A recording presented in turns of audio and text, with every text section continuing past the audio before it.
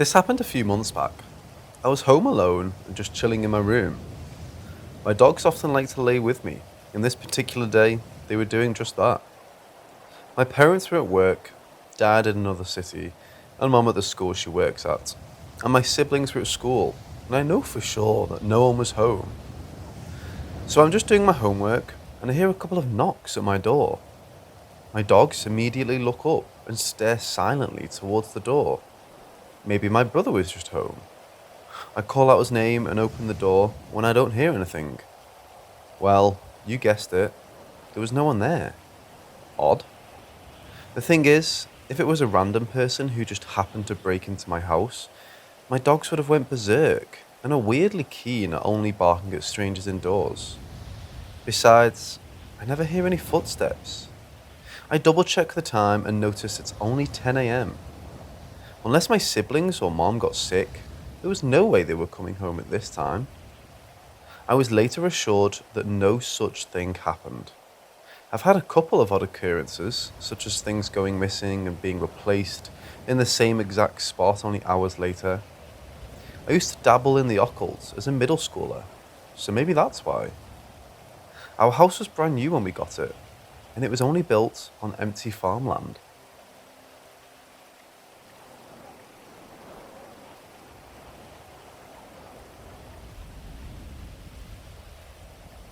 Animals have souls, I have no doubt, and love us as much as we love them. My first experience with the spirits of a deceased pet was my Siamese cat, Brandy. In life, she loved to lie in wait in the bathroom, waiting for the moment I passed by the door, and then she would pounce on my feet as I walked by. As soon as I would let out a scream, she would be on her merry way, having achieved her mischievous goal. She used to sleep with my middle son in his crib from time after he was born, curled up by his tiny head, watching over him as he slept. As he grew and moved to the top bunk bed, so did she, still curled up next to him. Time went on, and one day she stopped using the litter box, so I shut her in the laundry room downstairs to avoid any accidents on the carpet until I could get her to the vet. A few days later, when I took her to the vet, he advised that she had a tumour, and most likely, it was cancerous. He also said that the prognosis, even with treatments, wasn't good. So I made the heart-wrenching decision to put her to sleep. I don't know how long it was after she passed, but I would walk down the hall to the bedrooms during the day, and I would see her curled up in her spot on the top bunk. The first time I saw this, I stopped and did a double take. But of course, the second time I looked, I didn't see her. One day, I took a load of laundry downstairs, and when my bare foot hit the concrete floor, I recoiled, screamed, and dropped the basket full of dirty clothes. The floor was warm, not cold like the concrete should have been. It was early in the day, too early for the afternoon sun to shine through the small window. I collected myself and cautiously used my hands to feel the floor. She was a petite little thing, and sure enough, the warm spot I felt was in the size and shape of my little Brandy, curled up in front of the washer. Apparently she had used that spot to sleep when I had kept her there. We moved from that house long ago. I'd like to think that when my middle son is in his bed in his home, maybe, just maybe, there's a petite little spirit curled up next to his head, still watching over him as he sleeps.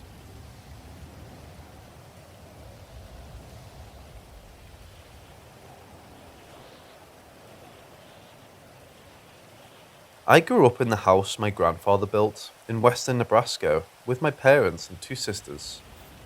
There were always odd noises. Footsteps, knocks, bangs and slamming doors. Everyone would be at the table eating dinner together, and we would all hear a door slamming upstairs. Dead of winter, no windows open, and the house had no central heating. We all would just look at each other. My dad would usually make a lame joke to ease the tension. Once, my sister and I were home alone and heard noises coming from the north bedroom upstairs. The room was used for storage, so no one slept there. The noises sounded like water running and a person moving around. It was unusually loud and continued on for quite some time. We were so scared by what we heard that we ran to our grandma's house to wait for Mum and Dad to get home. When they did, my sister asked if there had ever been a bathroom upstairs. Mom said yes, the north bedroom had been a bathroom years ago. My sister and I just looked at each other. I was around 8 or 9 at the time, and I was so freaked out, I decided to work up my courage and ask my mom if there were ghosts in the house. I really was expecting her to hug me and tell me it was just my imagination, but instead, she just looked at me and said, "They're just family, honey. They won't hurt you." I felt my heart hit the floor. Some of the activity may have been residual, but something used to walk the hallway upstairs where we were sleeping. We always slept with the hall light on. One sister saw it as a clown. I don't remember what the other sister saw, but me being a child of the 60s saw cousin It from the Addams Family. It looked like a grey mist, kinda in the shape of a person. I guess I rationalised it as being something I was familiar with. But it still scared the crap out of me, seeing it float down the hall. All I could do was face the wall and pray that it didn't come into my room.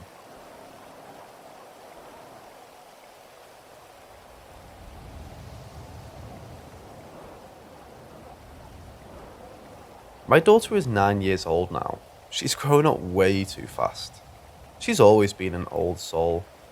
She's always had a way with people and animals. When she was a baby, she used to enjoy sitting outside in the front yard on a blanket and playing. There was a little tree in our front yard with a robin's nest. When my daughter was outside, the robin would come down and hang out just a few feet from her and keep her company. For my daughter, it was a completely normal thing. She would talk to it and wave, and the robin would just stay for several minutes and then fly away. It was like they understood each other, and it was so amazing to watch. Her aunt lives several hours away on a ranch in the southeast corner of the state. My wife and kids went down there for a visit one weekend when my daughter was 3. The ranch has been in that family for over 100 years. They live in the same ranch house that was originally built back then, too. The matriarch of the family died several years earlier, long before my daughter was born. This woman's name was Elizabeth, which is my daughter's name too. I didn't know that when we named my daughter. It was just a happy coincidence. During the visit, my daughter was downstairs playing. Everyone was upstairs playing cribbage. My wife heard my daughter talking and laughing, so she went down to check on her. She asked who my daughter was talking to, and she said, "The other Elizabeth." My wife brought her back upstairs with her, and my daughter talked about this other Elizabeth to everyone else. She told everyone that this Elizabeth was an old woman wearing a dress. The aunt, my sister-in-law, retrieved a photo album and asked my daughter to just look through it. She didn't tell my daughter to look for anyone.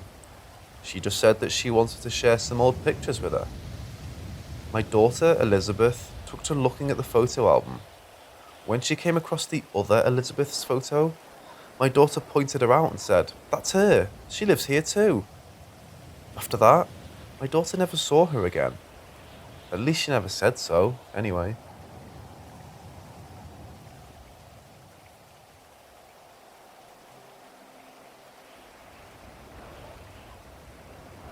I would like to point out that this happened to my mum's friend, and it has always played on my mind, so I thought I'd share it. This happened a long time back, so forgive me, as I do not remember my mum's friend's husband's name or his illness. My mum had a dear and kind friend named Dawn. They used to go to bingo together and meet up for coffee. Dawn always confided in my mum, as she trusted her very much. Dawn's husband was a poorly man, always in and out of hospital, where he would get treated and then sent home. This went on for years. But on this occasion, he took a turn for the worst and was admitted into hospital and became gravely ill quite quickly.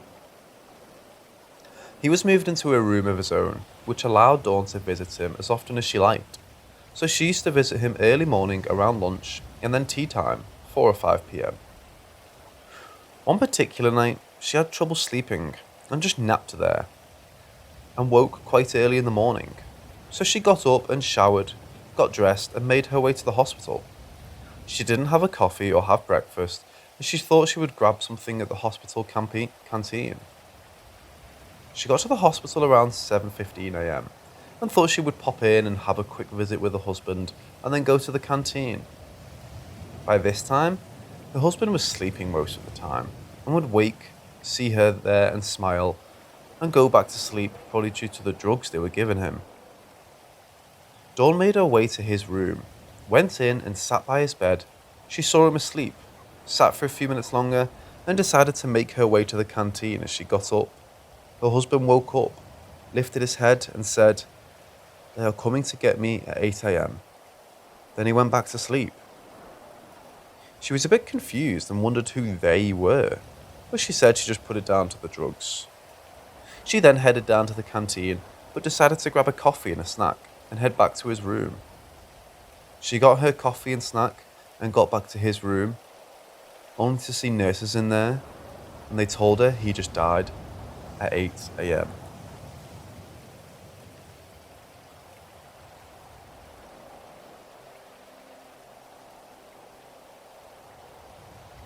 So, from our living room area, you can see down to the double entry front doors. From coming into the house by the front doors, on your left is the office, on your right is our main bedroom, opposite the office. Then walking down the hall is the theatre room on your left, opposite that is the kitchen, and then walking a bit further is the dining and living area.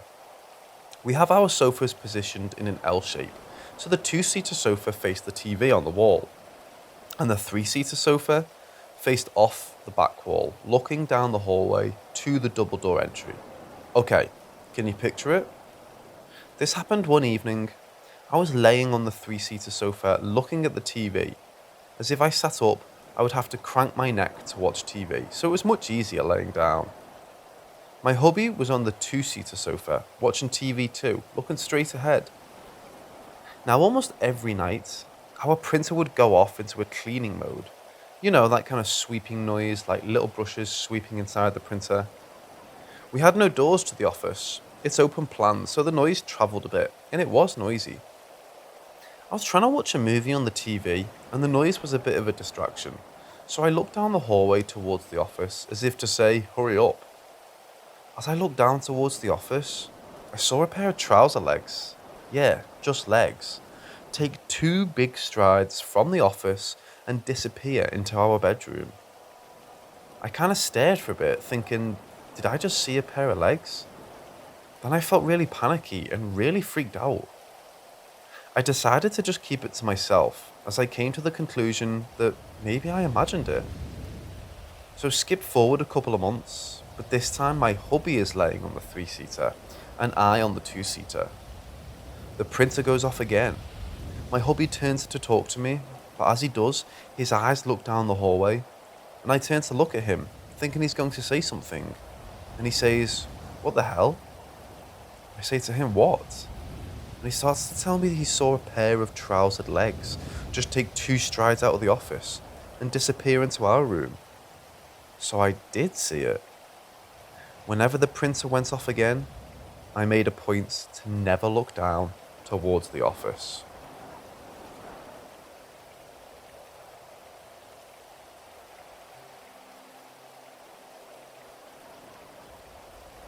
I had ordered 3 black and white prints of tree-lined streets in Paris to put into a triple all-in-one photo frame that I bought from IKEA. My daughter had just recently moved out of a share house closer to the university she was studying in. Her room became our spare room, and I decided to put a single bed in the room with a bedside table plus lamp, etc., and a craft desk there to do some scrapbooking in my spare time.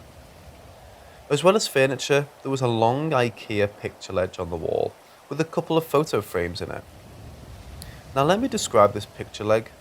It's a long shelf with a back plate that is screwed to the wall with a good inch ledge to the front of the shelf.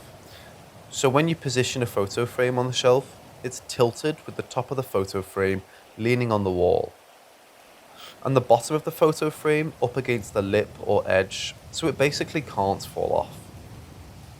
I received the prints from eBay and arranged them into the triple photo frame, and then added the photo frame to the long shelf sitting in the middle of the shelf, with frames sitting either side of it.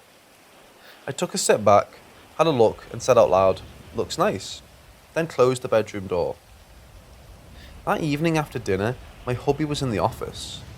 My son went to his room playing his war games on his computer, and I was finishing the dishes in the kitchen. Hubby shouted from the office, "Can I have a cuppa, please?" I switched the kettle on, grabbed a cup from the cupboard, and heard this almighty crash, which sounded like a brick had come through one of our windows. My hubby came running down the hallway to the kitchen and asked, "What happened?"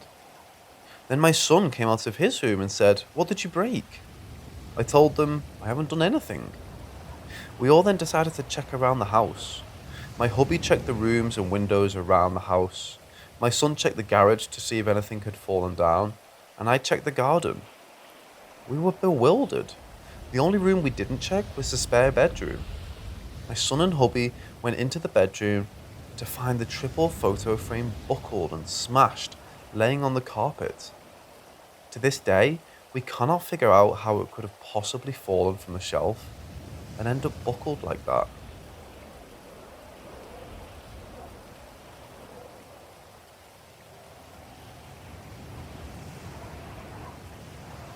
I was always slightly attuned to picking up strange feelings in the air, or knowing when something was a bit off.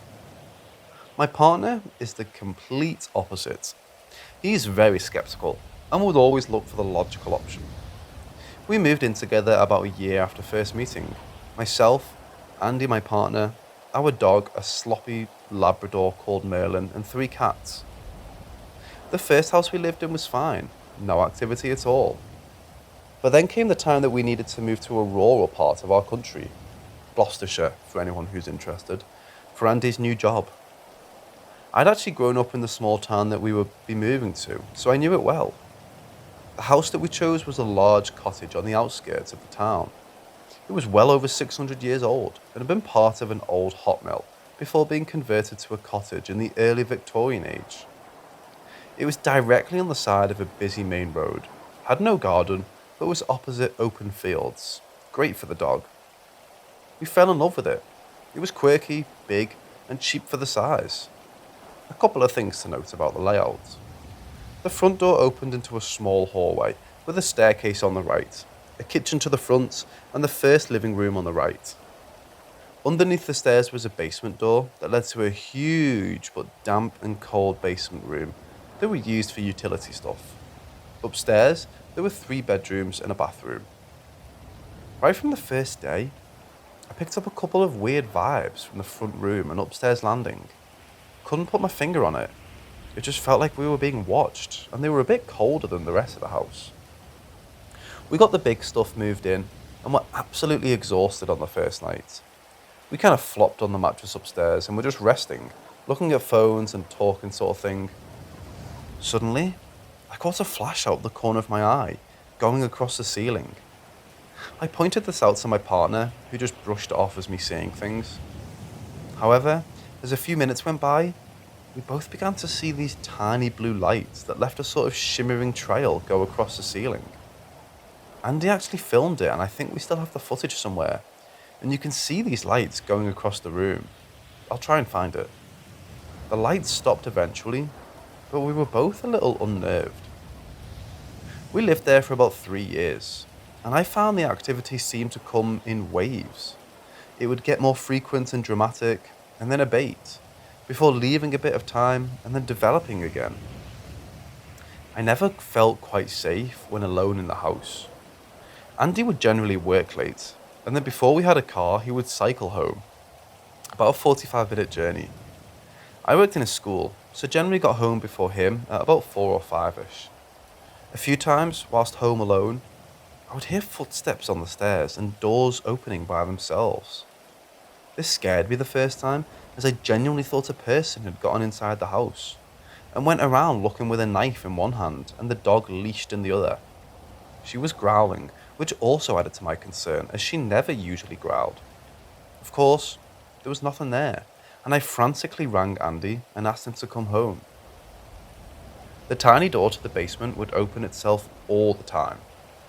Sometimes I would find our ornaments just randomly placed in front of it or in the hallway. The dog always seemed a bit skittish in the hallway. A couple of times she would just stand and stare at the stairs and growl, which freaked me out. The living room also had a strange feel. It was wood panelled and faced the road outside, so unless it was nighttime and quiet, we would constantly hear cars and trucks going by. One particular corner by the window always seemed darker somehow, and I didn't like sitting near it. A few times, we both saw shadowy figures dart around the corner of our vision. Andy kept trying to brush it off, but it was genuinely strange and we couldn't explain it. I also saw a small photo that I had placed on a table rise up a few inches in the air and then set itself down again in that room. It just generally had an uneasy feeling. My dad picked up an elderly gentleman in that room apparently, a grumpy old bugger who didn't like us there. We also used to hear voices on the landing, usually male, unintelligible and kind of muttering, mumbling. This would be when one of us was in the bathroom and the voice would be heard just outside on the landing. A few times, Andy came downstairs and asked if I had been trying to call him or talk to him. I would usually be downstairs watching TV. The TV and electrical stuff would also turn itself off and on all over the house. A touch lamp in the bedroom with a brightness slider was particularly bad. It would always start off dim, and then I would wake up at 3 AM with it on full whack and stupidly bright. The slider was quite firm, so you had to give it some force to move it. The house had old windows with a kind of metal latch.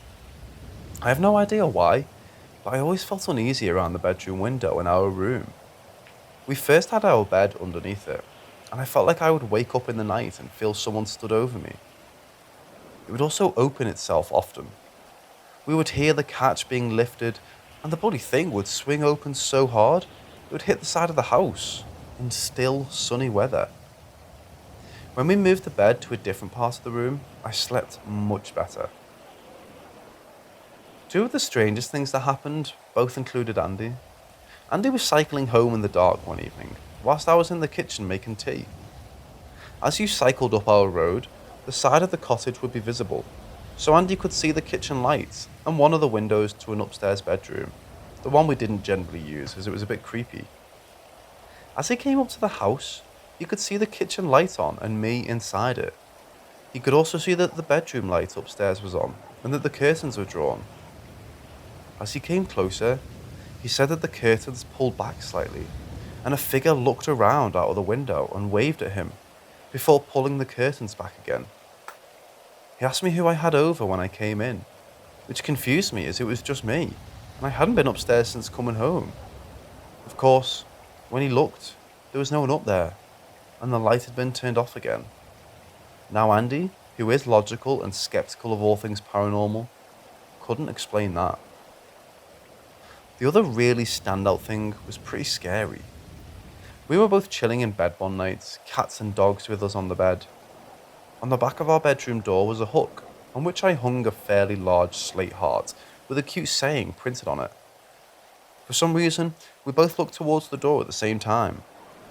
The heart began to lift itself up slowly in the air, and then it absolutely slammed itself back down so hard that the whole door shook. We were spooked. The dog went bananas and the cat shot off on the bed to hide. We opened the door up to the dark landing, and I have to tell you, it felt really, really cold and really unfriendly, like someone was stood there glaring at us. We spent the night on the sofa downstairs. So many other little things happened. I can't remember them all, but it was a strange house. I looked into the history of it, but couldn't find anything that stood out. No deaths or anything like that. We were glad to move, as the cottage itself was in quite bad disrepair, had a damp problem and was isolated. On the very last day when we moved out, we were stood in the hallway with Andy's parents who were helping us out. Some kind of alteration had happened between Andy and his mum, and the atmosphere was tense. We were talking, when suddenly there was a huge crash from the front room, like somebody had taken a metal pan and whacked it against the wall. We didn't stay long after that.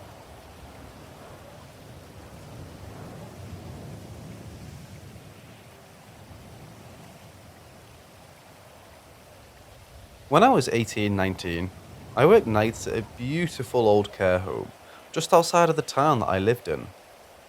The home itself was situated high up on a hill and was very isolated. Nothing but fields and hills around. I think it was maybe a few hundred years old, built on 3 levels with 2 specialised wards for residents with severe dementia. It was my first job, outside of a little Saturday stint working as a cashier. I was very sensitive and shy, and from the first moment I walked in there, I felt overwhelmed. There was a lot of sadness in that place, as well as this feeling of deep calm. I can't describe it well, but sometimes the atmosphere felt so thick and heavy, it was like walking through soup. I worked nights with a small team of people. It was our job to make sure that everyone got to bed and was safe and clean and comfy. We would also keep an ear out for anyone ringing bells or buzzers in the night. On the walk was an intercom system. The number on the room who had rung would flash up. Of course, during my time there, we did have a few people that passed away. One, as I was cleaning her room, which really shook me up. However, one of the strangest things that happened after a little old lady passed away in a downstairs room. On the night I worked, the room was empty, as it was being prepared for someone new to move in. We had finished our rounds and were all in a large common room when the intercom flashed up with the room number of the lady who had passed.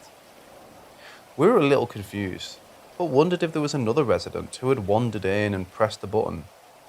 Upon checking, the room was empty, and all of the residents on that ward were seemingly asleep in bed. The buzzer for that room rang maybe 4 times that night, and apparently the next night too. I wasn't on shift.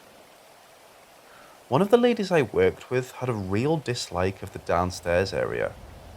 You had to walk through this really cool glass atrium style passage to get to the lower level of the building, which was where all the residents with severe dementia lived. The doors to the atrium were locked, for safety, and there were usually 2 members of staff situated down there at all times. This particular lady hated being put on shift down there. She told me she would often hear doors opening and shutting when everyone was asleep, and once felt a hand on her shoulder when no one had been sat with her.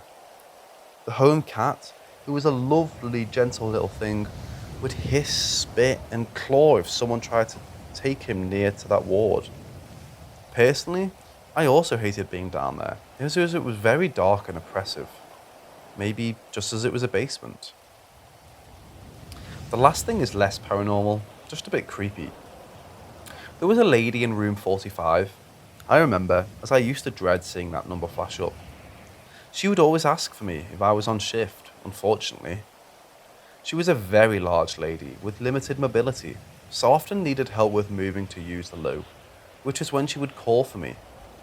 Her room was filled, and I mean filled, from wall to wall with dolls. They even covered her bed, so that when she slept, they were over her like a blanket. When I went up to help her, she would grip my arm, look me straight in the eye, and tell me about her husband who was in the room, and who was getting her pregnant and raping her. For a young, naive 18-year-old girl, this really used to scare me. I would help her into bed after, and she would often try and get me to stay to change the baby or talk about the people that lived in her room. It was all due to dementia. I knew that, but damn, I hated being in there at 3 a.m.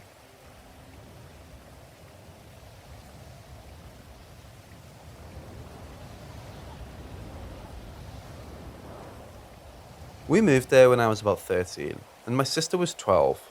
The house was huge, with a 20-foot living room, where the shop front would have been, and a converted annex on the side of the house. The annex was the reason we moved, as my dad's mum has had a stroke, and we needed to care for her. The annex, the kitchen, and the bedroom above were the recent extensions added to the house. The rest was early Victorian. My bedroom was part of the older house. It was fairly smallish and had Victorian features, like an old fireplace in the wall. It wouldn't have been my first choice, as it made me feel instantly uneasy, but my little sister was quite a diva and usually got first pick on the rooms. She took the nice modern room at the end of the hallway. and I was too easygoing to argue back. So I was stuck with a creepy old room, which was fine initially, as the more scary activity didn't start for about a year. However, the dog would refuse to come inside, and my cat would always rocket out of the window or bang on the window to go out at 3 a.m. every night without fail. The other strange parts of the house were the landing, the upstairs bathroom, and the huge front room downstairs. When using the bathroom, I would often hear footsteps running across the landing outside. I always blamed my sister, but she would usually be in a room or downstairs. Once, whilst having a bath in there, I distinctly heard the sound of children's laughter from right outside the door and small footsteps running away. My sister was too old to sound like a young child, and she wasn't the type to prank me, so I kind of dismissed it. The cats and dog would also often stare up at the stairs and follow something with their eyes. I would also catch shadows out of the corner of my eyes while sitting near the entrance to the stairway. The whole house just had a generally unfriendly feel. Anyway, fast forward to when I'm about 14 or 15. Our family situation with our nan was stressful at the time, as she had dementia. Won't go into it too much, but myself and my sister had to take on a lot of care for her whilst mum was working. We were also home educated by my dad, and had been since we were 7 or 8. This was his choice, and benefited me certainly academically.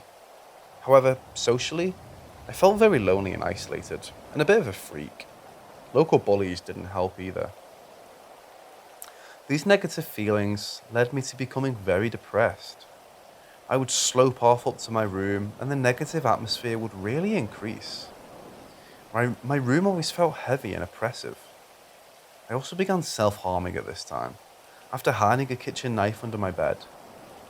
My psychological state wasn't great anyway, and I don't know if the intensity of what I was doing affected the situation, but it almost felt like an out-of-body experience when I harmed. I would hold the knife, but it would be like I was stood behind myself watching. Can't explain it really, or pin it on something supernatural, but certainly surreal. Around this time, I also started noticing strange shadows and lights in my room, usually just before going to sleep. I put it down to stress and ignored it. I have mentioned before, in my last reports, that my dad was also a practicing spiritual medium. He had been out of work for a time doing this, but still occasionally did tarot for people and was certainly alert to anything spiritual or ghostly going on. One day, Dad kind of zoned out whilst I was reading a book. I noticed it but ignored him and carried on reading. When he came to, he looked at me very concernedly and began to describe to me everything that I had been doing up in my room. Of course, I was very upset, but I admitted to harming. He also said that one of my guardian spirit guides had told me this as they were worried, and also let him know that there was a negative presence in my room that was affecting me. After my parents gave me a talk about what had happened, and I solemnly promised not to do anything of the sort again, my dad went up to my room and attempted to cleanse it. I'm not sure if it ever worked, as it still felt very oppressive there and dark. I moved out into the converted summer house in the garden soon after, and it was so much happier, and felt lifted. So say, neighbours told us that a girl who had lived in that house committed suicide at the city park in the 70s. I could never find any history of this, but it's certainly interesting if so. At one point in time, while brushing my teeth in the bathroom, I did look up and see the figure of a woman behind me in the mirror. She was around 20 or 30 years of age, blonde, and wearing a white dressing gown. Whether it was the woman who lived here before, I don't know. I certainly never looked at that mirror again when I was in there. One other thing of note happened there to my sister. She was sitting alone in her room one night when all of a sudden, 2 sets of windows, her door, and all of the cupboard's doors violently flew open. As well as this, her stereo and TV turned themselves on at full max. My sister is petrified of paranormal things and would not likely make this up. She was terrified to go back inside for a while.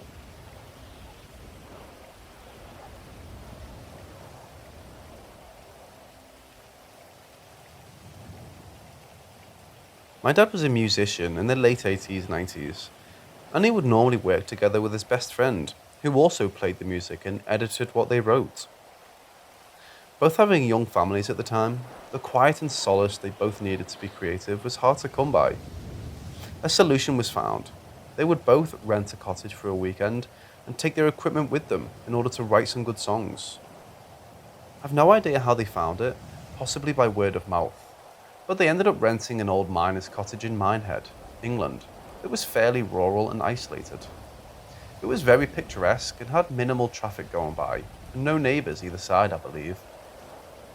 It's worth remembering that at the time, both my dad and his friend were practicing spiritual mediums, and therefore quite attuned to strange atmospheres and spiritual goings on. Anyway, my dad said that he instantly felt uncomfortable upon entering the small cottage. He told me that the atmosphere was heavy and quite unwelcoming. Ignoring it, as he had paid money to be there, he and his friends set up their keyboards in the front room and got to work. The cottage had a small wooden front door and a back door leading to a small enclosed garden. To get to the back door, you would have to go through the kitchen. Upstairs were 2 bedrooms and a bathroom. As the night went on, nothing too strange happened. A glass of water that had been placed on the side mysteriously drained itself of liquid, and the unwelcoming feeling intensified, but nothing physically manifested as such.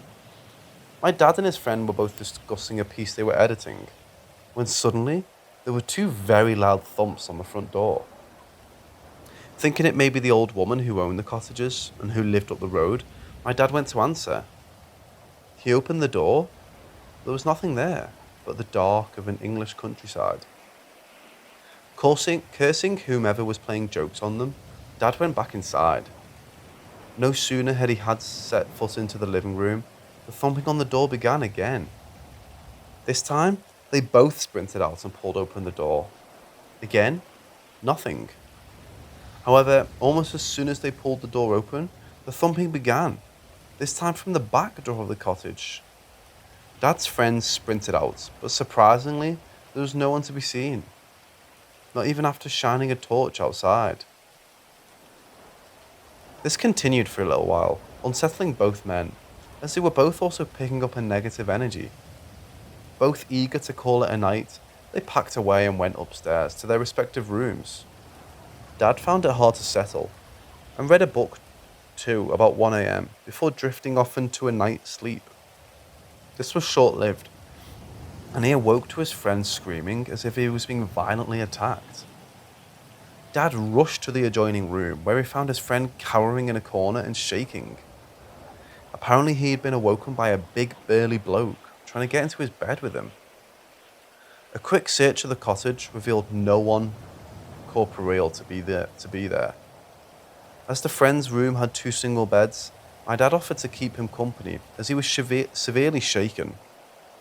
Trying to make light of the situation, my dad began joking that the ghost might just fancy his friend, and that he had been trying to get into his bed to have his way with him. No sooner had my dad said this, a large pair of his friend's hiking boots lifted itself up and violently rocketed across the room to hit the side of his head.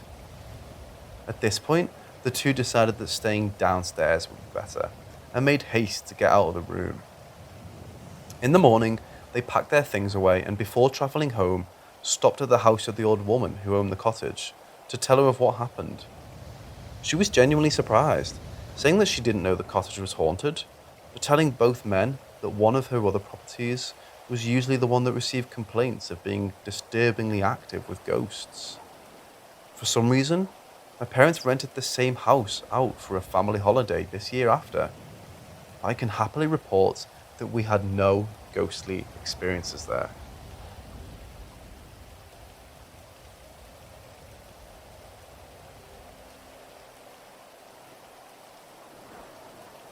Me and my friend had heard of this notorious spot near where we live, where people would drive out there, lose service, and then their cars would shut off and not work until they hit one of the other roads.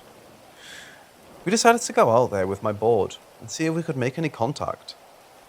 Down this road, there was a turn off that was gated off, but there was no lock on the gate and was wide open, so we drove down the side road that took us to a house foundation with a torn down stone house. My friends S, J, K, and my BF at the time, D. Me and my friends J and K started with the Ouija, my BF D and my friend S blazing in front while we girls were in the back of the truck. And we got contact right away. This entity we talked to seemed to be two children. The spelling was childlike and even playful. The talk seemed to be asking us about our clothes and stuff like that. And it went silent. And these two twin entities, or so it said, were scared of another present entity, which was apparently their father, whose as ghosts go a right creep. The children kind of kept coming and going periodically, between when their father would leave. As we talked to them, they told us how he hurt Mommy, and when she was gone, he'd hurt them too. Now, we didn't think much of this, until we took a walk around the property and found a ditch full of house belongings, kids' toys in duplicate and two kid-sized Led Zeppelin shirts side by side. This basically confirmed that this may be real. We had lost contact with all the entities at one point, and the father pretty mad at us. Can't exactly remember why. We had spent hours communicating, talking with these entities in my friend's truck. And with that, many people in the vehicle, the windows will fog up. This is when shit starts getting really weird. On the inside of the fogged up window was one child-sized handprint. Just one. And it was skeletal. My friend Jay, who had small hands, measured her hand against it, and it was far too small, and the window was not fogging up in that spot again. Shortly after we spotted this handprint, bang! Something hit the roof of S's truck so hard, the roof bowed in and then back out. You have never seen 5 people clown car out of a truck so fast. We searched on top of the truck, in the box, on the ground. Nothing. We thought maybe a branch had broken off a tree that we were under, or maybe a goose. Nothing. Absolutely nothing. When we checked the roof, 2 handprints, adult-sized.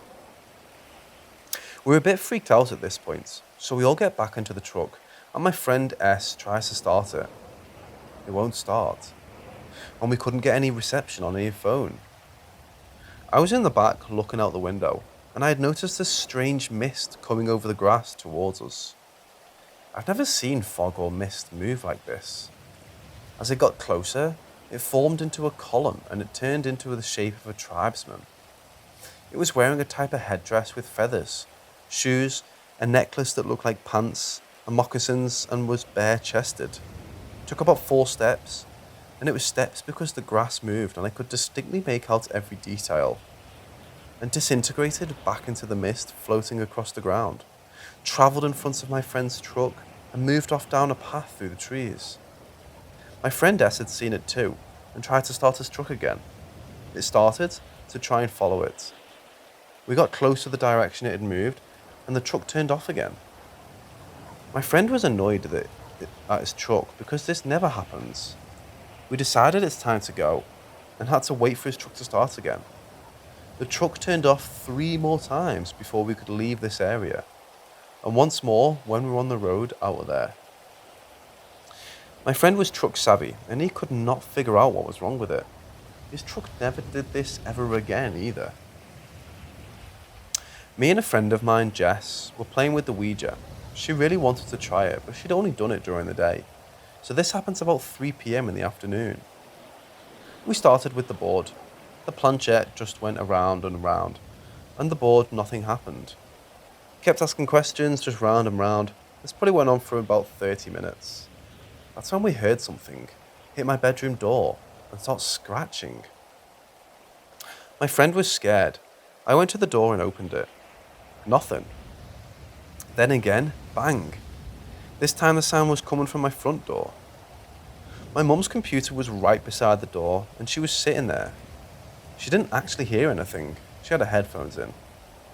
I came down the stairs and looked at her and say, "Can't you hear that scratching?" She said, "No." As I'm standing there, bang, again, scratch, scratch, scratch.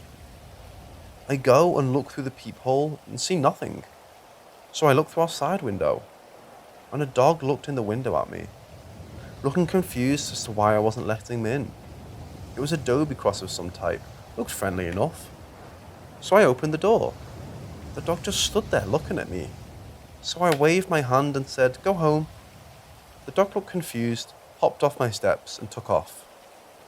Was it paranormal, or just a weird coincidence? Either way, my friend wouldn't use the Ouija board again.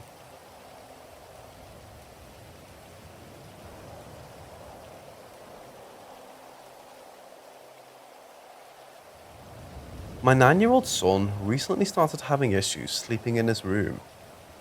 Not that it came on all of a sudden, but we noticed that he started wanting one of us to sleep with him, or he would just come over to our bed.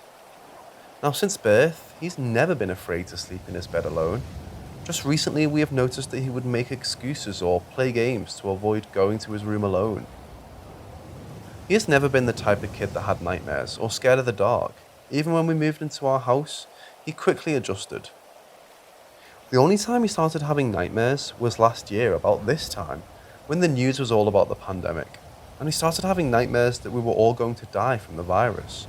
So quickly, it became a rule in our house to turn the news off. Last night it finally came to a head, as my wife was doing some last-minute chores and putting clothes away in his closet. He started to freak out about his closet doors being opened suddenly. I realised that I have seen his closet doors open, well, really ever. I asked my wife if she is always closing them, and she said that no, our son doesn't want them open. The way he was scared looked so out of place with him and not normal. I asked him to sit on the bed with me and told him he could tell Daddy anything. After almost 45 minutes of him just shaking his head and avoiding answering my questions, I told him that if anything or anyone told him not to tell me, that it was okay, because I'm Daddy and I can fix it. I'd assumed that either a kid at school or cousin or a YouTube video had scared him. He said no one scared him about his closet. So then I told him, well, sometimes you hear the house settling due to wood expansion and contracting. I told him if it's noises that you can hear, it's normal for older homes. I asked him if there was something that is in his closet that he doesn't like, that I can get rid of. He started crying silently, and I grabbed him and hugged him and said that whatever it is, just tell me. I'm not going to be mad. You're not in trouble, and it's Daddy's job to protect you. I turned him towards me and said, "Look in my eyes and please tell Daddy what it is."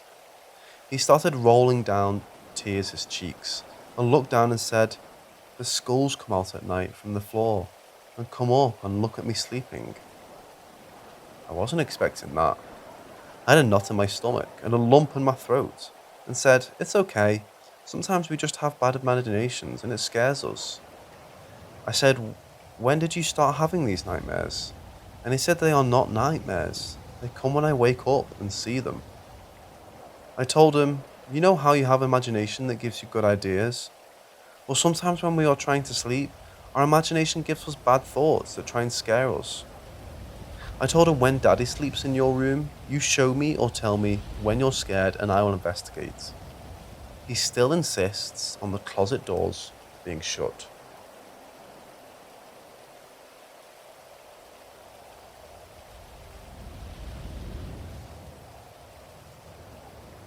We moved from a small, cosy home to a much larger old Victorian terraced house in a busy part of the city. The house had been an old shop and had a separate new annex that had been built along the side of it. This was perfect, as we had moved to accommodate my nan, who needed care around the clock, but she didn't want to move into a nursing home. The house was huge, with a long tree-lined garden. The newer parts were light and airy, but the oldest parts of the building were, despite a lot of renovation, still quite dark and creepy. It wasn't ideal, as the area wasn't great, but my parents needed somewhere quickly, and it was the best available. Mum worked long hours in a sales job, and Dad schooled myself and my sister from home. This meant that we could also help care for my nan when Mum wasn't around. The 5 or so years that we lived there were very stressful, to say the least, with money worries and health worries for our nan, who sadly had dementia. I won't go into huge detail, but I just wanted to paint a picture for you. As mentioned before, my parents were heavily into the spiritual and supernatural, but more in an investigative way. Dad had previously worked as a medium, but had distanced himself from the scene due to not taking people seriously anymore, and feeling a bit disillusioned with the whole thing. My sister, being a bit of a princess, had bagged the largest bedroom for herself when we moved. It also happened to be part of the new build, and I was left with a smaller, dark room at the top of the stairs. I didn't mind too much, as we had previously had to share. It was just nice to have my own space. The bedrooms were connected via a long, rather narrow and gloomy landing, which had a bathroom in the middle. My sister's bedroom was right at the end, and it was above the new kitchen and annex. My room was typically old-fashioned, with a large bricked-up fireplace and dated floral wallpaper. The first night I slept there, I was nervous for no good reason, and didn't sleep well the whole night. I put this down to it being a new space, but honestly, the feeling never really left during my time there. This part of my life was not great. I was dealing with being a teenager and feeling lonely due to being home educated and not having any friends. There was also the stress of helping look after Nan, who needed total care, and the added bonus of being bullied by local kids. I struggled with extreme depression and began to have really dark and negative thoughts towards myself. I'm not blaming the house for this, but it certainly seemed to amplify the atmosphere somehow. This might sound weird, but I believe that whatever was there fed off my negativity and intensified the activity. The first things that happened were small. Doors opening and closing, things going missing for no reason and then turning up in random places, knockings and tappings on the wall. Dad tried not to scare us by talking about it, but he later said that he always felt a pressure in that house and knew there was at least one entity there. I think the first big thing for me was seeing a large black triangle of smoke just drift across the front room one day. I had been sitting reading on the sofa when I looked up and saw this thing, maybe 4 foot tall, made of thick black smoke, slowly hover across the room and disappear into the wall. The whole experience lasted around 20 seconds, and my brain didn't really process it properly. The shape had been a perfect triangle. No one believed me when I told them, and I can't quite explain it still. Next came large orbs of light that would zip across the room, and more often than not, seemingly go up the stairs and disappear. This was not only seen by me, but by the whole family. Mum blamed car headlights, but we would usually have the heavy curtains drawn, and no other real sources of moving light. The orbs would vary in size, more often than not being around the size of a closed fist. This was followed by tappings and knockings on the wall as they appeared and then disappeared up into the staircase. Whatever was there liked to move things around. Mum and Dad liked to collect ornaments, and we had a few around the TV. One being this cool little stone statue of a hooded lady with a small crystal ball in her lap. One day, Dad and I were playing computer games when the stone statue suddenly lifted maybe 20 centimeters off of the unit and then slammed back down again with enough force to make a loud bang. That was the beginning of the more intense activity. I began to hear my name being called.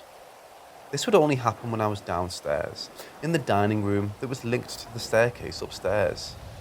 I would hear a voice, sometimes female and sometimes male, calling me by my name, seemingly from upstairs. It freaked me out, but I didn't want to say anything to my parents, as they were stressed enough at this point without me adding disembodied voices to their list. During this time, my depression intensified, and I began harming myself and having very bleak, suicidal thoughts. In the night, I would see dark shapes in my bedroom and flashing lights. I was just too numb to care anymore, and I would disregard them. I had a small cat that used to come into my bedroom as he hated the dog, and would come through my window on a night to get some peace. Every night at 3 a.m, without fail, he would leap from my bed and scramble to get out the window again. I put this down to being a weird cat thing, but at 3 a.m. the atmosphere in my room would also change, becoming much darker. This would be when I saw shadows and lights. I told no one this, thinking that possibly it was all in my head. One night, Mum was out working and I was awake, keeping an ear out in case my nan woke up and needed help, as she frequently got confused and asked for a cup of tea late into the night. I suddenly heard a blast of noise, like a loud radio, and then doors slamming, followed by the sound of my sister screaming in terror. She ran into my room, beside herself with fear. Once she had calmed down, she explained that her radio had suddenly turned itself on at full volume, and at the same time all of her window and doors had fully opened. Indeed, when I went to investigate, her windows were all open, and the radio was blasting static through the speakers. She slept in with me that night, and then told me the following day that she would rather sleep in her room, after all that, than stay in mine again. It's just creepy, she told me. All of this was weird, but then came the time that I physically saw what I think was an apparition. I haven't talked about the upstairs bathroom yet. It was seemingly normal, but definitely had the strangest vibe. I didn't even like going in there, as it felt like someone was watching, but it was the nearest bathroom to me, and the only one with a shower, so I used it reluctantly. One day, I was brushing my teeth at the sink, when I looked up and saw, in the mirror behind me, a woman in a white dressing gown. She was around 30, with long blonde hair and dark circles under her eyes. She was stood directly behind me, and was staring at my reflection with a very blank, heavy gaze. I'd never seen her before in my life.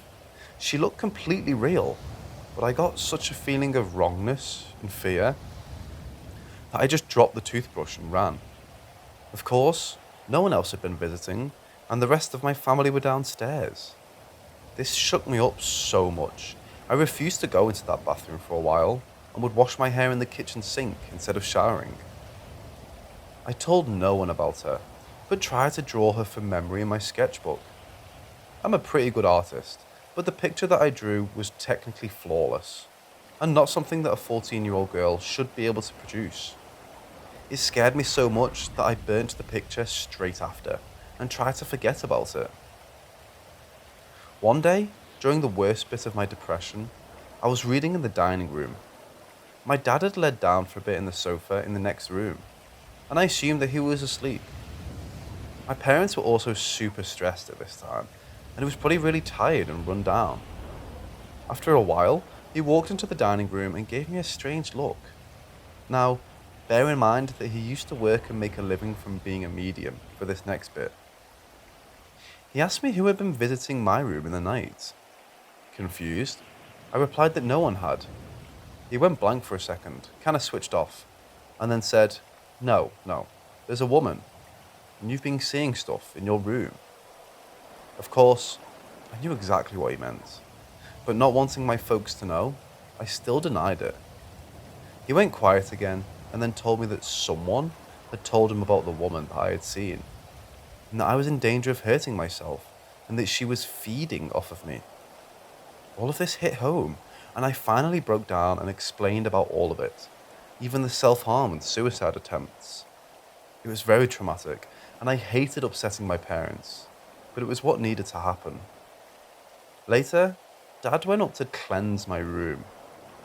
He didn't seem satisfied afterwards, however, and my parents renovated the summer house in the garden to be my new bedroom. It was cold in winter, but I instantly felt lighter and better in there. There was no longer that constant dread. Towards the end of our time there, we learnt a little about the previous owners from an old neighbour. I have no idea if any of this is true, as I never found proof. I certainly need to include it. Apparently, in the late 90s, a family had lived in the old shop. Something was wrong with the older daughter, who had mental health issues, and she had sadly ended up taking her own life in the city park one night. Like I said, I don't know if this is true, as I never asked for her name, but it does make me wonder if part of her never left the house, and if she had used my bedroom before me. It would certainly explain a lot of the activity.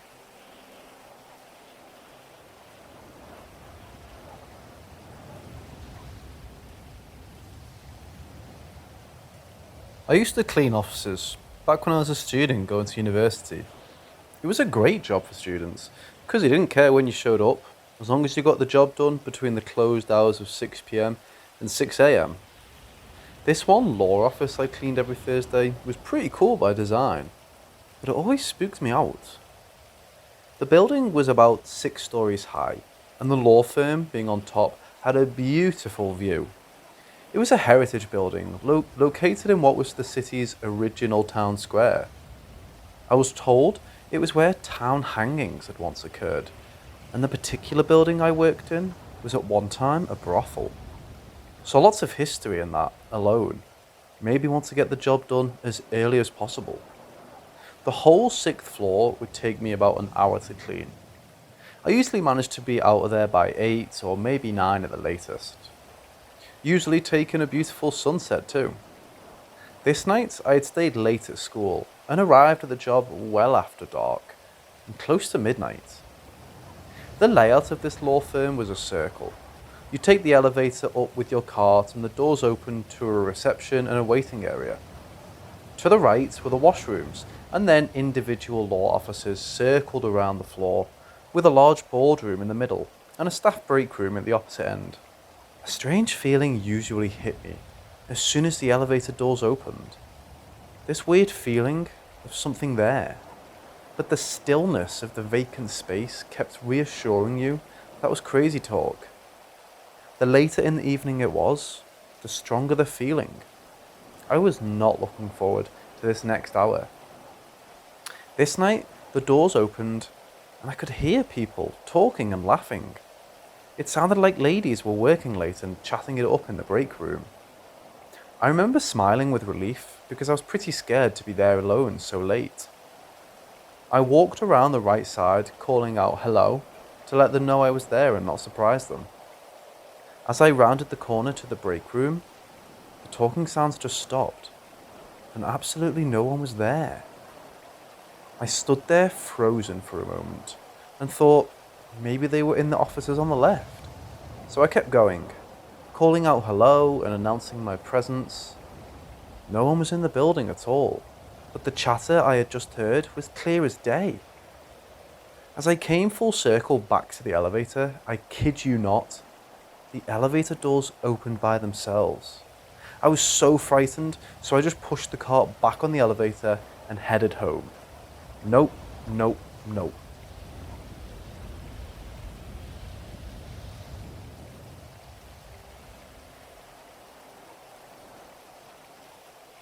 My sister was living in another state, and my parents travelled to her a lot, leaving me alone at home for 7 to 15 days at a stretch. I wasn't able to accompany them due to my work. One day, I invited a Tinder date to my place post-work. It would have been past 10 p.m. when he reached my place. I was talking to him when I realised he was my cousin's classmate. The conversation took a light-hearted turn when we started talking about my cousin and some childhood memories.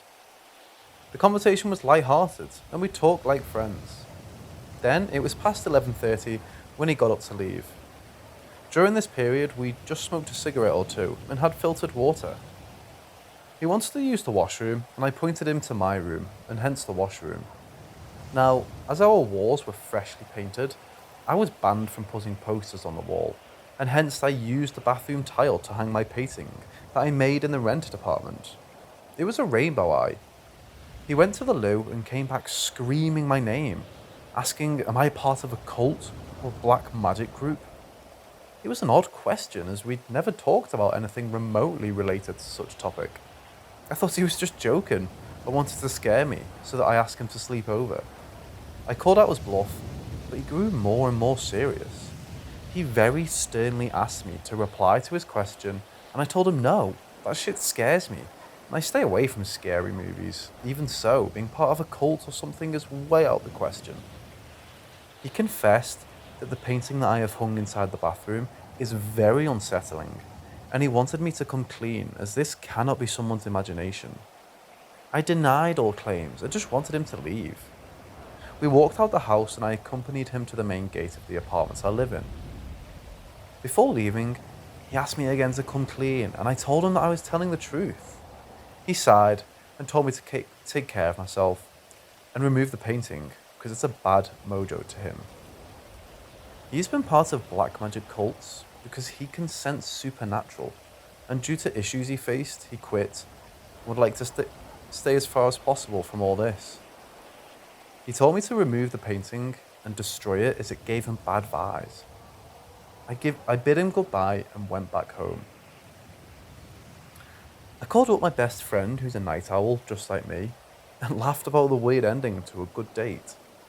She knew that my house had a history of weird incidences, and it was common to hear utensils or footsteps even when no one was living on the floor above or house next to ours.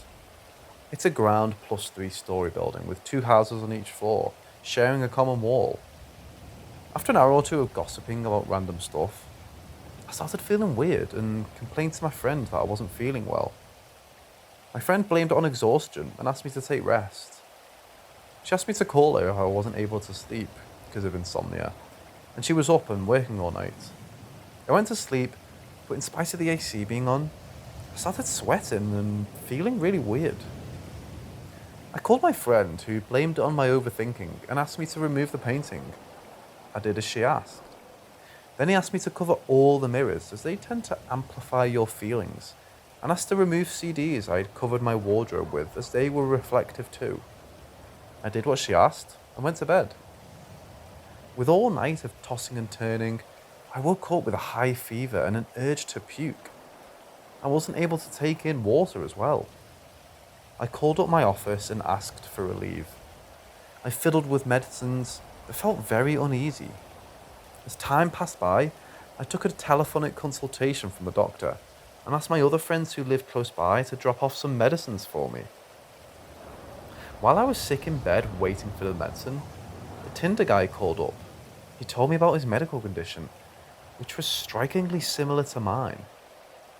He also asked if I had taken down the painting.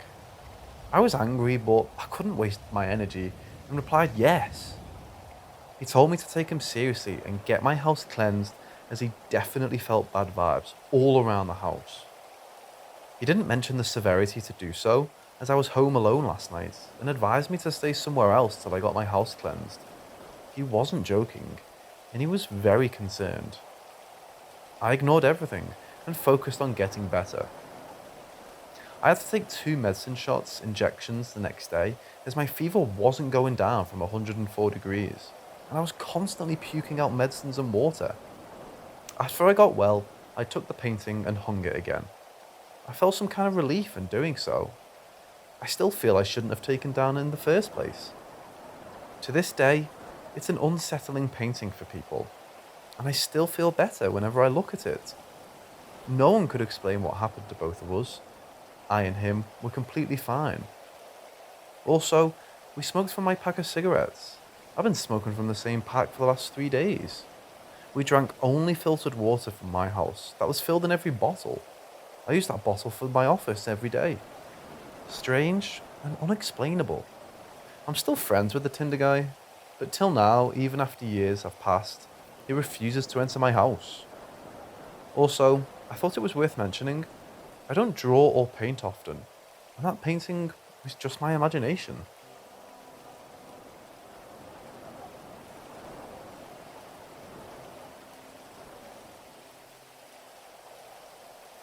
Well, I don't know how you'll take this, but there's been incidences when I was a kid, where twice I have fallen into a deep sleep. Once I was home along during summer break, as my parents were working, and I heard a noise from my parents' room. I went to check, thinking it might be a rodent, although when I reached the room, nothing was out of place. When I was returning back to my room, there was a full man-sized shadow on the wall in the hallway. The catch is that the hallway would not display any shadow on the wall, as the light is on the roof of the hallway, hence all shadows are formed on the door. But incident was around 11 a.m. in the morning, so no lights were switched on. and the hallway position is such that none of the rooms can cast a shadow on that wall. Surprisingly, I went into the room facing the wall and slept on the bed facing the hallway. I woke up after nearly 6 hours after my mother woke me up. It was weird as I was home alone, and when my mother came back home after work, she rang the doorbell multiple times, but I didn't wake up. She had to wake me up pretty rigorously to wake me up. Another astonishing thing is that I have a cat sleep. That means any small noises can wake me up very easily. A similar incident happened when my dad was out of town, and my mother and sister went out to buy some groceries from the market. I had an afternoon nap, and hence I was fresh and awake. I told my mum and sister that I will be opening the door, but they still took the keys in case of an emergency. I started reading my literature chapter, my favourite subject, after my family left, and I heard a doorbell. It was one of our neighbours who asked for my father, and I told him he was out of town. And as soon as the neighbour left, I latched the wired door and then the wooden door that has the key lock. I was feeling uncomfortable, and I don't know when I slept in the living room. Again, it was an unconscious sleep. I woke up several hours later when my sister jolted me awake. She told me they were ringing doorbells, my dad was calling on the landline, people were screaming my name. It should have been audible as our house is on the first floor. Then my neighbour had to climb up the balcony, cut the widescreen door, open it, and then enter the house and open the main door for my family. My parents were concerned, although these incidences happened years apart from each other. They took me to a doctor, got my tests done. There was no explanation by the doctor.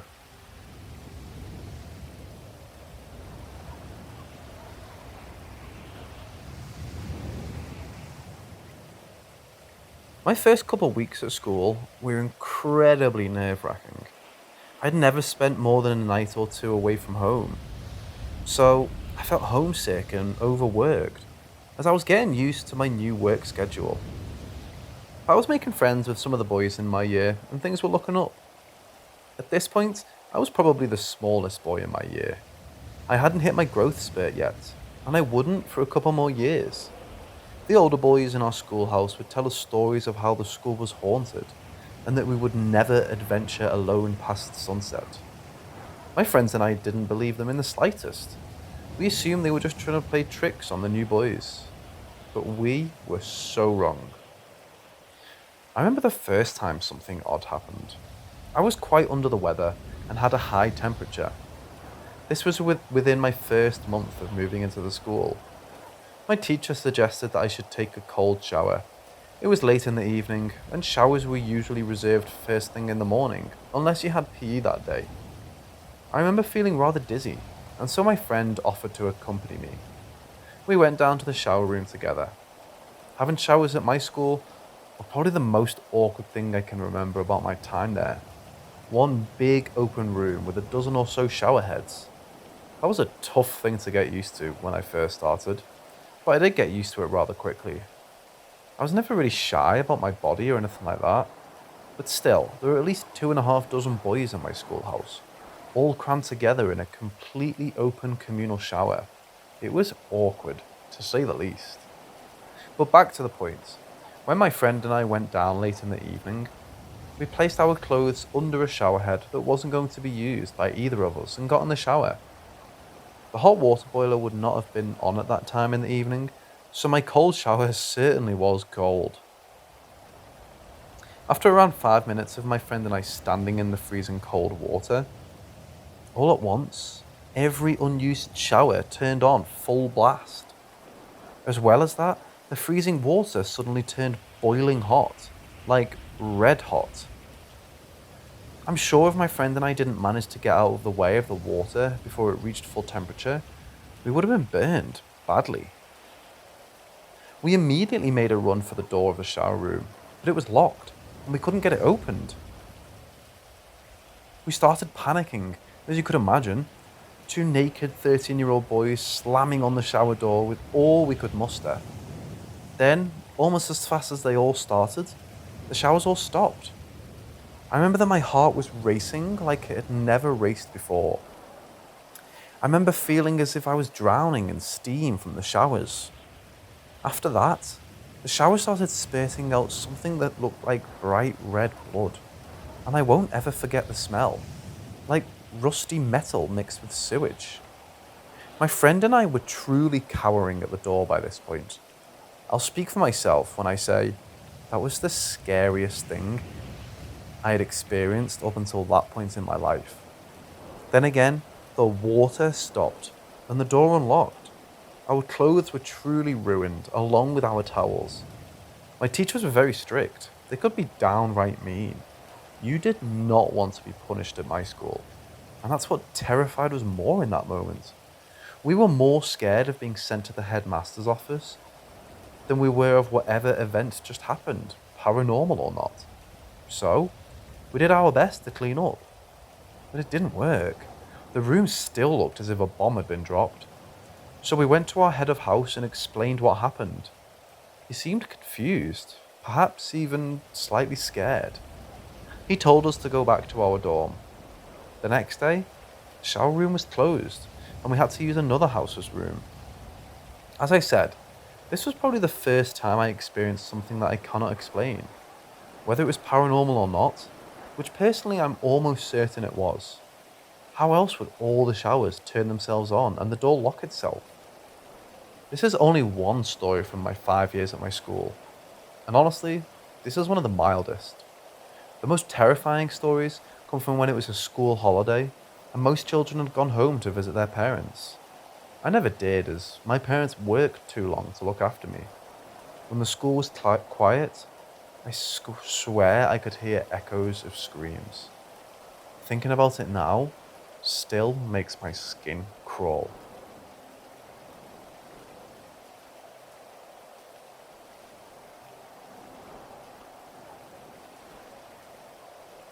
This takes place around 2 months after the last incident, with the showers. It was the first Christmas holiday, and most boys were packing up to spend 2 weeks at home with their parents. My parents had already written to me and said they were too busy for me to come home, so I would be spending the holiday there. I have to admit, I was disappointed, but I did as I was told. All of the friends I had made left for the holiday, so I was pretty lonely, but I was enjoying some rest time. For those of you who don't know how most boarding schools in Britain work, we had a 6-day week. We had normal lessons all day from Monday through Saturday, and on Sunday, we had to attend a church service for the first half of the day, meaning we only got one afternoon off to rest in the week. So I spent most of the time I was allowed in bed reading books. The weird things were more prominent when it was the holidays. It was as if whatever energies were there became braver when there were less people around. In my schoolhouse, around 2.5 dozen boys, but only 4 had stayed for the holiday. Only one was the same age as me, and none had stayed from my dorm room, which I have to admit I was thrilled about. Well, I was at first anyway. The first couple of nights or so went fine. I was doing my 13-year-old boy thing, and I won't go into any more details about that, lol. But after the first days of peace, the weird things started again. At first it wasn't anything major. Echoes of screams and moans coming from the courtyard, but I rationalised as older boys playing pranks. But it did scare me. But I didn't want to appear weak or fall into their prank, so I slept through my fears and didn't ask any of the other boys to come and sleep in my dorm with me. So, I slept, and when I woke, every other bed in my dorm apart from mine had been moved to the far side of the dorm, which thoroughly freaked me out, but again, I assumed it was a prank for some of the older boys. And if it's one thing I had learned by this point, if you're being pranked or joked on in any way, show no weakness or it will keep happening. So I moved all the beds back myself and went down for a shower. When I got down there was already another boy in the shower room. I can't remember exactly how old he was, but he was in the older years, so probably around 15 or 16. For this story, I'll name him Toby. By this point, I was used to showering with others, so I didn't care that he was there at all. He told me his plan for sneaking down at night and breaking into the dessert kitchen and having a midnight feast. He asked if I wanted to join him, and though I had never done anything against the rules before, He assured me that he had done it loads and that he had never been caught. So, I agreed. Later that day, I got ready in a suit of all black to be able to sneak around more effectively. Toby was just wearing his normal clothes and looked at me like I was a huge nerd when I explained my reasoning for my clothes. And so, we started sneaking down to the kitchen. When we got there, we started eating as much ice cream as we could. When suddenly, a whole shelf of tin food threw itself onto the floor, and the kitchen doors slammed themselves shut. I looked at Toby in a what do we do kind of way. We picked up food and left almost as quickly as we came. Toby and I started walking back towards our schoolhouse. This is the bit that still gives me the chills. We heard footsteps coming up the hall on the way back. We assumed this would be a teacher, so we found somewhere to hide until they'd passed. But no one came, and we carried on walking back towards our dorm. This is when I felt something grab my leg and yank it. I got back up, we looked around us, and there was no one around. We started running because we were both scared, when something yanked Toby's leg. He fell, and he fell way worse than I did, and banged the front of his head, and it gave him a bloody nose. He got back up relatively quickly. He was a rugby boy, and he was used to this kind of thing. By this point, we were sprinting full speed back to our schoolhouse. We got back, and we swore we wouldn't speak of what happened again, out of fear of getting in trouble. I went to my dorm and tried to get to sleep. I was terrified of what had just happened. After a couple hours of just laying, I did manage to get some sleep. I woke up at some point in the night, to my bed along with the others in my dorm, being slammed into the far side of the room with force. At this point, I was completely over having my dorm room. I got up and went into Toby's dorm. I explained what happened in my dorm to someone I thought would understand me. He told me he knew what I was talking about, and told me to make a bed in his dorm, and I slept in there for the rest of the holiday. On the plus side, Toby looked out for me during the time he was at school, and we still keep in touch now.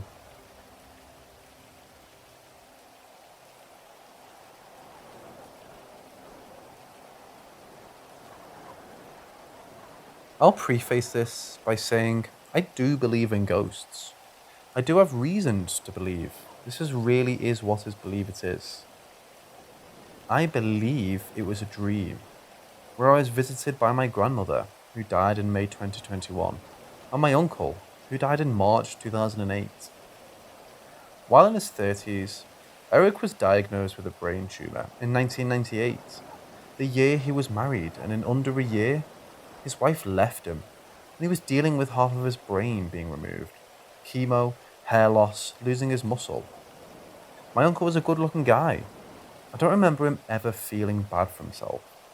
He was still happy, despite the wife thing, and he got better.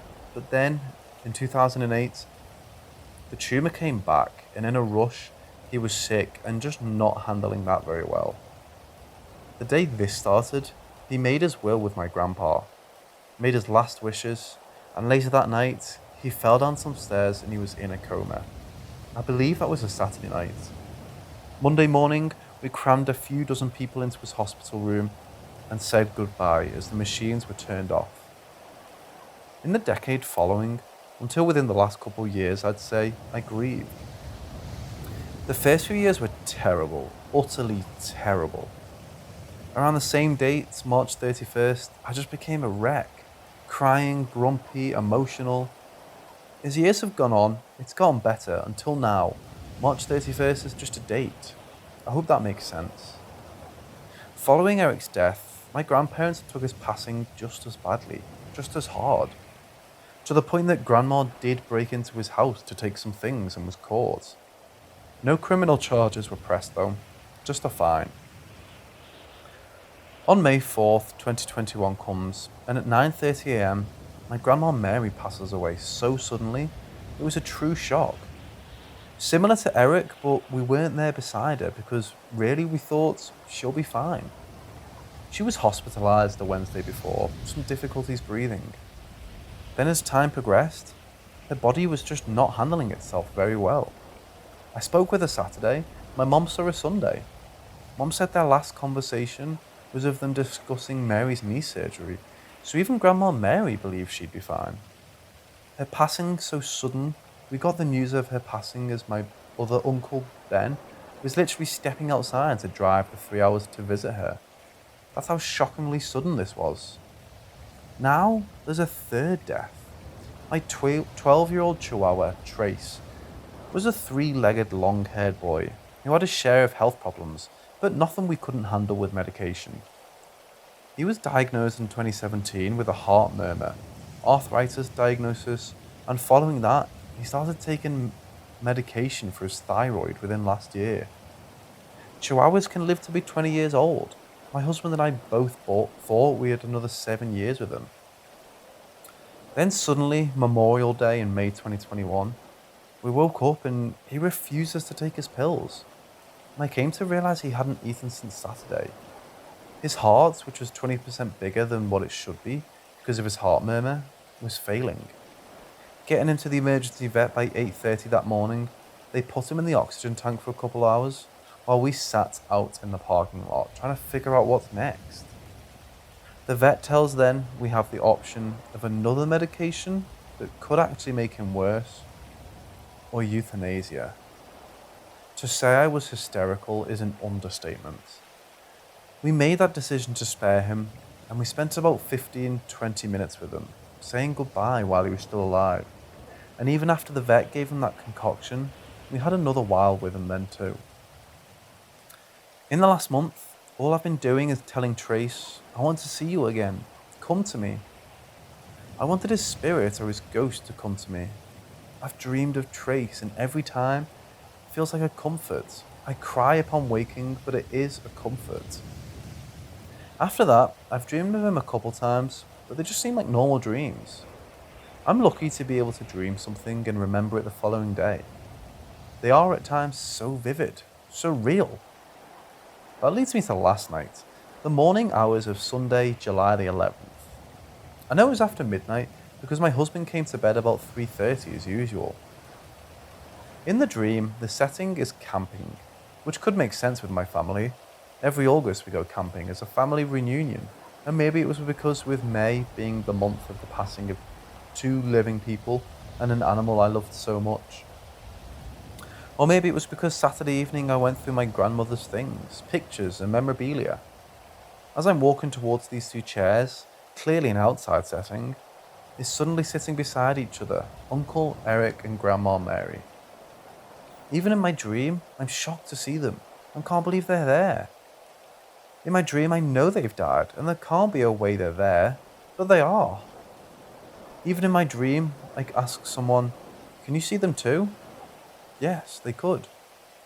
So going forward, I approach Eric and his face is so clear to me. I can't describe it. It's so surreal by how affected I was even in my dream and now typing this. Neither Eric or Mary say anything in my dream, but his arm is around her and they don't say anything I remember. Touching Eric's knee, I do remember thinking they didn't look like others in my dream. They had this other look to them. I can't explain this very well. Eric's face and Grandma's face, though I remember so clearly, they were together in camping chairs, his arm around her shoulders, and she looked so happy. Waking up, I was in a state of, okay, I had a dream involving my grandma and Eric, but the more I thought about it, the more I came to this realization. So much so, I even sent a text to another grandmother of mine, and I even told her that I dreamed of Eric and Mary, and it had this other feel to it, not like a dream. More than that though, I felt comforted. A kind of comfort I hadn't felt before. In May 2021, I lost my grandma and my dog both suddenly and unexpectedly. My dad's dog passed as well, but his passing was expected. With all this, I just haven't been coping very well. My emotional state was in an uproar of sorts. This morning, I was relieved, feeling better.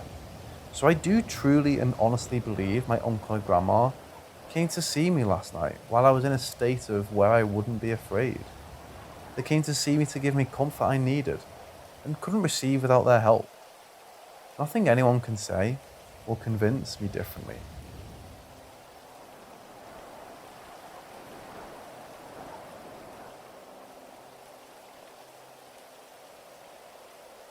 Throughout my entire life, I've always been very sensitive to the paranormal. It seems, actually, quite normal to me. There are very few things that I will claim does not exist in reality with any certainty. Much of it has to do with my experience as a child or infant. When I was still in my crib, I must have been no older than 18 months. My mother told me that she would watch me through the crack of the door because I was always talking to someone. It was always something that happened in the morning before she'd go to scoop me from the crib and begin our day. Every day, having a nonsense baby conversation with something in the corner of the room. When she went in, she felt like there was something in my room besides herself and myself. She said that this presence or entity was not bad, that it couldn't be bad, because she got a feeling that the presence was there for me in a loving way. She felt safe because I was being watched over by a good energy. Sometimes she would feed me in a high chair in the living room, and according to her, I would turn towards the room suddenly as if someone had called my name. She felt that presence from the other room. This is something she had told me throughout my life, but I never shared her my own experiences before or after learning these things. I have memories of being in my crib, which by itself is pretty strange, as most people stop remembering things going back to around 3. Before that is sort of a fog of forgetfulness for most of us, but my nightly experiences in this crib are clear to me. So clear it's as if they happened yesterday, and I'm 40 years old. I would see fractals of rotating light. I could see images and people sort of arcing over me in the darkness, lit up on its own as if being played on a long curved movie screen. I could see how can I explain this? But what I perceive only now to be stars, like a moving universe of pinpoint lights that slowly moved around me. When I was a baby, and I really was literally a baby, this entertained me to no end, and I could watch it in awe until I fell asleep. Sometimes, something would wake me up in the night. Something in the darkness would touch and tickle my feet. I remember looking at my feet, wondering without fear what or who this is. Every time this happened, I saw a hand and arm, pale or whitish, reaching out to my feet the way any one of us would to play around with something cute, like a kitten or a puppy or a baby. My crib was lit very dimly by some light, but the rest of my room was pitch black except for the rectangular outline of the closed door, the light I could see from the hallway of our apartment. I would look for the person attached to this arm, but the rest of the arm went into the darkness, and all I could see was the arm. I would often think, I'm tired, stop that, in whatever way baby thinks of that, without words, and the hand would retract into the darkness. I never felt afraid. Maybe that's because this being was indeed good, like my mother said. Or maybe it was at a point where I hadn't even learned what fear was yet. I had no reason to be afraid. The world was yet filled with loving beings in the day, in the night, in the real world, and the ethereal. My mother recently told me that she never told my father about these experiences. I certainly never got to tell him anything of what I experienced. Before they divorced, she went to tell him about a strange thing that used to happen with her and me, in our old apartment. Oh, the thing that was in the room? Yeah, there was something in there. I felt it too, he admitted.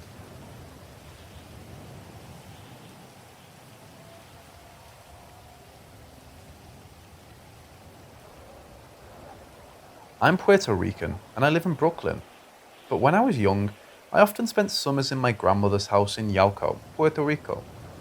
She had a lot of land deep in the mountains, so deep that roads would go off into the wilderness through narrow mountain passes, where cliffs were just a few inches off the tire driving in pitch black. If a car came in the opposite direction, either they or you would have to drive in reverse, until you found a place to pass each other. It was scary. The property has been with my family for a long time, and my family has been in Yauco as far back as anyone can recall. I used to spend a lot of time with my great-grandfather, Patio, who farmed the land and took care of some cows. He was very old. He was nearly 100% Taino Indigenous Puerto Rican. For him, I would hear stories about the Indios who lived in the wilderness when he was young, who were not culturally assimilated into colonial society after hundreds of years of Spanish occupation. My family would often hide and harbour the culturally wild Puerto Ricans, culturally indigenous, because if Spanish locals found them, los matan, they would kill them. I had my first brush with mortality there, at age 6 or so, crushing the jelly bean sized eggs of salamanders I found in the brush and watching the pink, underdeveloped hatchling run for cover on instinct. My grandmother told me what I had done was wrong, and I instantly knew why. I was filled with cold shame, and I cried. Papito told me about strange flying discs he would see coming to the mountains and submerging into the lake. He told me about the spirits in the valley, that you could hear them, and to be careful walking around the roads of the mountains at night on my way from his house to my grandmother's. He taught me how to control a bull with its horns and how to ride it. He did a whistle only he could do when he wanted to gain the attention of an animal on the mountain that made them either follow him, go where he directed them, or just to settle down. He told me about the legend of Diego Salcido, which took place there in Yauco. When he was almost 100, Pepito was dying, and all of our family came to see him. He was a link to an old time, and so many people in Yauco knew him. They all went to his house, uncles, aunts, cousins, people from nearby, all gathered at this house on top of the hill. I was too young to be present for his passing. I sort of didn't understand what was going on at the time. I was sent down to my grandmother's house to wait for the proceedings to be over. The sun was going down, the mountains were like shadows rising around me. Walking alone, I started to hear animals all about, crying out. Wild dogs all over the mountain, chickens were making a ruckus, the pigs in the lower valley were screaming almost like humans. The cows were howling in a way that I can only describe as similar to Cat Stark from Game of Thrones when Robb died. Every single non-human thing in the mountain within earshot was wailing in a fashion I have never heard before or since. As a little kid, you can imagine how frightening that was, especially because I was alone. I hid in the house, looking out the window, waiting for my grandmother, listening to the animals cry. I was especially sensitive to sound then, as it had been a time in my life where I was often sick and constantly on the medicine amoxicillin, which I was allergic to. It created this sort of overwhelming extrasensory sound experience. At some point, all the animals stopped making noise. I was thankful. Before bed, I asked my grandmother what happened, why all of the animals were making that sound. She told me that Pepito had just died, and that all of the animals on the mountain had realized the powerful being that protected it for so long was gone. They had seen his spirit pass, and it was sensible that this change would affect them very deeply. My grandmother's perspective was that the animals just know these things. I couldn't sleep. I went outside late at night, curious and scared out of my wits, thinking about the spirits that may be out in the darkness of the mountain wilderness, thinking about that terrible, painful lamentation that was embodied by animals crying like people. I went close to the edge of one of the small nearby cliffs that hung over in endless darkness, and I squatted and listened. I heard a sound that scared me, a feral yell in the darkness. I don't know what dog it was, or if it was a dog at all, but it was certainly too close and I was by myself. It howled and yelped, and I regretted coming outside. I was sort of frozen there, afraid to stay, but also afraid to move. I wouldn't dare call out for my grandmother. I would be scolded for coming out and wandering around at night. She probably wouldn't hear me anyway. A moment later, I heard that whistle that Pepito used to do, out in the darkness. The howling stopped. As a child, I didn't think, that couldn't be Pepito, he's dead. Like any adult in their right mind, I thought it's Pepito, he had to be. No one else could do that. No one knew how to whistle that way in my family, and it was only us for miles around on the mountain. Where the sound came from, it would be impossible for any person to be, not even during the daytime. It was deep inside of the wilderness on the severe cliffside, but I knew he was there, as I'm sure that at that age, the line between life and death was blurred. Yalco is where the Aguebana I, the chief of the Taino, lived. It is also where the rebellion began against the Spanish, which began with the drowning of the Spaniard Diego Salcedo. Many of the surviving Taino escaped into the mountains of Yalco and lived in secrecy there for a long time, hiding their lifestyle behind some of the more assimilated natives, like Pepito. They say the Taino are extinct, but they can't be. I know some of them. I am one. Sort of.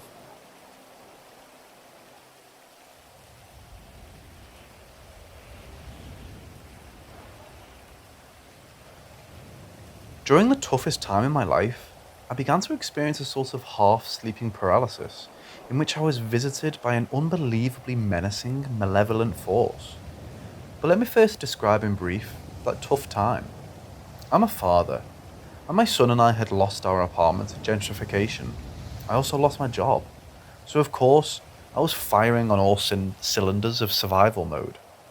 A relationship was ending with someone who had been very self absorbed, who sort of watched me go through this without showing any compassion. It was heartbreaking for me. On top of all this, my son's mother was suffering with her own challenges with mental illnesses, and their relationship was strained.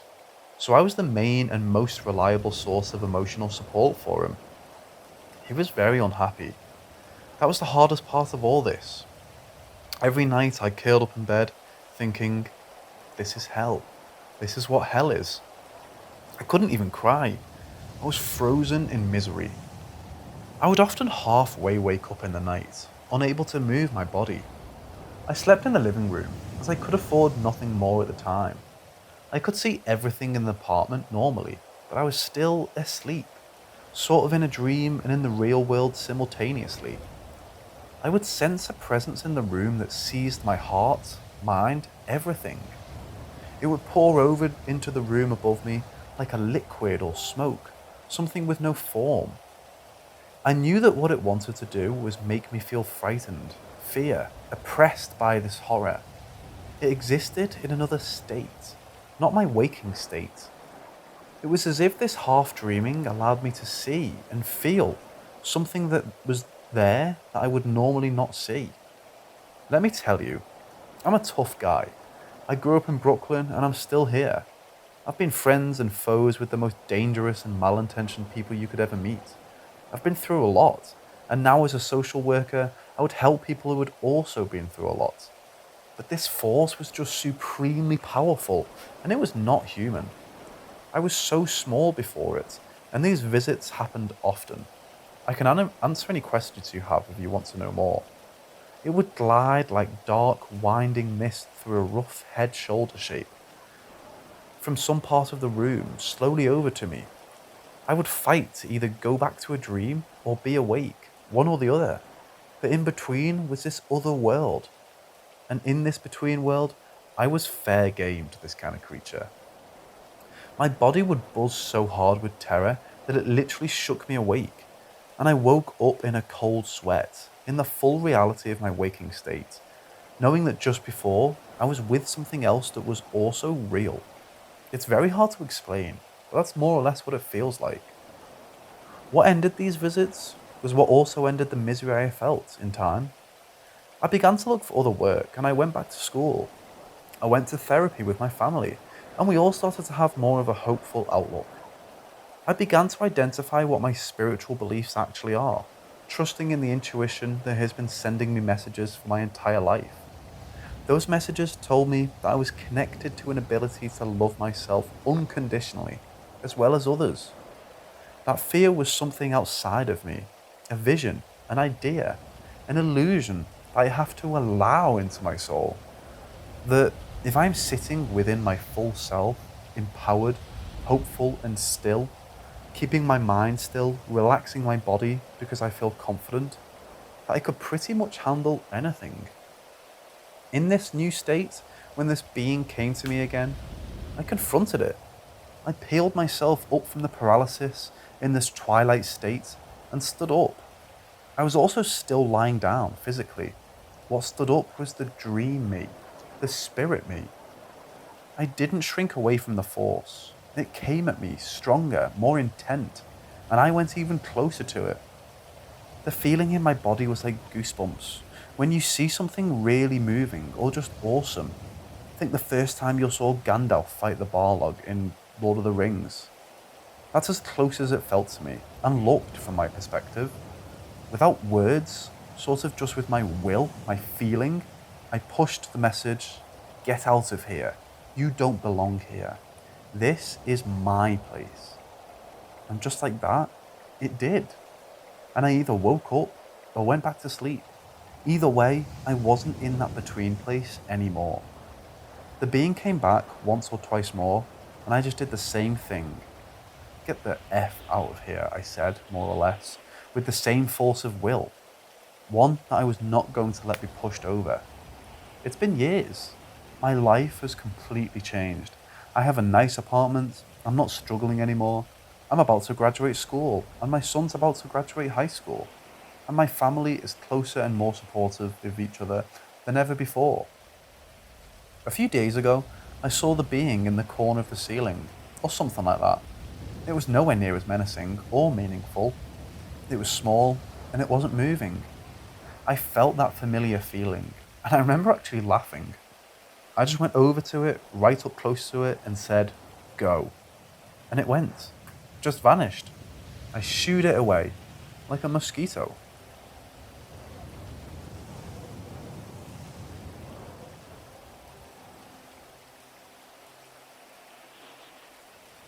It started with my sister and a group of her friends playing with a Ouija board when we were younger.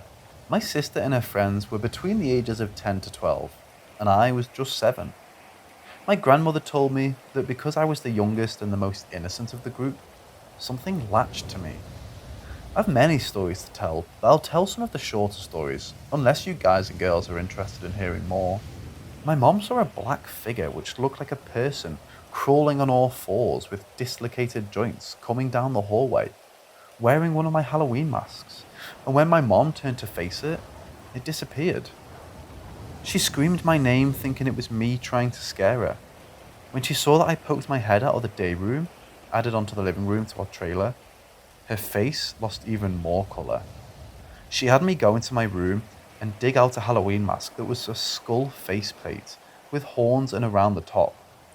She said the figure was wearing it and she wanted it out the house.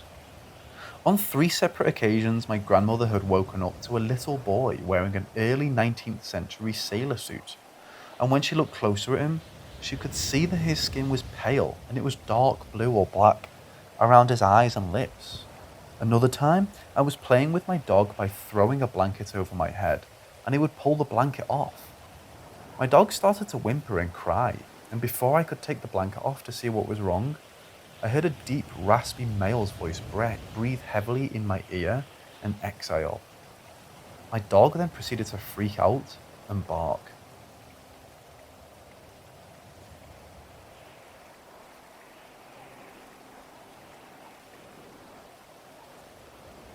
My mother always used to tell me this story from when she was a child. It's very simple. She had a friend who she used to talk to in her garden at home.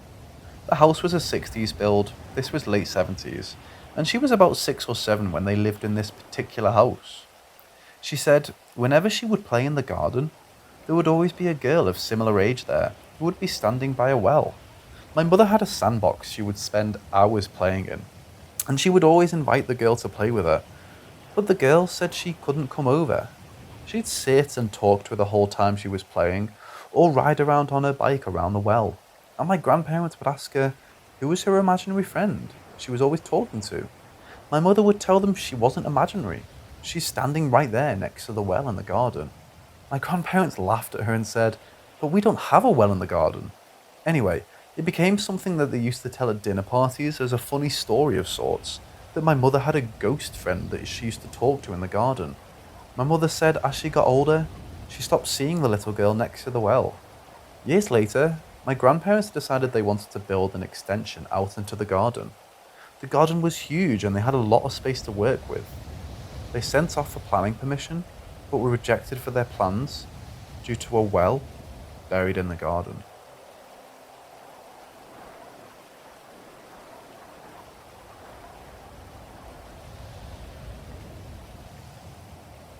This was on the 11th of July 2019.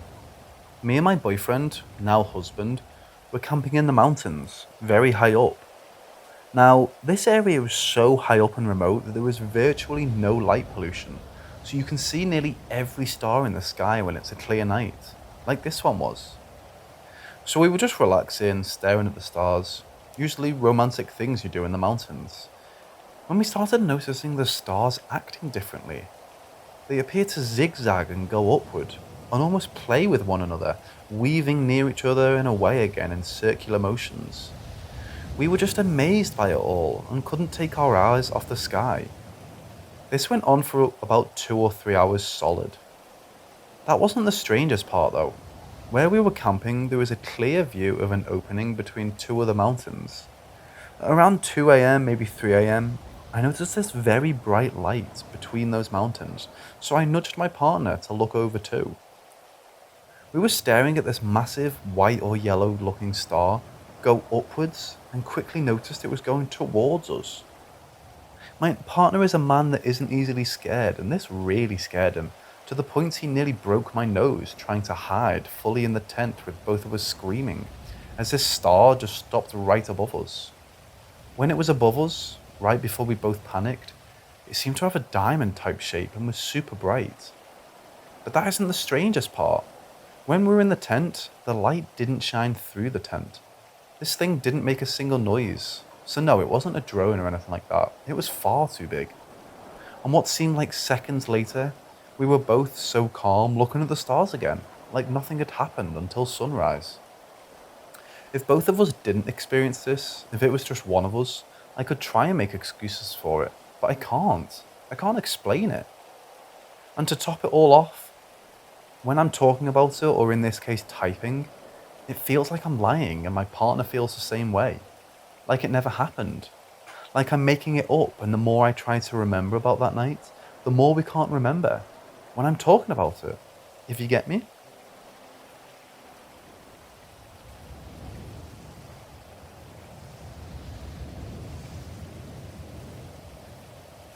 It's 5:30 in the morning, and I suddenly woke up to having my name whispered right into my ear, fairly loudly. I know that doesn't necessarily make sense as it was a whisper, but it was simply that, a loud whisper directly in my ear, saying my name. It was a male voice, sounded almost exactly like my husband, but also I suppose it could have been my brother's voice. Just a male voice I hear daily. My husband and our dog left for work nearly an hour and a half before this time, and I had fallen right back to sleep as soon as he left. I called him to see if he was okay, as I had this dreadful feeling, but he said he's fine and poked some fun at me. My brother lives 1,400 miles away, so clearly it wasn't him. What makes me most uncomfortable is directly after this happened, my fat orange cat that is rather antisocial hopped into my bed and is now laying on my pillow. He literally never does this. He never gets in my bed. He keeps to himself and rarely likes to even be pet. And now he's right above my head, peering and watching over the room.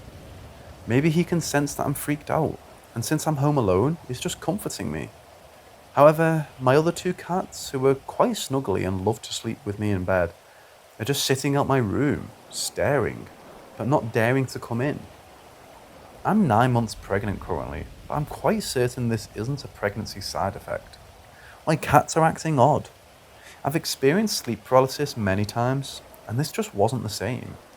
I was able to move immediately, and when I hear sound hallucinations during sleep paralysis, it's usually door slamming or something to that extent. Never my husband's or brother's voice whispering in my ear. Never voices at all, quite frankly. Any ideas?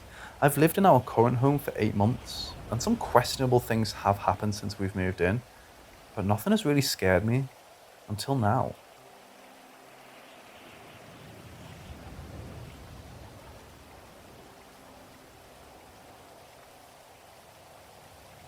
It was an early Saturday morning around 3 am. I was leaving a friend's house because I didn't like to sleep in anyone's bed but my own. Hindsight, I really wish I would have stayed the night. As soon as my car hit the pavement, I noticed that everything was silent. Not regular silence, but like in the woods silent, when a predator is around and all the animals and bugs go silent, but this was the city. Streets were usually never empty, but I saw nothing. No homeless people, no other cars, just me. It was so quiet I could hear the streetlights tick when they changed from red to green. But it didn't alarm me, because I was just tired and ready to go to bed. I was about a block from my apartment, waiting for a light to change, when I noticed this jogger waiting at the crossing intersection. He was a thin man, looked completely normal, dark hair with a reflecting jogger suit on. He was doing the run-in-place thing that joggers do when they wait at crosswalks. The light changes to signal for me to go, but as I turn, I notice that the jogger is stepping out into the street. He begins to contort his body in ways that his bones appear to break. His legs started to bow out like a creature. It was like he transformed as I began to turn down the street, and he started sprinting directly for my car. It had its mouth open and his teeth were gnawing at me. The eyes looked impossibly big and predatory. Before he, or it, could reach the car, I accelerated and sped down the street. It took all the courage in the world for me to look in my rearview mirror. When I did, the thing was just standing in the middle of the road, staring at me as I drove away. I made it home to my sister, who was my roommate at the time, crying and shaking like I had escaped something. She refuses to let me tell the story because she saw the fear in my eyes. She wants me to be like the woman I was before I saw it, believing in only the thing that you can see. I'm just wondering if anyone else in California has seen this type of activity before.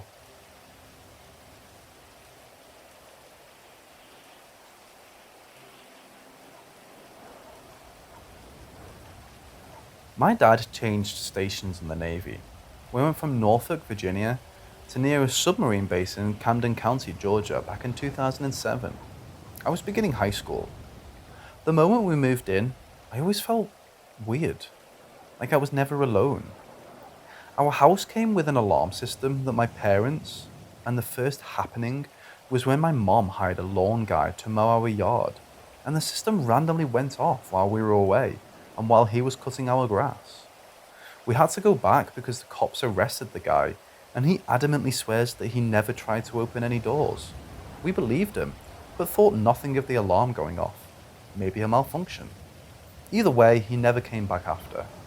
However, the alarm going off became a nightly occurrence, waking us up from anywhere between 12 to 5 am for 3 months.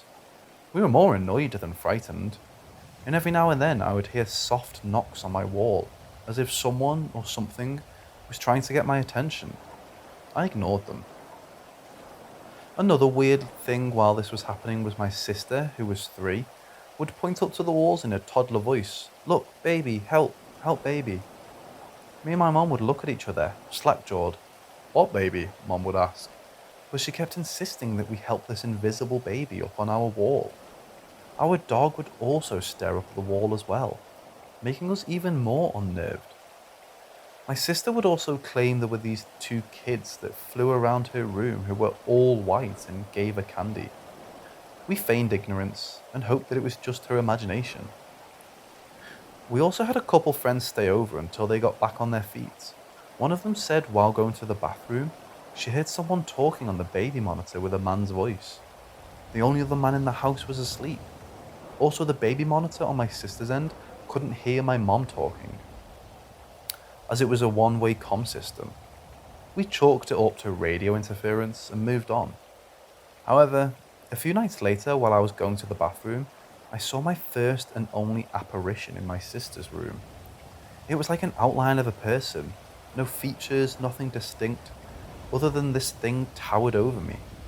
I screamed and woke up the whole house, and when everyone came to investigate, the outlined being was gone. And not wanting to tell everyone I woke them up for seeing a ghost, I lied and said I saw someone's face peeping into the window. Cops were called, and there was no way in hell I was going to tell the officer, I got you guys out here at 2 am because I saw a spooky boy in my sister's bedroom. Like seriously, what do you even tell people when you see something like that? Especially skeptics. Maybe a couple years later, my grandma came down to visit. While sleeping in the living room, she yelled for my mom, claiming our front door was violently shaking as if someone was trying to break in, and is also the one time our alarm doesn't go off. When she went and looked, it stopped and nothing was there. A few isolated incidents would be my parents bought my sister this Dora balloon, and if you hit it, it would sing Happy Birthday to You in both English and Spanish. At night, this thing would go off on its own, singing, waking my parents up as it floated in the kitchen. House was built weird. The kitchen was off to the side and connected to the master bedroom and garage. Not how I'd design a house, but hey. And my mother claimed to feel like there was always someone behind her, or she'd see someone beside her, and when she looked, they were gone.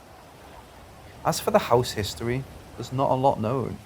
It was built in 1985, I want to say, so obviously one wouldn't think haunted home, and was bought during a foreclosure. The owners that we bought from were Christian and friendly enough. Know this because we managed to attend the same church that they went to, so I don't know why a place like that would be haunted. We only lived there for 4 years. We moved after Dad retired. Dad was a huge skeptic, but my mom eventually told me you weren't alone in thinking there was something wrong with that place. A friend who rode the bus with me mentioned that there were Satanists in the neighborhood, but I brushed the idea off as it sounded too cliche. Also, I'm not the type that likes to be put out in public, but whenever my parents left for 4-day weekend trips going into Florida, I went with them because I did not want to be alone with whatever it was in that house.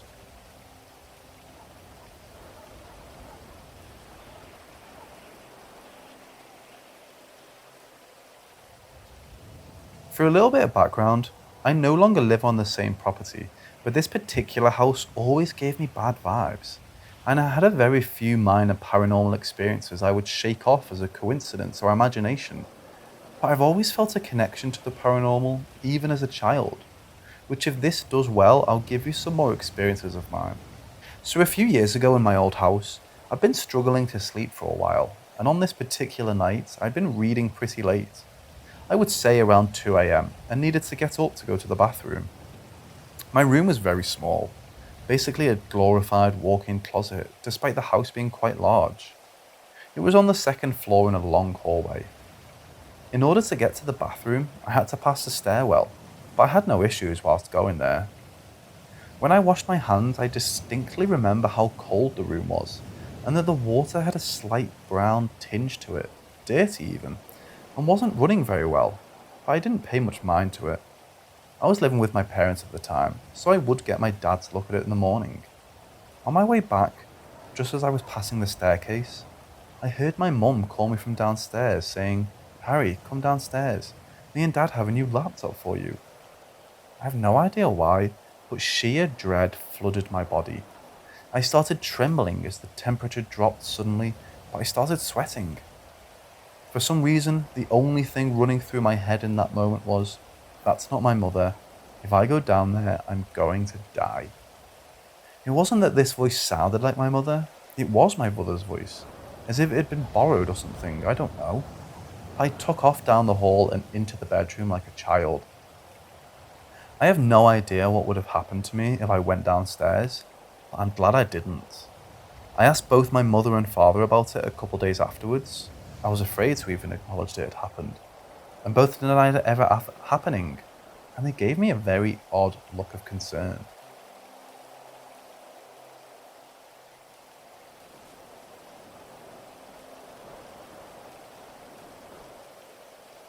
For my lady's birthday, I took her to Gatlinburg, a popular touristy one-main boardwalk town in the Smoky Mountains, Tennessee. We camped the first night a few miles out in the woods at a popular location, Elkmont Campground. The campground was beautiful, tall green trees like baby redwoods, a clear water river scattered by checkered rocks, families with little ones running around. Through borrowing a tent, we found that we had no stakes and headed down for supplies, whiskey and hot dogs. It was dusk by the time we made it back into the campground. Most campers were surrounding their dissipating fires or cleaning up before the quickly becoming night. Our tent was still up, but crunched up without stakes, allowing it to spread openly as widely as it could. We fixed our tent and started a fire. As our night progressed, we found ourselves surrounding our campfire 2 or 3 hours later around midnight. Now, this was the sort of campground where other campsite is just 30 yards from yours. Bears frequent the area, and my girlfriend was already freaking out a little bit, which is why I booked our site in the dead center of the whole campground. All the other campers had gone to bed at this time, and the only sound we could hear was the slowing crackle of our fire and the light stream of the river flowing into rocks. The clouds were covering a crescent moon, so there wasn't much light to begin with. We had flashlights, and I'd occasionally shine the light around us, while avoiding hitting other campers to confirm that we were fine, and there were no bears with binoculars in the bushes spying on us. Seemingly out of nowhere, from the campsite behind my girlfriend to my left, a light shined directly on us, and then all around in a frantic yet focused manner, like the Eye of Sauron. What appeared to be a man with the strangest gait I've ever seen wore a headlight and was focused on his picnic table. The man's gait seemed to be a bit like Jar Jar Binks, just not normal. Through a peripheral state of my own, the man focused his light on the picnic table, and whenever I turned my head toward him, immediately his light would hit my girlfriend and I. I could only see the outline of the man through the light of his headlight and the occasional flash of my light at his campsite once he continued to flash his light at ours, in a very disconcerting way. This was the campsite across from us where we saw no one all night prior. I could only see the outline of his body as all black, as if he was in an all black bodysuit. His movements were eerily repetitious. For what went on close to an hour, this man would shine his headlight on his picnic table, make limited motions with his hands, if any at all, then walk 5 steps back to his tent, shine his headlight at his tent, walk back to the picnic table, shine his light at us, then all over again. If this was just a man looking for something, he was on a cocktail of drugs. Once his light was on for us too, long for comfort, I shined my flashlight on him for an extended time. It was at this moment when I went from annoyed to fight or flight. A chill ran down my back as I saw the outline of the man disappear in front of me, and the light from his headlight bounced down onto the ground and then flew across the ground from his campsite and seemed to jump along the ground and into the bushes diagonal from both our campsites. Not as if the headlight had been thrown, but as if it ran across the ground. I took my flashlight light away and watched his light slowly come back out of the bushes and climb back up to the height of a person. A shadow figure returned back, walking out of the bushes and back to the campsite to continue the odd behaviour. There were no sounds at all coming from this figure through the entirety of the night. Sometime later, we went into the tent for shut-eye and the Shadow Man figure was still at his odd routine. The following day, the tent from Shadow Man's campsite was gone, like no one was ever been there. I then found out that just a mile from our campsite was a town called Elkmont Ghost Town, with abandoned buildings and a cemetery up a trail a bit. I couldn't find any stories of Elkmont mysteries, but I wouldn't be surprised if there's other stories involving a headlight man.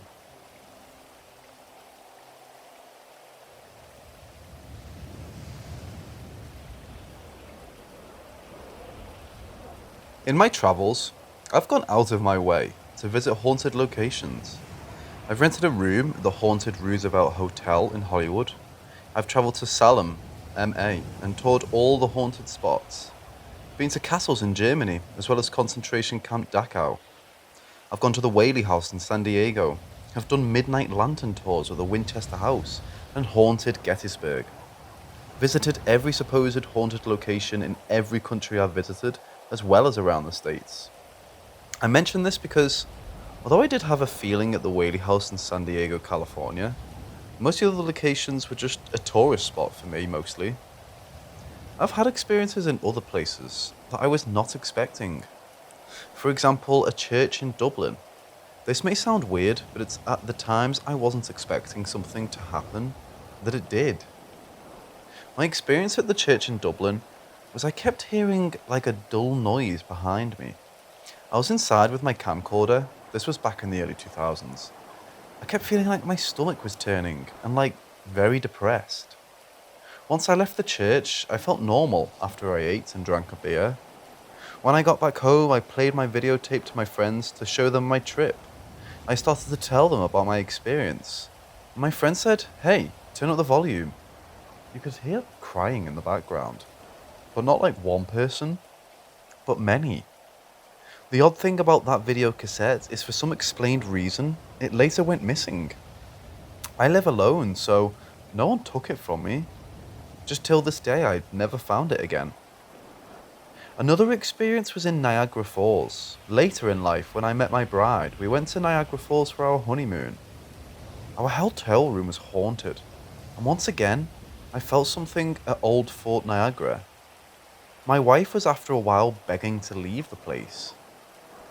Another thing happened to me once when I was travelling for business. I was staying in some small town north of Seattle. I don't remember the name of the hotel, but at night, someone knocked on my door. I just happened to be awake and on my laptop, so I jumped and looked through the peephole, but no one was there. I opened my door and no one down either side of the hallway. No one could have been that fast, as I was in the middle of the hall, but still, no one was there.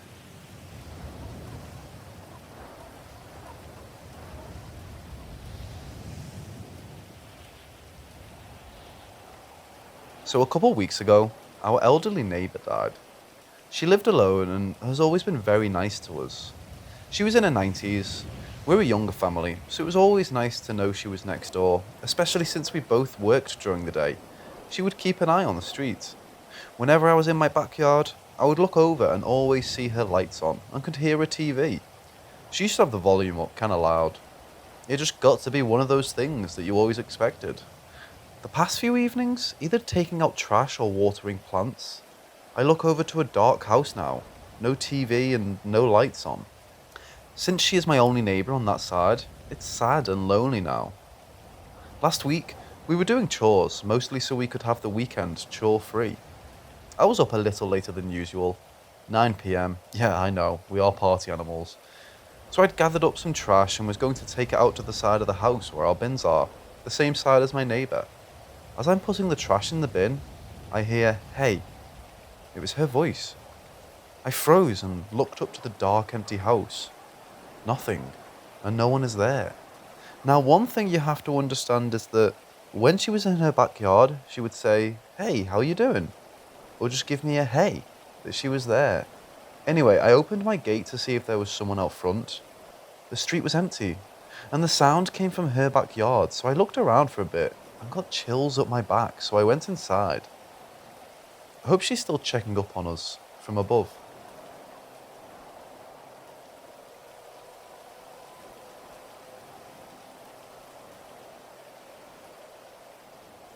A few days ago, my wife complained to me that she heard someone in our backyard moving one of our patio chairs. It's odd, we have a Ring spotlight camera out back, and it didn't pick up anything, but she said she heard one of our chairs being moved. I told her she must have imagined it. I looked out back, didn't see our side gates open. It wasn't windy, and even on what we would call windy days, our patio furniture is too heavy to move on its own. Other than a stray cat, we don't have any large animals that could jump our fence. Last night at about 1 AM, I woke up because I heard someone moving our patio chair and bump it to the table. Literally, I jumped from my bed and looked out the window. Nothing.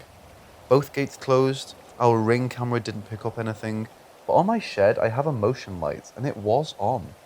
No one could have been that quick to jump a fence from the time I heard it till I looked out the window. It wasn't windy last night, but like I've said, our backyard doesn't get high winds or anything, and we never had wind move our furniture.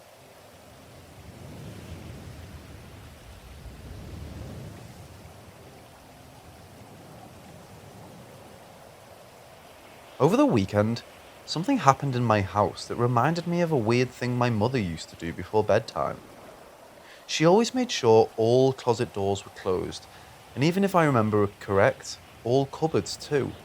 Anything aside from the actual bedroom door had to be closed, even the bathroom door. If she ever woke up and found the closet door open, like if one of us kids went in there, she would kind of freak out. Although she never specifically said it, I always knew it was because of spirits or of ghosts or something like that. Growing up, I also had a friend whose mom did not allow mirrors in the bedroom. Even my friend had to cover up hers when she bought a handheld mirror to her bedroom. Just wondering if anyone else has had things like this in their family. By the way, the thing I experienced that made me remember this was Sunday night about 3 a.m. I heard a loud bang from my closet sliding door. I'm sure it was the house settling, but dang, it made me jump out of bed. Suddenly, I remembered my mom always closing the closet doors before bed.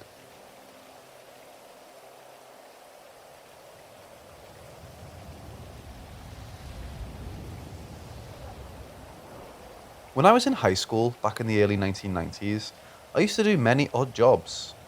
I never worked at McDonald's or Taco Bell like my friends, but instead, I worked off and on at an auto mechanic shop. I worked for a flooring contractor as a labourer. I actually worked several construction and demolition jobs as well as scalping concert tickets. I used to make a lot of money doing this stuff and always liked working with my hands. When I worked for a contractor, we once did a demolition job at a mortuary, and we worked from 10 p.m. to 6 a.m., so we were out of there during business hours. We also did some restaurants, bars, and stores, usually working overnight since we couldn't be there during business hours. This worked perfect for me, and I would work sometimes over the weekend or 1 or 2 nights in a row. Like I said, I made a lot of money doing that kind of stuff, way more than my friends did at fast food places, working after school every day. One time, however, I was dropped off at an empty house. This was unusual because it was a Saturday morning job, which I didn't care because this meant the night was mine free. It was also unusual because it was a house. We mainly did commercial stuff for the contractor. So just for clarification, I worked under the table for almost all my jobs that I did back then. I was underage, but was as skilled as any adult, even more so than a few of the other workers. This one Saturday, I was dropped off at an empty house. My job was to tear out all the flooring, cabinets, tiles, sinks, toilets, well, everything except drywall and doors. I grew up in a somewhat remote town, and this house was even more remote. Just tumbleweeds outside, and the house, if I remember, had a 1960s country look to it. So I go inside, and the idea was just to gut the house and pull everything else in the driveway to be hauled away later. I brought my ice chest with drinks and lunch. The job should only have taken me about the day. I knew they'd be back for me about 4 to 6 p.m. I remember getting started in the kitchen, and I remember being upset that there was no electricity on because my radio's battery was almost dead. This is where things start getting fuzzy. I remember looking around at the house and making a mental note of everything I needed to tear out. I remember feeling like, well, a bad feeling in the house. It was older, not like it had been abandoned for a long time, but like maybe someone old lived in there for decades and never updated anything. I started to have weird feelings that soon led to complete lack of any power. Like literally, I felt like I had no energy. I ended up in a back room with the radio playing in the kitchen, and the next thing I knew, it was evening. I felt like I startled myself to wake up. I remember feeling like, where the hell am I? I got up, and it was silent. No noise, no light. I stumble outside and look around and was shocked to see that hours passed nearly the entire day. I went back in and started gathering my stuff and just locked up and waited outside for my ride to get me. I kind of got yelled at, but since I got paid for what I did and not time, it wasn't a huge deal, but I did refuse to go back out there, and 2 guys went out the following week and emptied the house out. Just so I know, it's going to ask. No, I didn't use any drugs or alcohol. I've actually always been very anti-drug. Seeing my older brother spiral down with his life at an early age made me against all drugs. I wasn't sick, and there was no gas or propane on at the house, so no fumes caused it. Also, like I said before, I didn't work every day, and when I was young, I had tons of energy that I could have demoed that entire house by lunch. The house just took all my energy and knocked me out. I wouldn't have normally slept like that in a dirty job site, especially one that gives me the creeps inside.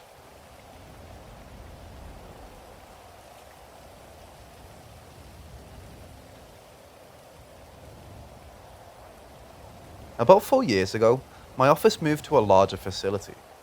Just prior to us acquiring the site, we heard from employees of a business next to our site that an attempted murder took place in our alleyway. It's not known for being a bad neighborhood, but I think someone just saw an empty building and tried to kidnap and murder a female. That really doesn't have anything to do with what has been going on, but just adds to the kind of creepy vibe a lot of us feel.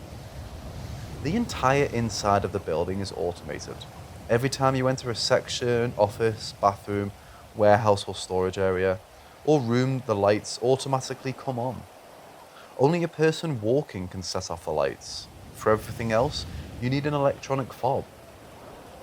My office is upstairs and I have access to all the video monitoring for the entire office and surrounding parking lot. So I keep an eye on everything. Not spying on employees, but just making sure someone is up front when packages arrive, seeing who accesses our parking lot, who enters the gate, etc. In the past few years, we've had some unexplained occurrences happen. One Saturday evening, I get a call from our alarm company that our rear door was triggered and there was motion in our warehouse. I immediately pull up the camera system on my phone, and sure enough, the door is open. I don't see any employees there. I was thinking someone ran in and went straight to the restroom and forgot to turn off the alarm. I didn't see anyone, and no employee of vehicles in our lots. I told them to go ahead and dispatch police. I got up and went to the office. On the way, the police called me to say they found the doors closed and no sign of foul play, so they took off from the scene. I get to the office after the police leave and have a look around. Nothing is tampered with like the door handles or locks. The strange thing is, the door is only opened with a key card. The system tells me if, say, employee number 11 opened the door and at what time. I looked up our system, and nothing. I checked the security footage, and sure enough, the door opens and the light outside seems to get brighter, almost like something is shining on the doorway. Then after about 10 minutes, the door slams shut. I see the police arrive, and then leave, and then I arrive. At first, I attributed it to a faulty electronic door latch, so I contacted our security company that installed our systems and told them that the door opened by itself, and that if they can come and see if there was some kind of fault in the system, or if the latch wasn't catching.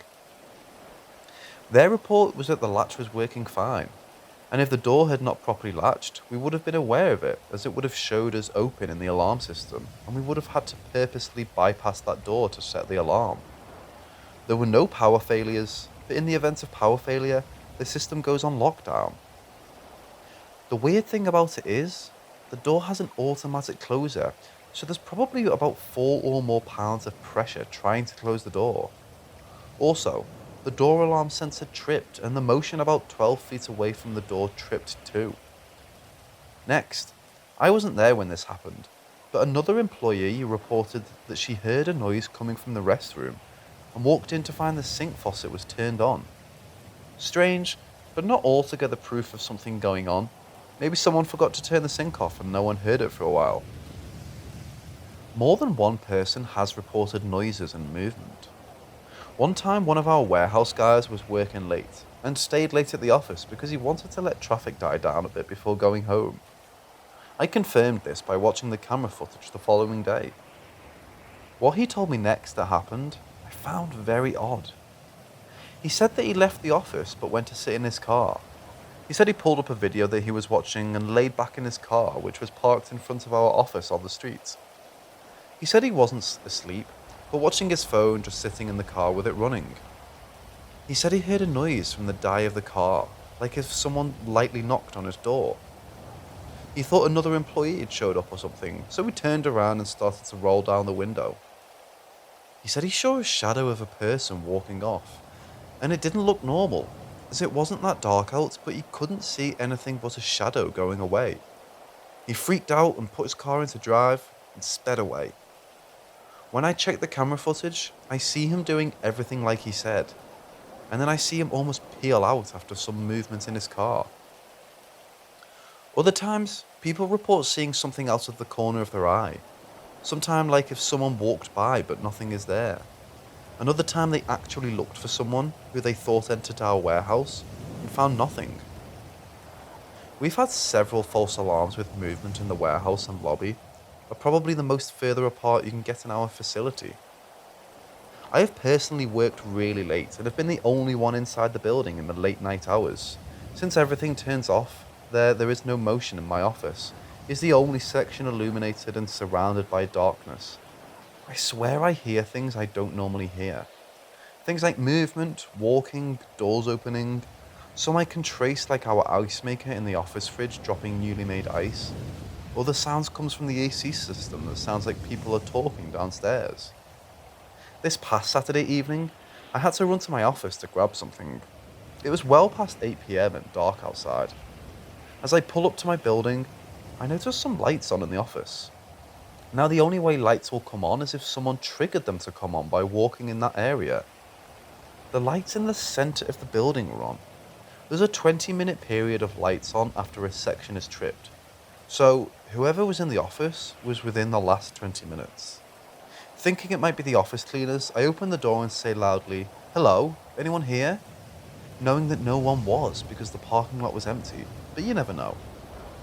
I thought it was so strange that only the center lights in the building were on.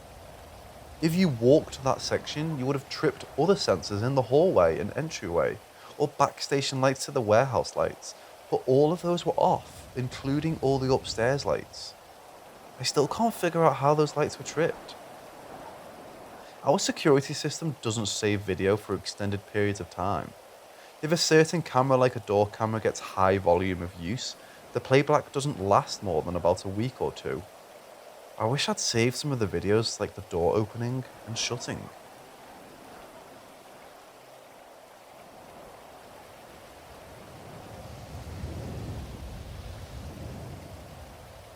Yesterday, I was home alone. I took the day off of work to do a bunch of chores around the house. One of the things I had to do was turn in our old cable, equipment and DSL router and get new equipment and install it. My house was built in the early 1950s. There is the upstairs part. We have a downstairs part that's a new addition, built sometime in the early 2000s. I only mention this so you can understand the upstairs of the house's raised foundation with wooden floors throughout. The new addition is downstairs on concrete foundation. Upstairs, you can hear footsteps of someone walking around with shoes on. With shoes off downstairs, it's a little harder to hear because there's carpeting and it's on concrete. So if someone was running across the house on the upstairs older part of the house, it's loud and echoey. Yesterday I was home alone. It was early in the afternoon. I was downstairs installing the new DSL router on the very far corner of the downstairs part of the house. As I was laying on the floor trying to locate the cables and put them in the right places, I heard a loud running across coming from the upstairs older part of the house. It isn't possible that someone came in and left because all the doors and windows have sensors that make a chime when a door or window is open. I did not hear a chime and no one who lived in the house should have been home. My wife was at work and my son was at school. I quickly got up and tried my best to listen to see if there was really someone in the house. I went to the upstairs older part of the house and looked through each bedroom of the kitchen, bathrooms, front door was locked. There's no way that anyone could have entered the house, run through it, and left. I don't know what I heard, but it was definitely someone running through the upstairs part of my house.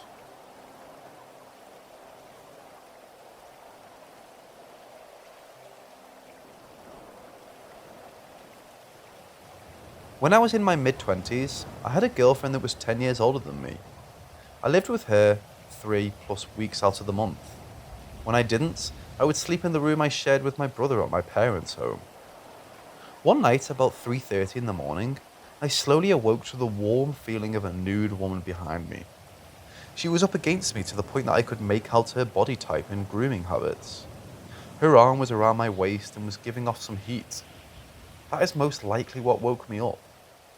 As I was awakening, I made out the fact that I was at my parents' house and my brother was sleeping in the bed across from me.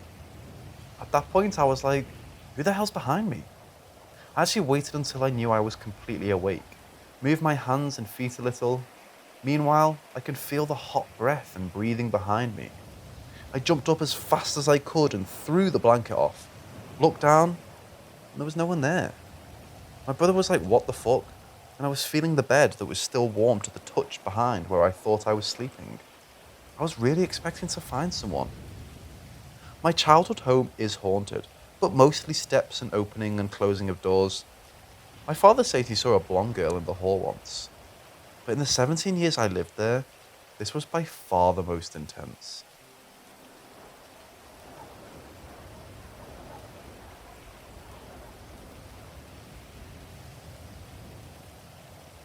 So I was 18, almost 19 when this happened, which would have put this back in 2013. My family and I lived in one close unit due to finances, which included me, my parents, my little sister 15, my older sister 23, her husband 25, and their daughters 3 and 2. We also had a dog and about 5 cats with us at the time. Yeah, I know, it's a lot. Long story short, we were moving down from a part of northern Florida down to a more of the central area. The new house we were supposed to go into wasn't quite ready yet, so instead of fighting with a hotel for weeks on end, we decided to rent a house.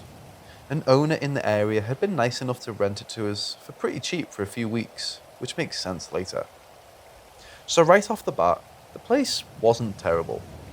According to the owner, the place had been built in the 1950s, but no one had officially owned it and lived in it since the early 2000s. It had pretty much just been passed to different owners and renters. The neighbourhood, not the best. It was an older place, and a few of the yards, thankfully not ours, hadn't been tended to, overgrown with weeds and wild plants that could go up a couple of feet up your legs. In Florida, you don't mess with those. Not only can deadly bugs and snakes be hiding in there, but a lot of the plants have the ability to sting you and mess your skin up. Hence why Florida is discount Australia, as we call it down here. I guess calling someone in to deal with the wild lawns was too much money or too much effort, especially since some of these homes didn't look like they were being lived in. The insanity didn't really start until we first brought the cats inside. Our orange tabby, who was well known for being super chill and not giving two shits, acting like he'd lost his mind, yowling and scratching at all the doors like he was trying to get away from something, until I opened up a door to a bedroom. As soon as he could, he took a dive under the bed and hissed at anyone who tried to ease him out. It took him nearly a full 24 hours, even going to the bathroom under there before he came out. Note, all tile flooring, so while gross, this at least wasn't an issue to clean up. For the most part, other than that, things went well for the first few days. Rushed, cramped, but good. After about 3 days, my dad decided to return to a hotel closer to his new workplace, paid for by the company of course, and my mom decided to go with him, leaving the rest of us teens, young adults and toddlers at the house. We were in an older suburb in a pretty busy area and had a couple different cars, so we weren't being abandoned. Long story short, that's when the nightmare started. I can't remember any prior experiences there other than the cat. All of us, including the kids, had horrible nightmares of either being chased or unalived, as it were. I don't remember all of the nightmares everyone mentioned, but I remember mine pretty clearly, of course.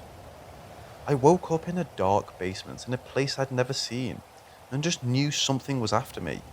I had to run, knowing whatever it was always there and wouldn't give up. I woke up in a cold sweat. This kept happening every other night, and nearly a week in, my little sister, brilliant on her part, decided to hit up an online friend she'd had for years who lived an hour away to ask if she could stay with them, especially after the 3-year-old started talking about scary lady walking across the house. After said friend's parents came to pick her up, she spent the next 2 weeks with pizza and cable TV and no ghost. Godspeed, youngling. Real quick, in the house living room, there was this window that overlooked the back garden. It had a whole high area made of brick and ceramic where I suppose you could put plants to get food, good lighting. But it also served as a great place where my sister would let her 2 little ones stand up and walk around, so they could see the back garden and all the wild lizards running around. For context, it was almost big enough for an adult to curl up on, so there was plenty of space. Probably about 4 feet from the ground. And yes, my sister would monitor her kids while they were playing up there, obviously. But this detail is important later. So anyway, the 3-year-old started seeing a scary lady around the house. We'd ask her exactly what she'd seen as we were starting to gather. Not all was right in the land of Oz, but as he'd guess, 3-year-olds aren't great informants. It was just stuff about the scary lady and how she was really mean. Mind you, we'd gathered by this point that the place was haunted. One does not simply wander into Mordor and brush off the horrific bullshit placed before them. The problem was, we couldn't leave. No one else had anywhere to go, especially with that many pets. The hotels weren't animal friendly, and while you can hide one cat, 4 extras and a whole ass £50 dog are a different story. So then, I had my own encounter with this thing. It was close to maybe 2 weeks of a 3-week stay. I'd been laying in bed listening to music so I could stim and calm down. I have ASD and ADHD, so it's a method I use before I can sleep. I was fully awake. I hadn't gone to sleep yet. I hadn't taken any medication. The blinds on my window had stopped working God knows how long ago, so there was plenty of moonlight coming in, illuminating most of the room. I looked down to check my iPod Nano, back when those were a thing, and after putting it back down, looked up to see a shadowy figure standing right near my head to the right, looming over me.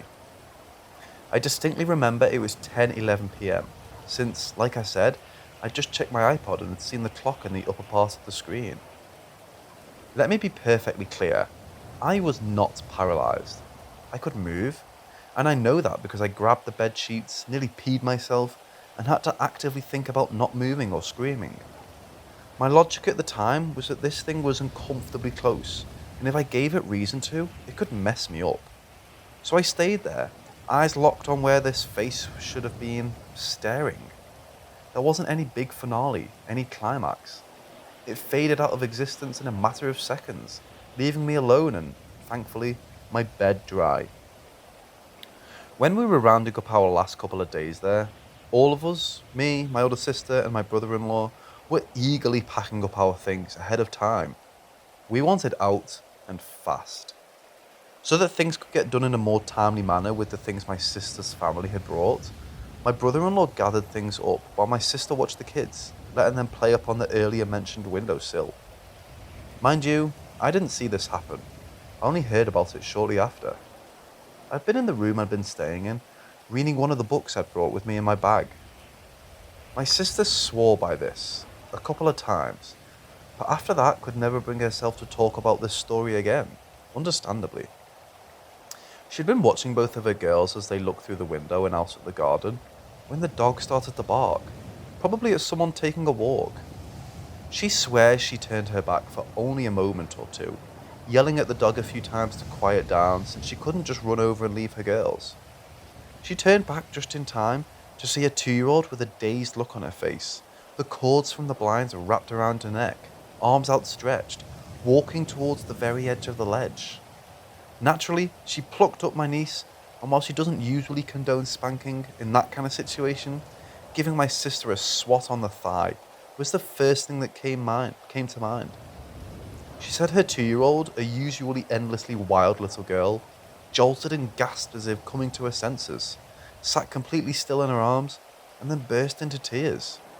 She hadn't even reacted when my sister grabbed her. We were done. We peeled out of there real quick. After that, it was worth looking for other options, no matter how stressful it would be. I still live relatively close to this house, probably no more than a 15-minute drive across town. Yes, I remember exactly where it is and what it looks like. Yes, I went by there recently to get a peek at the place, to see some other poor sap's car in the driveway. No, I didn't stop the car and get out. Fuck that, and fuck that house. This was how I got interested. Found out I was sensitive to a few things, and became an occultist and practitioner in my more recent years. There was lots more to this story, but these were all the huge details, and all I could reasonably cover.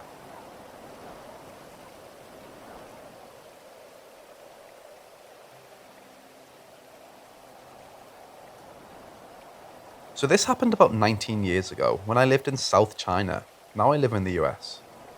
I was around 10 years old, and my best friend had invited me over to his place to hang out.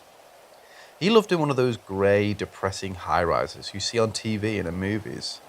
But this high-rise was partially abandoned, and if it wasn't for the 4 or 5 tenants still living there, I'm sure they would have demolished it. Most tenants lived on the upper floors, so most levels were dark and abandoned. Due to the poor lighting and lack of windows in the hallway, they were dim even during the day. The only light source was the square opening on the top floor that shined down through the levels.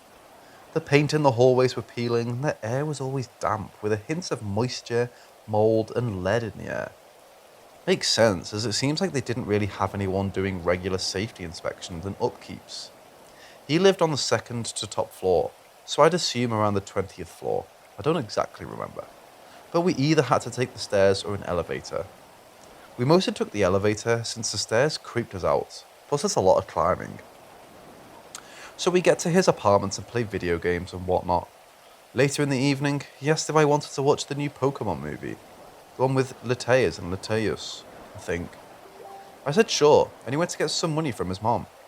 Since this was early 2000s China, we got our movies from bootleg streetlight stores that sold pirated Western movies. There was one down the street from him, so we went there to buy it. On the way back, it had begun to get dark. We got to the ground floor of the high-rise, and we decided to take the elevator up. Coincidentally, he mentioned that lately, the elevator had been acting up. Like, it's been making this weird creaking sound. Had to press the up button several times to get it to move, and generally acting sluggish. I say coincidentally because the whole fucking elevator shut down halfway up. The lights went out and the elevator came to a halt with a groan. The light bulb inside the elevator went out and the thing just lost power. Now, we were two kids who were stuck in a dark elevator in the middle of the high-rise that always creeped me out. We didn't necessarily panic right away, we just started yelling for help. This was before the time of cell phones, so we just hoped some tenant would hear us. That's when we saw it. My buddy suddenly stopped yelling and tapped him on my shoulder to look up. I did. There was a vent with an opening that you could see through, where you could see up the elevator shaft. Since it was late evening, we could partially see up the shaft from what little light shone through the hallways. It was looking down at us from the shaft. It looked like a hybrid between a mandrill and an old lady. Like, the human features were super distinct.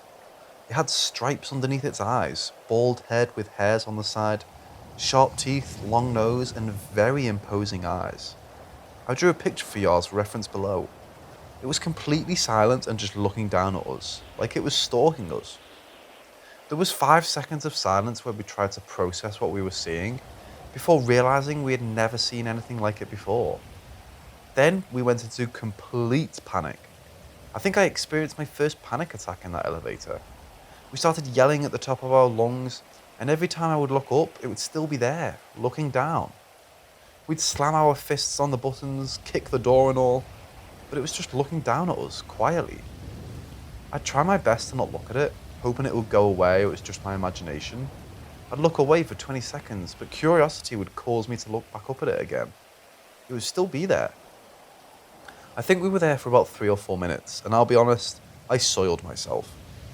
Eventually, we heard someone yell something, and 30 seconds later, the power came back on. I think the landlord heard us. The elevator started moving again, and once the elevator light came on, the thing was gone. We get back to his apartment, a complete mess, and his mom had to help me change. We eventually cleaned up and she put the movie we just got to calm us down. I was too terrified to focus. Halfway through the movie, my buddy mentioned that he'd hear stuff in the hallways at night, like someone rummaging or scratching, but he never really thought much of it. His parents had mentioned to him not to play in the abandoned floors, but we just assumed since we were kids and those were unsupervised areas. I eventually had his dad walk me down the stairs and take me home. After that day, I refused to go there and would just have him come over to my place. My place didn't have the best toys, but holy shit, it didn't also have a fucking demented mandrill woman hybrid wanting to eat my soul.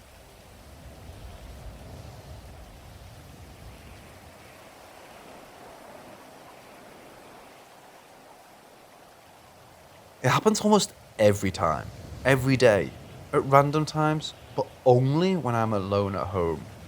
This began mostly being noticeable several months ago. TVs come on in different rooms that I'm in. I have a knee-jerk reaction to look behind me or check doorways constantly over and over again. because I'm absolutely convinced of the presence of other people around me. I get a static feeling lingering in the air and goosebumps up and down my arms. Sometimes I get tapped or poked. I hear things falling or being moved or opened, for example the kitchen, and even came home to my huge dresser upside down with all 3 drawers pulled out and their contents emptied. I had a headache and wanted ibuprofen. I was in the middle of a League of Legends grind day. I couldn't find the ibuprofen. I got mad and turned back on my gaming computer and put on my headset. I was hit in the back of the head with an Alev bottle.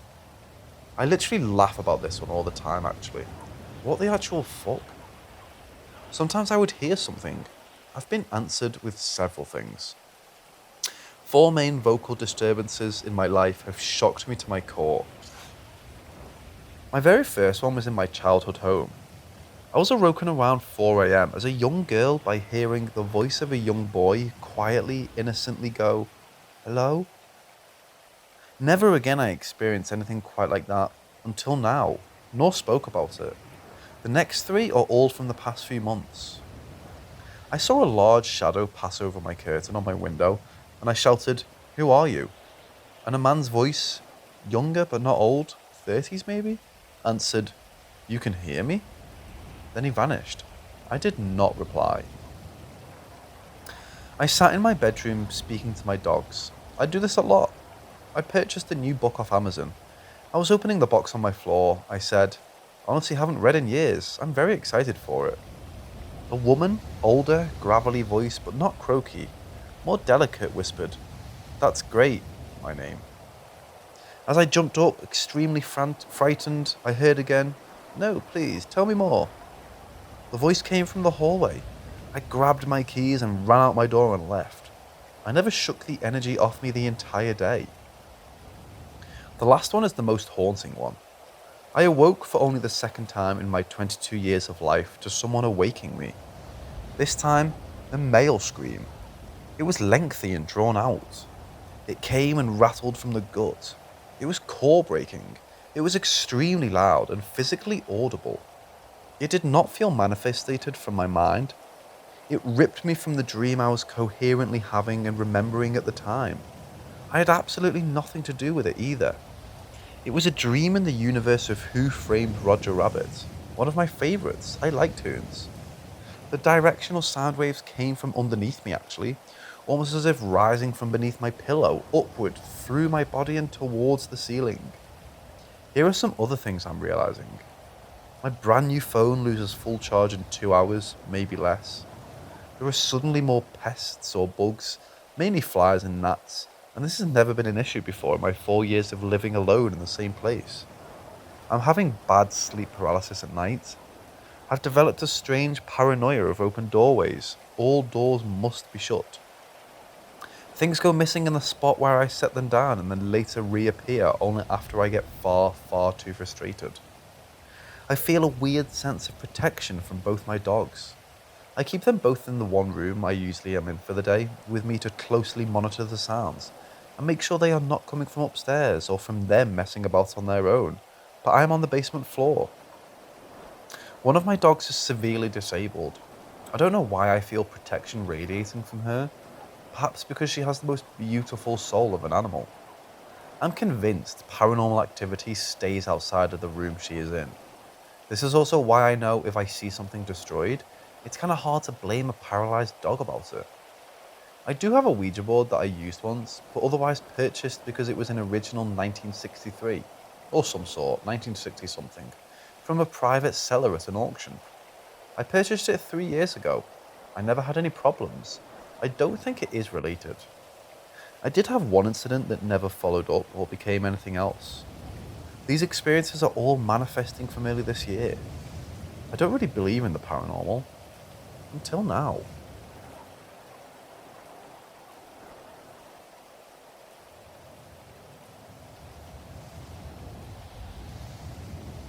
When I was little, like ages 3 to 4, I had an imaginary friend. We lived in a double wide on a small property on Vancouver Island, Canada. It was a small little town and you had to take a ferry to get to the mainland. The property we lived on was owned by someone else who also lived on the property, but their house wasn't really near ours. I don't remember a whole lot about the property because I was so young, but this is just to give a general idea of it. We had our double wide, two greenhouses, and a large garden. I remember spending a lot of time in the garden with my mom, specifically the purple lettuce and rainbow carrots we grew. My mom tells me about my imaginary friend I called the Red Man. I don't know why I called him that, as I don't remember what he looked like. When I think back to it, I remember a red silhouette of a tall man, and that's about it. My mom didn't think much of the Red Man at first, as I had an active imagination and this was just a new friend. The Red Man and I would have tea parties together, build forts and colour together. General little kids things.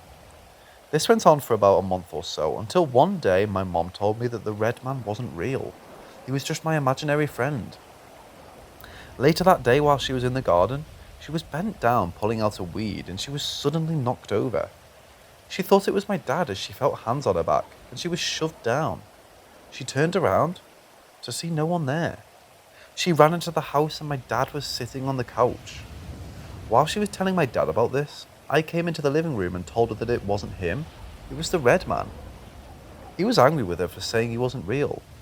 I don't remember if anything else really happened, but the Red Man and I continued to have our tea parties like nothing happened. Fast forward a few months and we get invited to the property owner's house. Don't remember why, all I know is we were there for some reason. While we were being shown the house, I noticed a picture of a man on the wall.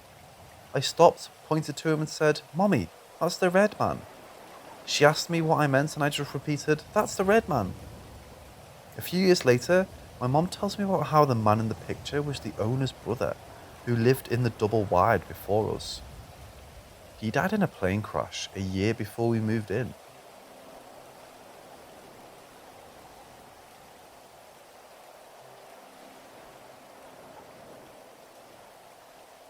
It was 2014. I was 14, I'm 21 now, and spent most of my time in the park. I was, and still am, an emo kid and was really struggling with my mental health and hated being at home, so I would spend all day and all night at the park drawing and smoking cigarettes I'd stolen from my older sister. I live in a small beach town in the Pacific Northwest, and off to the side of the park there was a trail that led to the bay, where I liked to sit and draw, or just watch the tide come in from a large rock. The park itself was a very large field, with a baseball field in the front, and then the park was towards the back, surrounded by trees. There was one streetlight at the end of the road. Off to one side, there was a road that led to a few houses behind the park, and there was lots of trails you could take through the wooded area that would either lead to someone's property or take you back to the park. There was a large undercover area that was split down the middle with a wall, both sides having picnic tables and a counter with a sink, and bathrooms at the back of the building. There was a sort of hallway that led from the back where you couldn't see someone coming until they were in the front picnic area. This hallway ties in later. A few months before the incident, I was sitting on a swing scribbling away in a notebook with my headphones in when a man showed up. He looked homeless. His clothes and face were dirty and he had shoulder-length hair and a scruffy beard. I'd had a few encounters with weirdos at the park and I just ignored them. I always carried a pocket knife on me just in case anyone ever tried anything, but luckily never had to use it. The man sits down at a bench and just watches me for about 10 minutes or so. I continued to ignore him, kept my headphones in, but paused my music because I noticed he was speaking. He was sort of just mumbling to himself and I couldn't really make out the words until he stood up and walked over to me. I looked up at him and he started talking. He told me that I needed protected from the monsters in the town. The monsters here like pretty young girls like myself, and he was sent here to protect them. My first thought was, okay, so this dude is high as fuck and I should probably go. But before I could even get out of the swing, he turned around and walked away. I never saw him again, and just thought he was a drug addict, as there's a lot of them in my town. Now, on to the incident. This happened a couple of weeks after my encounter with the strange man. It was about 3 in the morning and I was sitting up on the counter in the undercover area. The only light source came from above me, and the single streetlight on the other side of the park, so the majority of the field was dark. I did this often, as I liked being alone at night and had never had any bad experiences being there that late. I looked up from my drawing and noticed what looked like a large white dog run under the street lamp. Didn't think much of it as I knew the people who lived across the street had a large white dog. I continued looking, hoping to see the dog again. I couldn't make anything out in the dark, when suddenly I see the same thing run across the same field and up into the woods in a matter of seconds. Time seemed to slow down as I watched this creature. I realized it was not a dog, as it had no fur, and something about it almost looked human. The way its body moved just didn't look right. I couldn't make out any features because of how quickly it ran. I froze, I was terrified and didn't know what to do. I felt sick to my stomach and my mind was screaming at me to run. So I did. I grabbed my bag, shoved my sketchbook inside and ran as fast as I could, constantly checking behind me to see if the creature was following. I didn't stop running until I was on my front porch. I didn't go back to the park for some time after that, and when I did go back, I always left way before the sunset. My brother and I have some theories about this creature. We're not sure what the hell it was, and I'd love to hear if anyone has any ideas. We were talking about this a while back, and he mentioned that it might have been circling me. The spot in the woods that the creature disappeared into had a trail that came out behind the park, and the back of the building was just a few steps away from the exit. He thinks it had spotted me and wanted to sneak up from behind through the little hallway area to catch me off guard. I'd never thought about that, and it makes me anxious to think about. I always thought the creature didn't even see me there and was just out for a run or something. It's honestly so scary to think that if I wouldn't have run at that moment, I might not be here to post this. As for the weird man, my brother thinks that he actually was sent to protect me, and that he was a warning sign that I'd missed. We're not religious, so I wouldn't say he was sent from God or anything, but it definitely is strange, even if it is just a coincidence.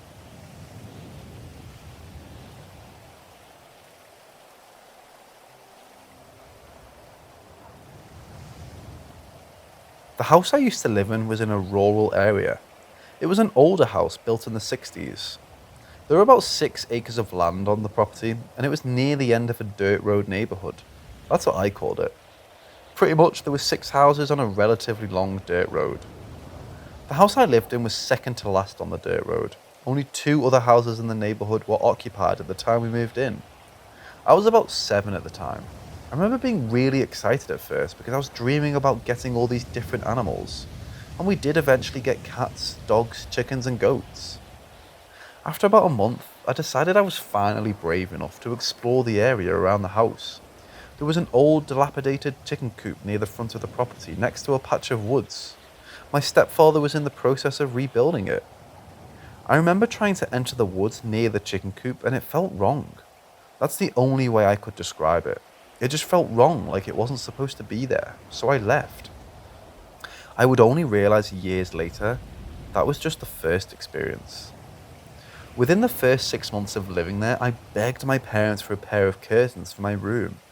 My room was facing the backyard and the greater wooded area, and I constantly felt like I was being watched, and I hated it. I was in near hysterics about it until they finally got me curtains, and that only provided a bit of comfort. As the years went on, I knew something was wrong with that house and the area around it. I knew there were places on that land I shouldn't go and I should avoid. I used to have dreams looking back on it. I believe it was sleep paralysis, but as a child I just put them off as weird, creepy dreams.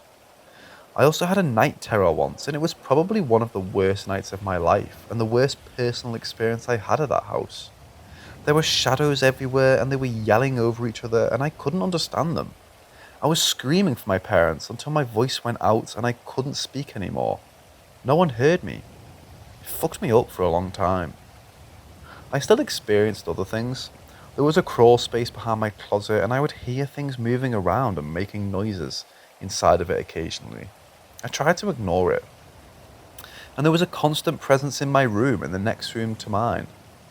Sometimes it got so overwhelming, I couldn't stand to be in that room and I had to go sleep with my parents in a living room.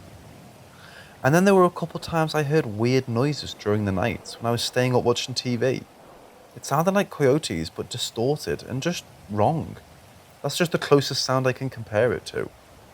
I think I know what it was, but I won't say its name. And then there was the thing I was most terrified of, and it was why I always avoided the entrance to the attic, because there was a thing in the attic, an awful thing. I never saw it and never heard it, thank God I didn't. But just walking past or near the entrance to the attic would make me terrified, sick, and uneasy. None of the animals would go near or past it either. After my parents divorced, my mom and I left the house, and I'm glad we did, because according to my mother's ex-husband, it got a lot worse. But that's not my experience to share. I honestly just chalked it all up to me being an anxious kid until recently, when I was talking to my mother's ex-husband, who recently moved out of that house. I've known that man my entire life, and I've never seen or heard him so terrified. Even my mother has experienced things in that house, and she doesn't believe in the paranormal.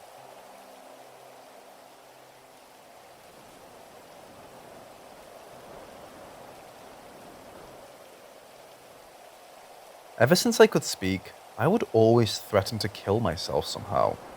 Yeah, everyone does it, but I can imagine being a mother and having your 4-year-old daughter threaten to lay in the road so a car will hit her is terrifying. Anyways, that was constant until I was about 6, and it just stopped. Suddenly my older sister started doing the same. I grew up in a very hippie family, and my mom was convinced we were possessed. My mom took my sister to a hippie doctor a couple years later, and my sister stopped it and moved back to me, I suppose. It stayed with me from 11 to 14, keep in mind. My parents were divorced for many years, and my dad lived in the mountains. His house was online on top of the mountain with no other houses around, and was also a canyon where many people died immigrating through it. Already creepy enough. After my sister got somewhat exercised and whatever it was moved back to me, I had sleep paralysis only at my dad's house. I didn't know that it was sleep paralysis at first. I thought I was just dreaming, but I did some research and found out it was pretty common. I remember I had this black IKEA dresser in the corner of my room that turned into a tall figure. I could only see it out the side of my eye every night though. I never told anyone about it until I was 13, and I was so terrified of going to my dad's house, so I went to my mom. I was honestly surprised she believed me, but then again, she was a hippie who believed in all kinds of stuff. A week after I told her, she took me out of school that day to take me to the doctors. When we got there, it wasn't actually the doctors, it was the hippie doctor. My mum was so convinced that we were possessed by something, and obviously being 13, that scared the shit out of me. We got in there and I laid on a table. He told me to close my eyes and rest. He tried to communicate with my subconscious through my arm, but I felt stupid and that it was bullshit. He decided that he would communicate through my mom using my energy. I held my mom's hand as she took my spot on the table and closed her eyes. He began to ask her questions and remember her twitching and somewhat convulsing with every question, which made the hair on the back of my neck stand up. At the end of the appointment, he looks at me and tells me that my sleep paralysis is protecting me. That the thing I see out of the corner of my eye isn't a demon, but it's a part of me assuring me that I'm safe. And honestly, that made sense to me. I had a lot of weird experiences at my dad's house that terrified me. Same with all my siblings too, they've all seen things. I have 2 half-brothers who are 4 and 5 living there all the time, and I tell them ghosts don't exist and such. One time the younger one was talking to the wall, showing a Lego set that he had built. I asked, "Who's that for?" And he pointed to the corner where he was standing and said, "Madeline." I didn't think anything of that. A couple months later, I was sitting with the older one on the couch, and I was messing with him. I asked, "Do you have a girlfriend?" He nodded his head. "What's her name?" I continued.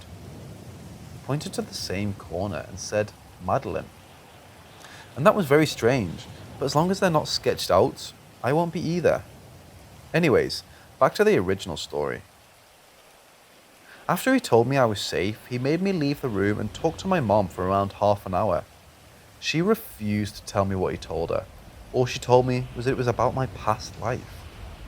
I decided to stop trying to get it out of her and just forget it. My mom had me drop off at school. That night I went to a friend's house for a sleepover. She lived in the same canyon as my dad, but closer to the city than him. Her house still terrified me. We were watching a movie and I went to go take off my jewellery in her bathroom, which was 3 floors up from her living room. I ran up there alone and took it off, and out of the corner of my eye I saw something, and I could feel it too. It was peeking in the doorway at me and it made my stomach twist up.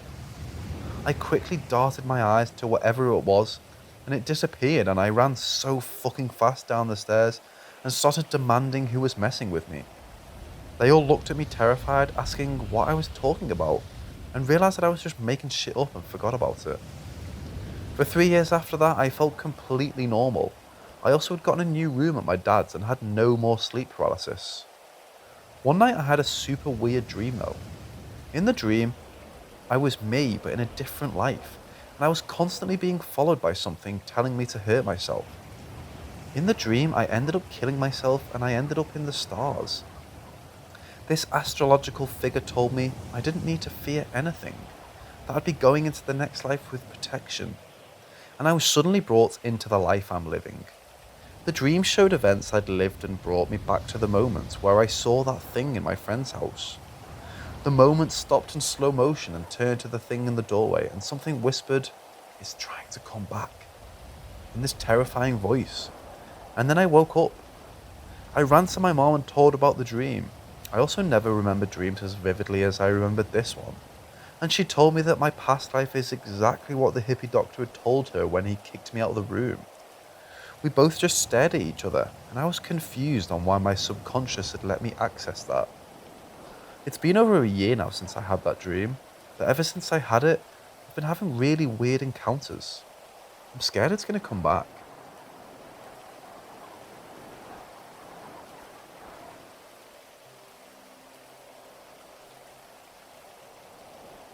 This was 2009 or 10, and I'd lived in a house for several years with my wife and 2 dogs. I don't know much about the previous owners, but they had lived in the house since it was built in 2005. Several times I had seen what appeared to be a dog, small, black and quick, disappear around the corner, sometimes in dim light and sometimes during the day with the windows providing plenty of light. I told my wife, and she said she had similar experiences. One evening, sitting on the couch with the dogs reading, I heard the distinctive trot trot trot of a dog coming down the hall from the bedrooms. Of course, the dogs were with me on the couch, and when I looked towards the sound, there was nothing there. The same thing happened a few weeks later when my wife was also in the room. I heard it first and said, "Do you hear that?" She said, "What, the dog coming to see us?" Then she noticed that both the dogs were again on the couch. The craziest part happened a few months after we started noticing things. We were asleep in the main bedroom with the door closed. The dog slept in the bedroom with us, the little one on the bed and the big one on the floor. We had just dozed off, and we were awakened by a distinctive and disturbing sound. A dog was getting ready to throw up. As any pet owner knows, you usually get 4 or 5 dry heaves as a warning to get the dog off the carpet. We both identified the sound as coming from the hallway, and I sprang into action. Finding nothing on the other side of the door, I looked for the dogs in the bedroom. As before, they were both fast asleep. We spent the next 20 minutes talking about it, then went back to sleep. That was the last we ever saw or heard of our little visitor.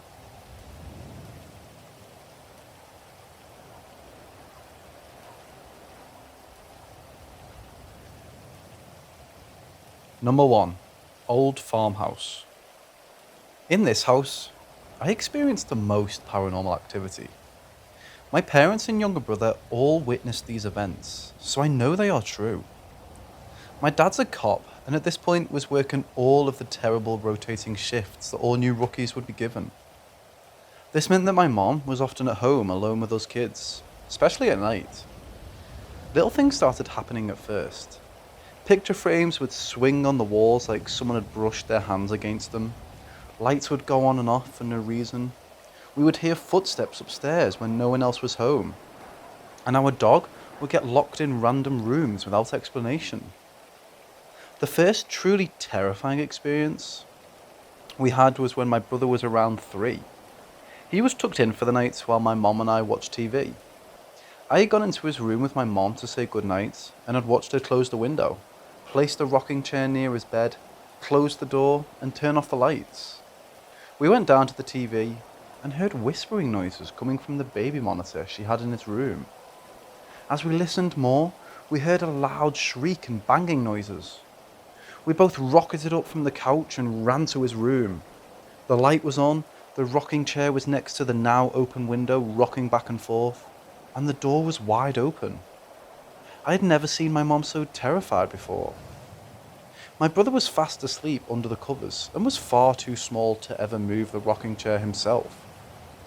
After that night, I had terrible night terrors where I would wake everyone up screaming and throwing things. I would sleepwalk and talk to someone in my closet called Sally, and would hear voices all day, every day. My parents witnessed objects moving around with no visible cause, would hear the voices talking back to me while I was sleepwalking, and would hear me talking in a low, guttural voice that was not my own. The event that made us move was when we had gone out for groceries in midwinter after a fresh snowfall. We were about an hour getting groceries, so there was enough snow to cover all our footprints. My dad had closed and locked the front door, had turned off the lights, and because it was winter, the windows were all closed and locked. Some of the windows were even painted shut. When we got back from groceries, every single window was open. Music was blasting from the stereo, the front door was off its hinges, and the lights were all on.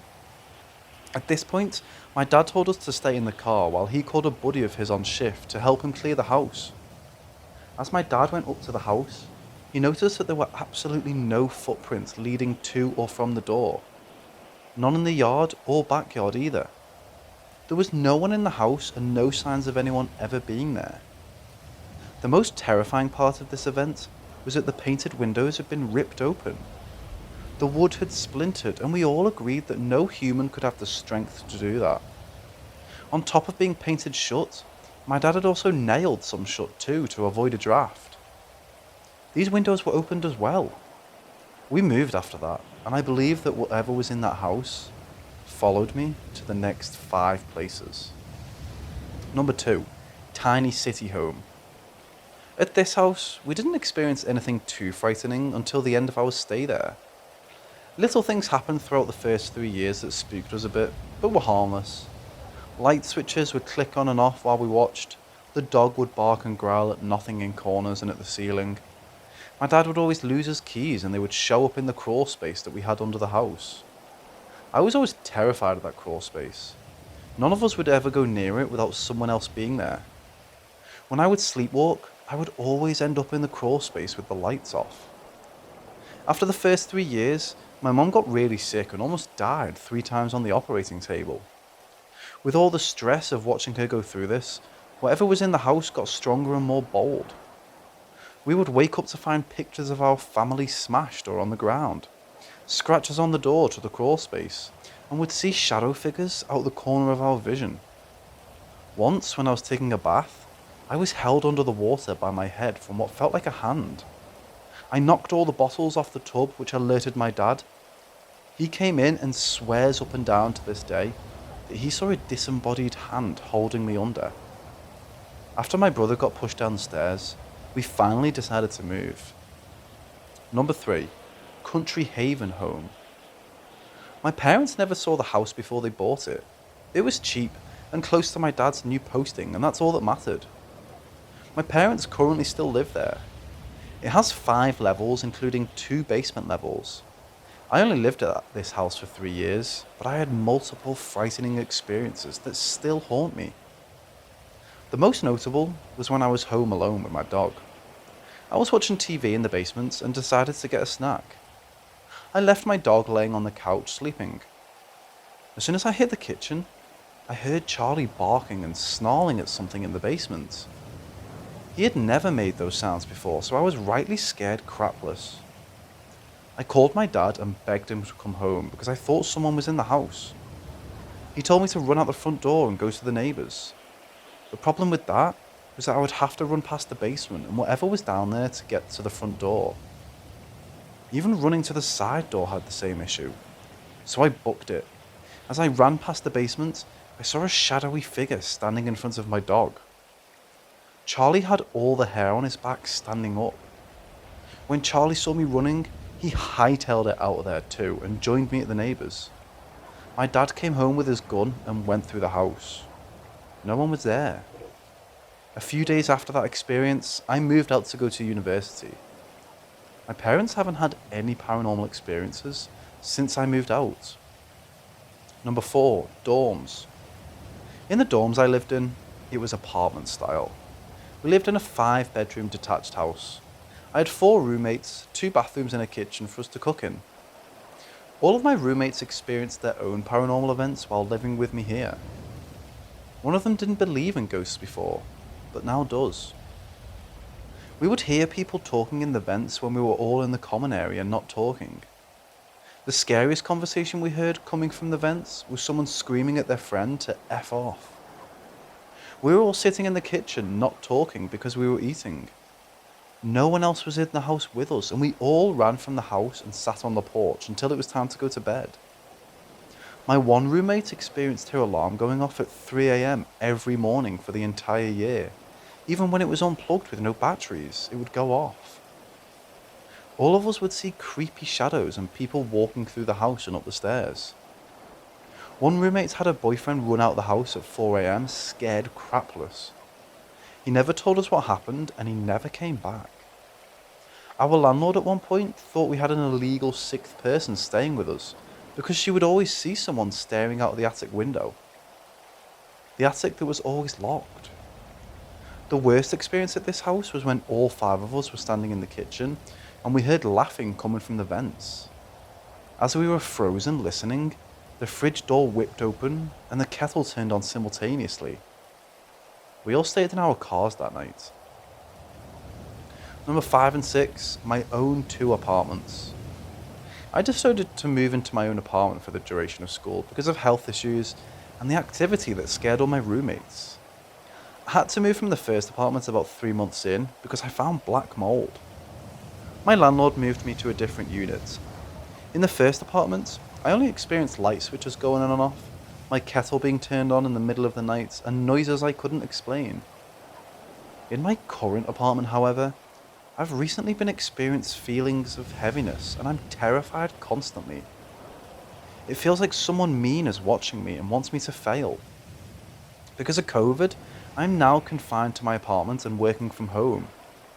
In multiple Zoom meetings, my coworkers have asked me who is in the room with me. I'm alone.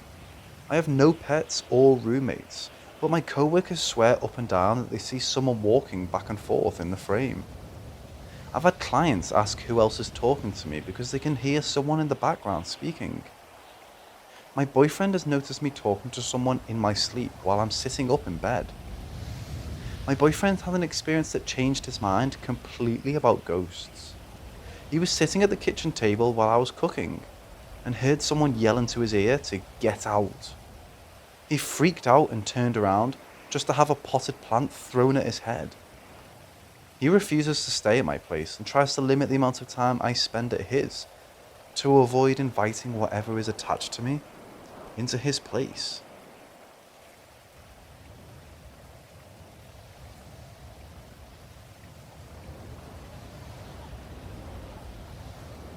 The night after my friend cleansed my place, I was startled awake by feeling something jumping onto the bed. I flipped on the light and saw that one of my slippers had been thrown approximately 4 feet across the apartment onto my bed. I left the lights on and prayed until I fell asleep again.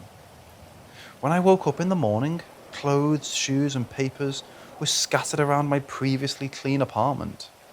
For that day and night, I didn't experience anything else. I figured whatever my friend did helped. About 3 days after the cleansing, I was standing in my kitchen cooking when I heard scratching coming from the wall next to me. For context, that wall light leads directly into my closet. I opened the closet door expecting to see a mouse or rat, but instead, I found a tidy closet with nothing pushed against the wall. The wall is thin, basically just a sheet of drywall, so there was definitely nothing in the wall. The entire time I was cooking, the scratching continued and got louder. I turned on some music and tried to ignore it. That night, I felt something crawling up my bed, almost like a cat or a dog would. I have neither of these in my apartment. I had left the kitchen light on so I could see my room pretty well. I could see imprints of whatever was walking up my bed towards me.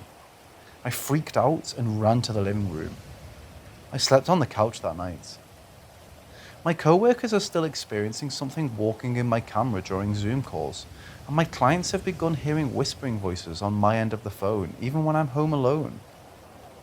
The final experience that I've had since the cleansing was when I was sleeping over at my boyfriend's place. I'd begged him to come and pick me up after the experience with the scratching. I had brought Missy with me and we were all cuddled up in his bed watching TV. My boyfriend fell asleep and I had turned off the TV when I heard some muffled footsteps outside his bedroom door. He has roommates, so I brushed it off and went to sleep. At around 3 a.m, my boyfriend sat straight up in bed and looked at the bedroom door. We've been dating for 2 years now and have been friends for 4. I have never once witnessed him sleepwalking or sleep talking.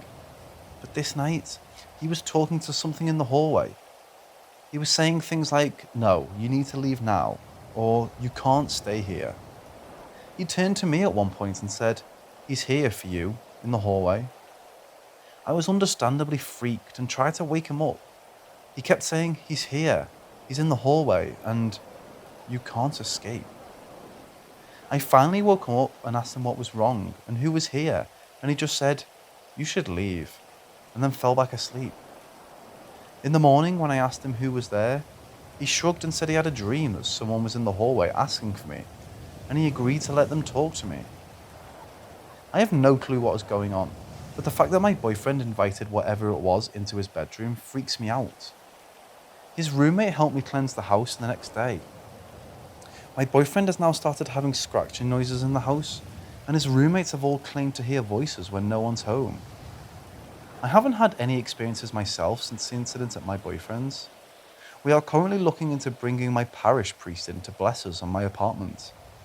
Whatever it is isn't violent, and it doesn't seem threatening, but it is very terrifying. Many of you suggested using a Ouija board or something else to talk to it, but I feel like that would make it worse and give it more energy to torment me. My mother had a bad Ouija board experience when she was young, and so did my father, so I'll never touch it. Hopefully, my new daily regimen will help. I don't think I've been doing it for long enough to make a difference.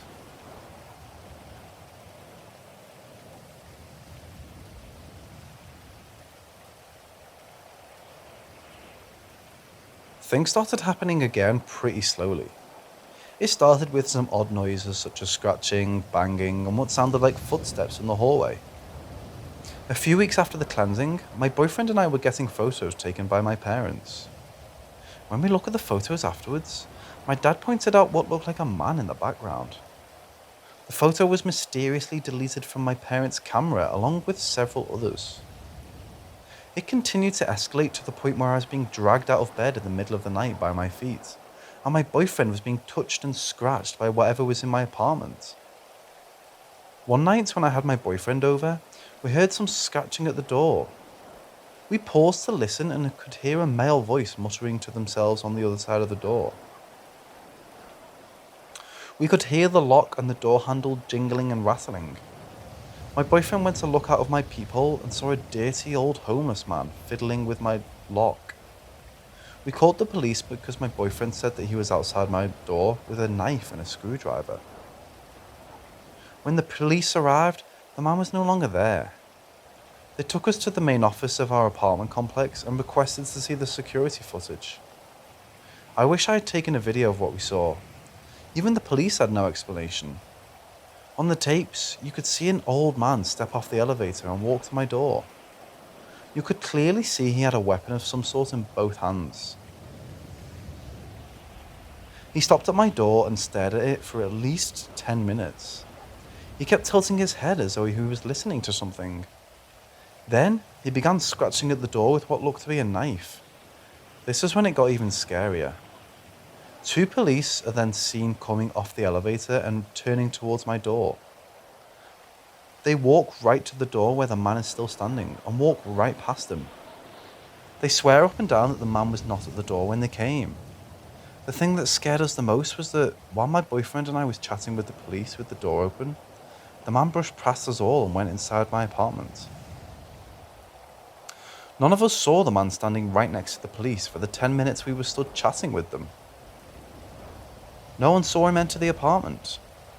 The tapes clearly show a man, however we saw nothing. After seeing what was on the tapes, the cops and my boyfriend were rightly scared as heck.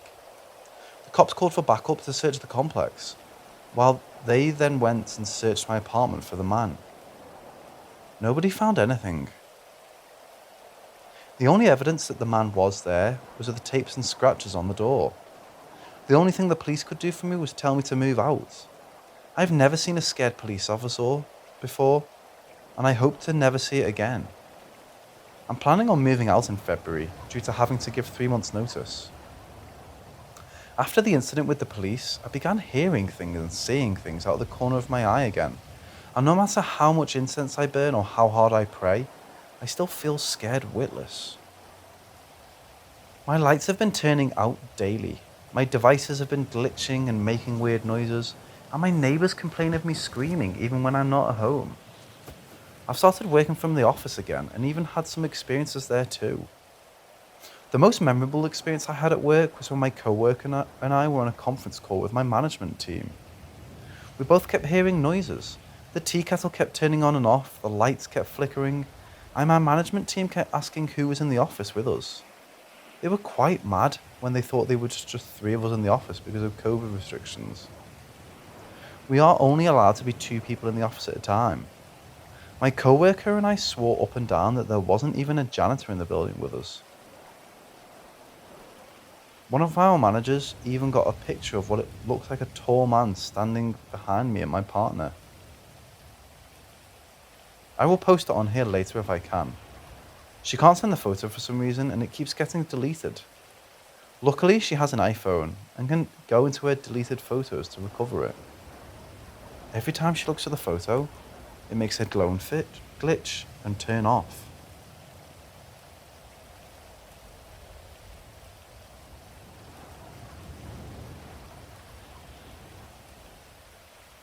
My boyfriend and I recently moved into a new apartment after experiencing some crazy paranormal activity in our last apartment. This apartment is larger and newer than our last. It's a recently built 1-year-old condo building in a quiet part of the city, away from traffic and noise. It's the only building for 3 kilometers in either direction. We're on the top floor, so we don't have to listen to neighbors upstairs, and we have no neighbors beside us. The whole complex sits adjacent to a forest with multiple trails and a large lake. We thought it was paradise. The first month we were there, we had no paranormal occurrences and no suspicious activity. Our cat wasn't reacting to empty space like she had been before. My boyfriend and I were sleeping better and hiking all the time. We enjoyed the patio a lot and even had a little garden room for our plants. We hadn't needed my cousin to cleanse the place since we'd moved in, so we were very positive about finally being free of ghosts and demons. When we got comfortable, that's when the activity started again. It started small as it always does, with missing keys, shifted furniture, the cat being touched by something, and of course, small noises like scratching and tapping. We ignored it the best we could. We made noise in our space and stayed positive throughout all the new experiences. One night, we couldn't ignore it any longer. We had opened the closet in the hallway to fold some sheets we had washed when the door was ripped out of my boyfriend's hand and slammed shut. We had all of our windows and doors closed and didn't have any air conditioning on. When we tried to open it again, it wouldn't budge. There was no lock on this door, so we assumed it was jammed. We wedged it open with a screwdriver, and when we did, we saw little scratches on the bottom of the door that weren't there before. That was the point where my boyfriend and I called my cousin to do another cleansing. During the cleansing, you could hear rapid tapping on the ceiling.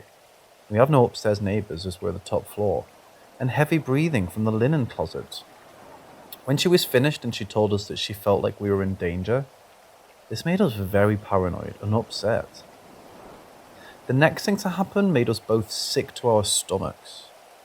We were asleep on the couch after watching a movie when the door of the linen closet directly beside the TV whipped open. All of the linens fell out the floor and the door fell off its hinge. For context, the linens were all in labelled plastic tubs that were hanging on the wall on a metal bar. The tubs were not moved when the sheets and towels were tossed onto the floor, nor was the bar. Ever since then, we've had the closet door swing open and closed randomly and had towels and sheets thrown all around. My boyfriend swears that he can see a dark shadow in the shape of a small person in the corner of the closet when it opens and closes. The cat won't even go near the door and has confined herself to the back bedroom. At night, we can hear scratching on the door and banging coming from the walls. Last night was horrible too. We were in bed trying to sleep when we heard a massive bang coming from the closet. My boyfriend was fed up at this point and screamed at it to shut up so we could sleep. We saw a black head-shaped figure poke out from the corner of the door frame. It had red eyes and was solid black. We couldn't see through it. We freaked out and slept in our car with the cat. This morning we went in to make breakfast and found most of the apartment torn apart. Nothing was damaged except a few photo frames, luckily. We're glad we brought the cat with us. It looks as if the demon thing has found us again and now threatens to terrorize us in our new apartment. I'm hoping that we'll continue to be safe from physical harm as long as possible, but it's not likely.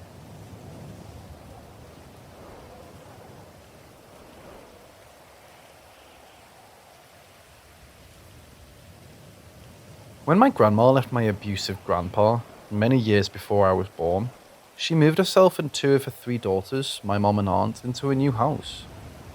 My aunt met a guy and they started dating. He was what you would call a greaser, hot rod driving, leather jacket wearing, greased black haired having dude. This would have been the early 70s. Most nights he would park down the street and walk to her bedroom window, tap on it, and she would let him through it. Her bedroom was at the back of the house, and the driveway was gravel, and it went past my mom's bedroom. My mom told me every time he did it, she would hear his boots crunching in the gravel as he walked by. They would do whatever they did, and he'd climb back out of the window and leave. Somehow, she eventually met who would become my uncle, and they're still married. And she broke things off with the guy. He didn't take it well. One night he stopped by and tapped on the window. She let him in and they talked for over an hour, then he left. The phone rang in the living room and she went out to answer it. Her friend was on the other end, sobbing. She told my aunt that he had killed himself. He drove around in his hot rod with a buddy, drinking liquor and shooting mailboxes. They pulled into a convenience store parking lot and he shot himself in the face, killing himself. My aunt said that was impossible as he had just left her house.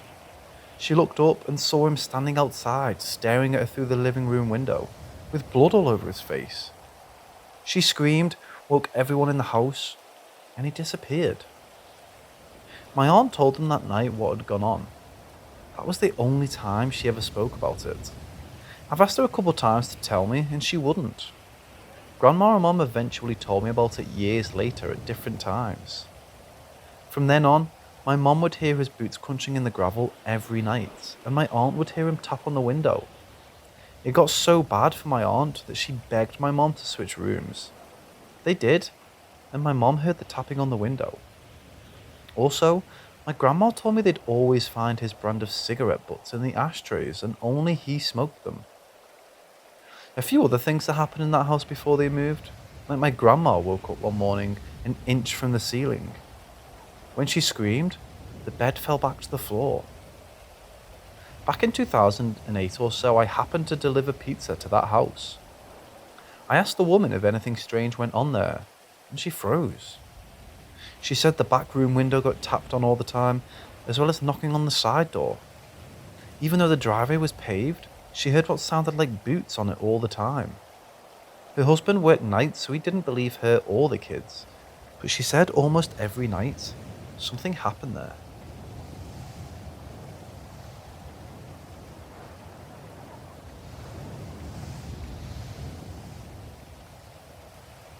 I was living with my grandma at the time for a number of reasons. I was only 18 or 19 then, and my grandpa had passed away a couple years before, leaving her in a two-family house all by herself. When I found out she was lonely and I needed a place to stay, when she offered to let me live with her, I happily accepted. I lived in the second family space. My grandfather had built the house back in the 30s and sometime later had added the big addition on the back so his daughter from his first marriage could live there for a while. I didn't change much of anything when I moved in. The furniture all stayed, which at that point was just a couch, love seat, 2 chairs and some end tables with lamps on them. I only had my clothes and a small TV to bring. I laid a spare mattress she had on the floor between the couch and my TV. There was about a foot of space on either side of the mattress to the couch to my left and the TV to my right. I had my own door and stairs that went down to the basement. At the bottom of the steps was a small landing, the door into the basement and a screen door to the right of it that went outside. The steps were concrete. I'm not sure when or why it started, but one night as I tried to fall asleep, I heard the door handle on the door at the bottom of the steps rattle, as if someone were trying to open it. I knew the sound it made well, because it was loose and rattled like that every time I opened the door to do laundry or whatever. I was scared that maybe someone had broken in, so I went to check it out and found nothing wrong and no one there. A few nights later I heard it again, and then again a few nights after that. I checked each time and still found nothing. Then I started hearing footsteps climbing the concrete stairs to the door and at the top of the steps, and then that handle would shake. It scared the hell out of me, because I was sure someone was there. Once again I checked, and once again I found nothing. The incidents became more and more frequent until it was happening every night. I quickly decided to not check every time, and I just lay there listening to it happen, until it would eventually stop and I'd fall asleep. Every now and then it would extend farther to include footsteps on the floor between me and my TV, which was almost always behind me, since I like to sleep on my right side facing the couch. One night I heard the floor there creak again and I quickly spun my head around, expecting to see someone standing there. But once again, I saw nothing. I turned back around, laid my head down and closed my eyes. And then, for whatever reason, I opened my eyes for a split second and shut them again. In that split second, I saw her. She was sitting on the couch, and though it was dark, I could see her well. Her skin was pale, and she was wearing a white nightgown that went to her knees. She had long, straight, white or blonde hair that hung past her shoulders, and her head was cocked to one side. I saw no face. I quickly opened my eyes again and screamed, but she was gone. That was the first night I heard any of those noises for a long time. It had lasted 6 months, the last 4 of which it had happened nightly. I heard the footsteps on the stairs a couple times after that, and the doorknob jiggled once or twice, but that was it, as far as that went. I was afraid to tell my grandma because I didn't want to scare her. When I finally did, she just nodded and said she saw shadow people all the time in the house, which I later saw myself when I was hanging out with her watching TV. She said the woman could have been my late grandpa's first wife, who had passed on many years before. That woman was mentally crazy and often walked the streets at night in a nightgown and bare feet. She would buy drugs from whomever. She also began going to church down the road that was one of Jim Jones's churches, and wrote all kinds of big checks to them for their trip to Jonestown. Apparently, she also let them have meetings in that part of the house where I was living. When my grandfather found out about the money and craziness that went on in the church, he made us stop going. It was right before the members all went on their trip to Jonestown. I'm not sure what spirit or spirits haunted the house if it wasn't her, or why they would be there. Nothing was there before the house was built except farmland. Years later, my wife and I moved in there and we saw a couple of weird things. At the time we had a rebbed min pin, and I saw his backside rounding a corner and disappearing into the hall or another room, only to discover it wasn't him and nothing would be where I thought he was, numerous times. I have no idea what that was about. I also continued seeing shadow people. Currently my mom lives there, though I haven't heard if anything has happened lately. For a while, my wife and I lived in that same space I used to stay while my mom lived in the main house. She once asked me if we had issues with things going missing, and if they ever turned up in different places. We did. I'm not sure if anything is going on now. I'll have to ask her.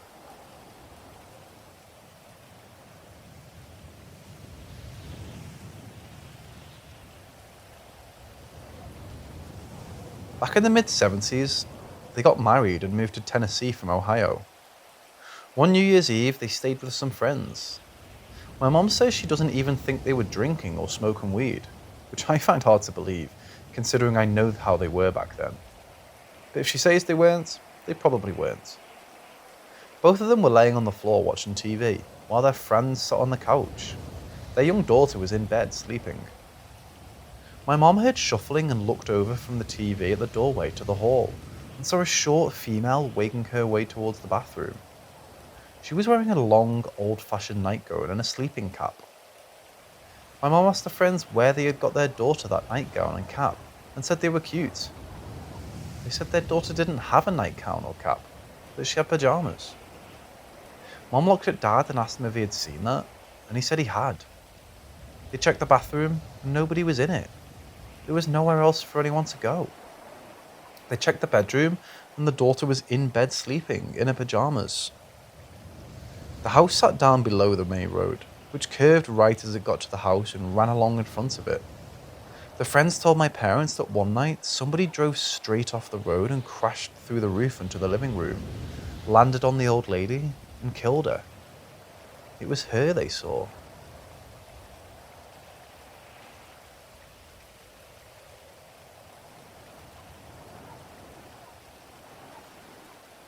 My dad had a guy down the road work on his motorcycle a while back. Since he also raises pit bulls, I'll just call him Pitbull. My dad was hanging out with him one day talking about bikes when Pitbull told my dad this stuff. While he had my dad's bike in his garage, he went into there one day and noticed my dad's handlebars turned completely towards the floor. They had been locked in place. He works on bikes for people a lot and spends a lot of time in the garage. Tools, motorcycle parts, and other things fly across the garage all the time. Years ago, his buddy was murdered, and in his will, he left his motorcycle to Pitbull, who just parked it in his garage and left it. One day, his buddy's dad came by and said he wanted his son's bike, and Pitbull said he'd have to think about it. He talked it over with his wife and decided to give him the bike. He went out to look at it, and in the fine layer of dust that had built up on it, someone or something had written, "Don't do it." So he didn't. Another time my dad was over, Pitbull told him something more serious was going on there too. One night he and his wife were in the dining room eating dinner, and there was a loud boom that shook the house as if it had been hit by a cannonball. He jumped up and started looking around. The neighbours hadn't heard it. A big clear bubble floated through the house, through him and the back door, and out the backyard where the pit bulls he raises were. They immediately started barking as it hovered over the grass in front of them. Pitbull pulled out his cell phone and recorded it. In the bubble is what appears to be the head of a gargoyle-like creature. He showed the video to my dad, who said you can see it perfectly, but I've never met Pitbull, let alone see the video. As it turns out, his ex-wife was a practicing witch, and when they split up, she told him she had placed a curse on him. He's sure that's what is causing this haunting.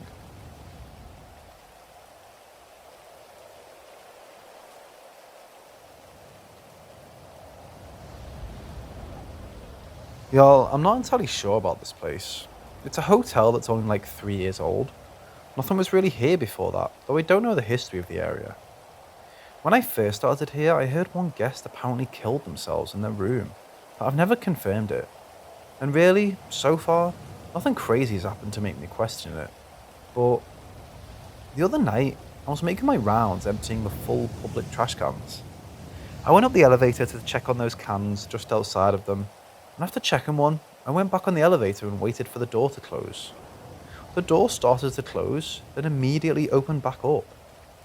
Nobody was outside of it pressing any buttons, and nothing inside was blocking the door. Could be just a mechanical glitch, so I passed it off. I did get a chill when it happened, as if there was a ghost there, which I do get when there's a ghost around, but it could have just been freaking myself out too. Those chills are very similar. But then tonight, I was in the break room bathroom. I use it frequently.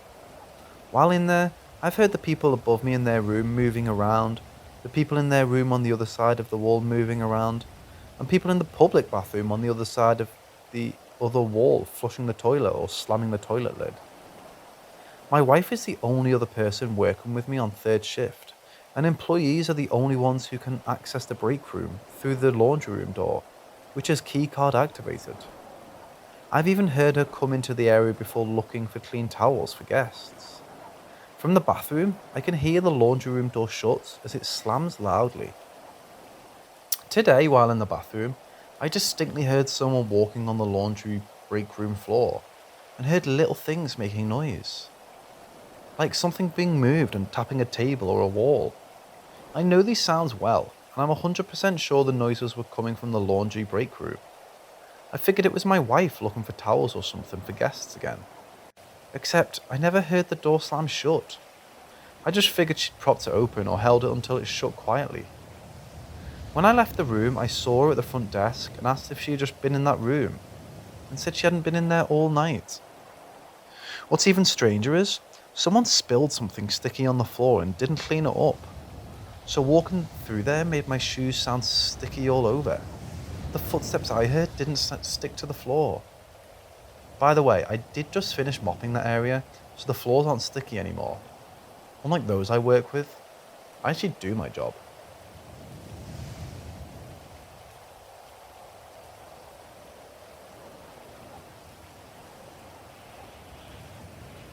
Around 3 or 4 years ago, me and my girlfriend went on picnics.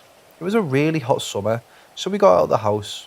We knew about the history of the place as mentioned above, but one day we were packing up to go back home.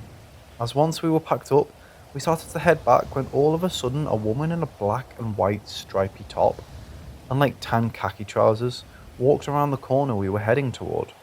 But she was still 300 or 400 yards in front of us and walking towards us. She stopped, looked at us, turned around, and started walking away quicker than she was walking towards us. Me and my girlfriend thought that was weird, so we were running to try and catch up to her. Quick note, there are 2 paths on the way out to the entrance. We came in and another up until recently. We didn't know where it led, and now we can confirm what we already knew back then. She couldn't have used that path, because you can practically see all the way down, and we would have seen the person walk down that way. But she disappeared, so we followed the path right around to the main entrance and got into my dad's car, who was there to pick us up and asked us how long he'd been sitting there. He said about 15 minutes. We then asked if he had seen a woman with a stripy top and tan trousers come out, and he said no. He'd only seen a family of 4 walk in, and there was only one other car in the car park. It wasn't until we got home and done a bit of research that we found out that a woman in her 30s to 40s had committed suicide in that forest. The description given of her when on her missing post and what she was wearing matched exactly what we had seen. So this is the one and only ghost I have ever seen. Don't get me wrong, I've seen shadows and things, not a full apparition.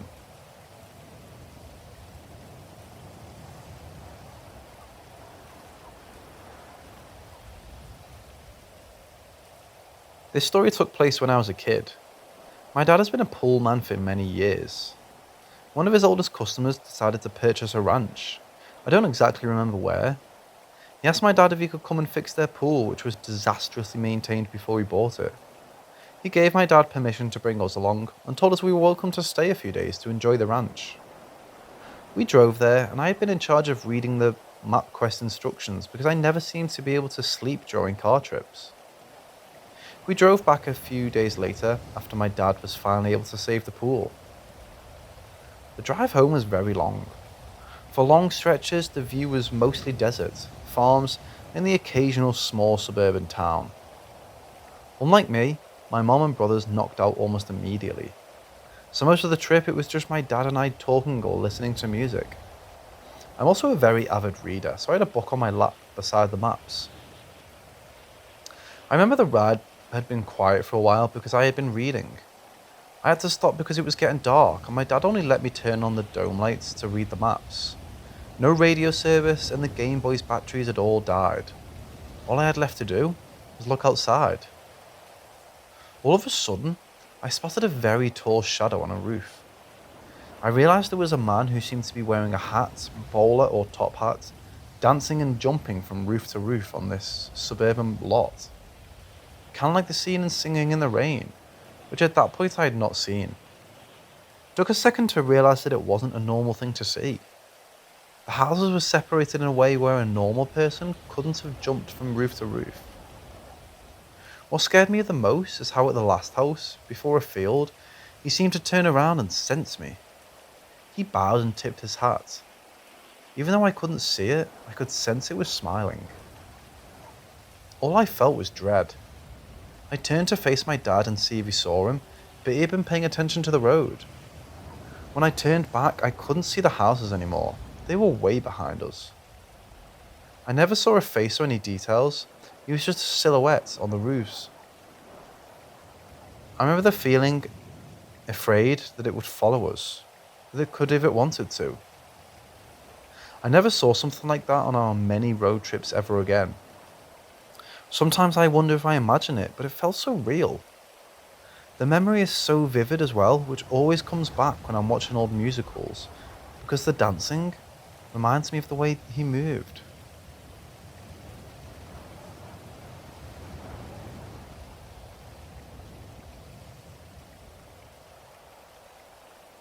As a child, I grew up in an apartment building. We lived in a town with lots of history and also next door to many cemeteries. My apartment building was pretty dated, even in the 90s. Our shared laundry room was downstairs in the garage. By the age of 12, my mum would send me downstairs to do some loads of laundry when she was busy taking care of my brothers. To get to where the laundry was, you had to open a big, creaking metal gate. It was extremely loud and echoed across the large garage. Everything echoed in that garage, even when you walked in. So no matter how quiet you tried to be, your presence was always known. In other words, highly impossible to sneak up on someone in there. My neighbourhood, while mostly okay, was not the safest. So I would always close and lock the gate when I was downstairs to be on the safe side. I knew no one without a key could enter, and I would hear them if they did. I could also see them as the laundry room wasn't really a room, but an open corner in the garage. That day, I was taking stuff out of the dryer. It was a holiday weekend, and I remember it was very quiet because most of our neighbours had decided to take off for the long weekend. We were the only family with kids that decided to stay. I'm folding my laundry and look up. There was a little boy bouncing a big red rubber ball in the garage with me. I remember being shocked because I hadn't heard him open the gate. I watched as he played, wondering who he was because I'd never seen him before. Then I realised something that was wrong. His ball wasn't making any sound, at all. In a garage that echoed if you as much quietly sneezed. As this realisation hits me, I watched the little boy bounce his ball towards that wall. I expected it to bounce back, but it disappears through the wall. The boy runs after it and also disappeared through the same wall. I was shocked at what just happened, so I shoved everything back in the basket without finishing the folding and ran upstairs into our apartment. I didn't even lock the gate behind me. I never saw him again, but others did in different locations. So my balconies or downstairs. A little boy in a striped rainbow vest and shorts, always solid, not translucent, but would vanish impossibly fast.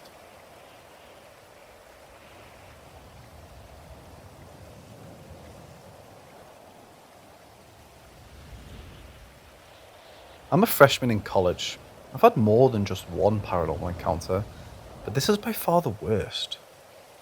I attend an all-girls Catholic school, and it's almost 100 years old with cemeteries on campus for the nuns we have. That's not relevant to the story, but I just wanted to provide details. Anyway, it was about 10 PM on a weekday when I started getting bubble guts. I had to use the restroom, and I mean use the restroom. I hate going number 2 in the restroom on my floor, because someone is always in there. Before I tell you this next part, I just want to say that I've been doing this for a very long time and never faced any problems until that day. I use the restroom in the basement. I promise the basement doesn't look like what you think it does. It looks decent and it connects from the first floor lobby via a small staircase, so I was never afraid. Not only that, but the restroom down there is pretty nice and clean. When the elevator brought me down to the basement, I walked in getting ready to do my business. When I opened the bathroom door, I noticed the stall door was closed.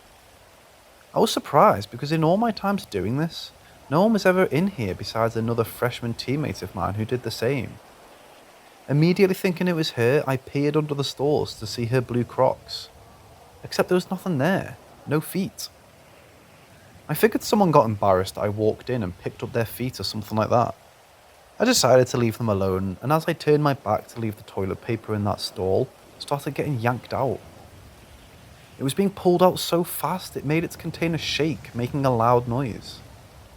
My heart picked up its pace, but I convinced myself that someone was in there and was now just in a rush. I left and headed towards the elevator.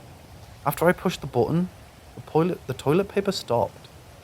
It was taking forever, and just as I was losing my patience, I heard the stall door from inside the restroom fly open. It flew open as if someone had kicked it. At this point, I knew the stairs were the smart option. The stairwell is located right next to the elevator, so I wasted no time. I opened the basement door, and just as I stepped into the stairwell, the bathroom door opened. But again, as if someone had kicked it open with enough force to make it hit the wall. My brain was telling me that it was just a person who was in a rush, but my body didn't let me turn around to check. Just as I made it up the first flight of stairs, the worst thing happened. The basement door that I had just walked through swung open, again as if someone kicked it. Following that, loud, heavy and fast footsteps were coming up after me, and they were moving quickly. I was afraid, but didn't let it get to me. I had already passed the first floor door and I only lived on the second floor, so I started running. The other footsteps seemed to be echoing so loud throughout the stairwell. I was getting my keys ready to open my floor door. When I got to it, I unlocked the door while hearing the footsteps get closer and louder. I ran inside and bolted to my room door, the first door on the left wing. I put my back against my room door and waited. Just a second later, the same loud footsteps ran through the hall and sounded like they stopped in the dead in the middle. I poked my head around the corner, expecting to see my teammate pranking me out, but there was nothing, except the stairwell door closing. I ran to the middle of that area to look down the right wing hall, and there was still nothing. I still tell myself that it was just a person who was in a rush, and I just didn't see them. The sound of the toilet paper and the sounds of the fast, heavy footsteps haunt me when I think about them. I'm uneasy, I'm unsure about the whole incident. The only thing I'm sure about is that I'll never go back to that restroom again.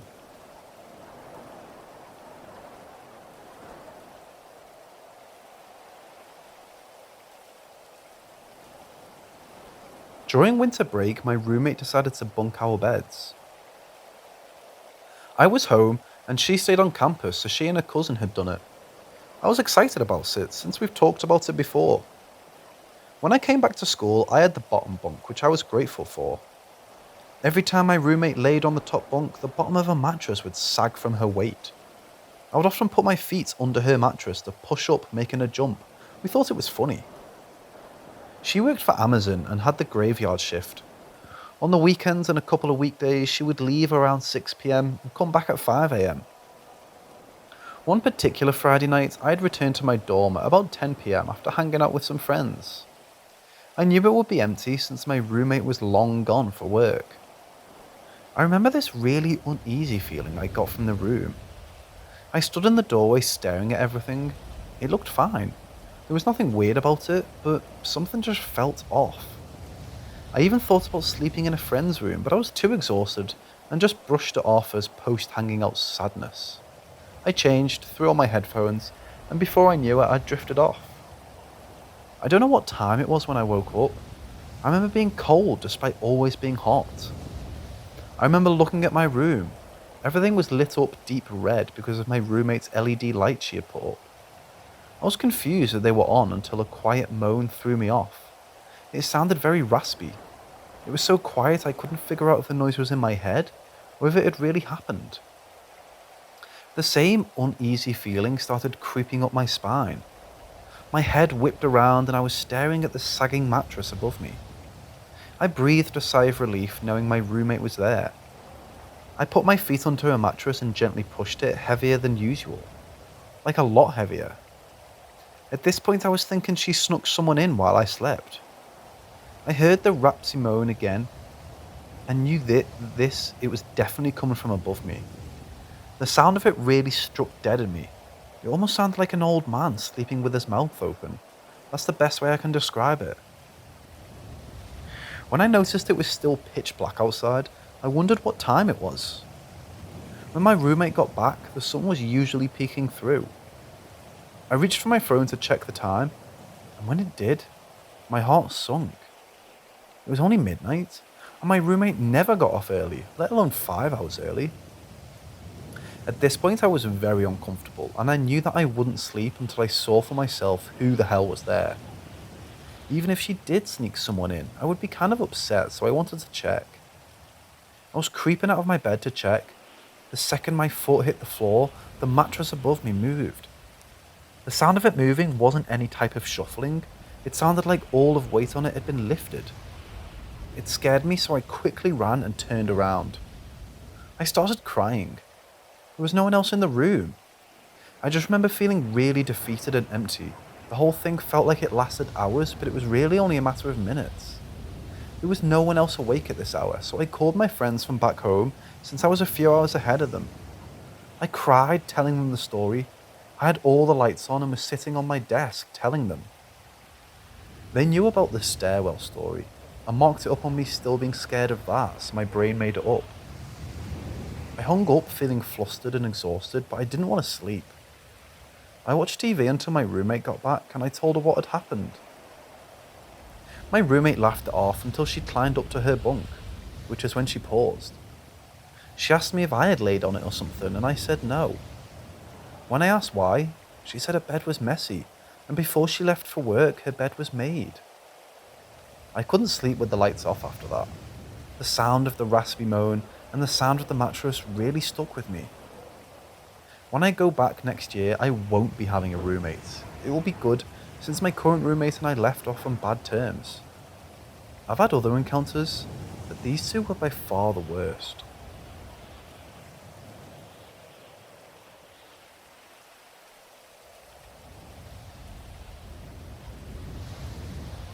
I'll start by giving some context.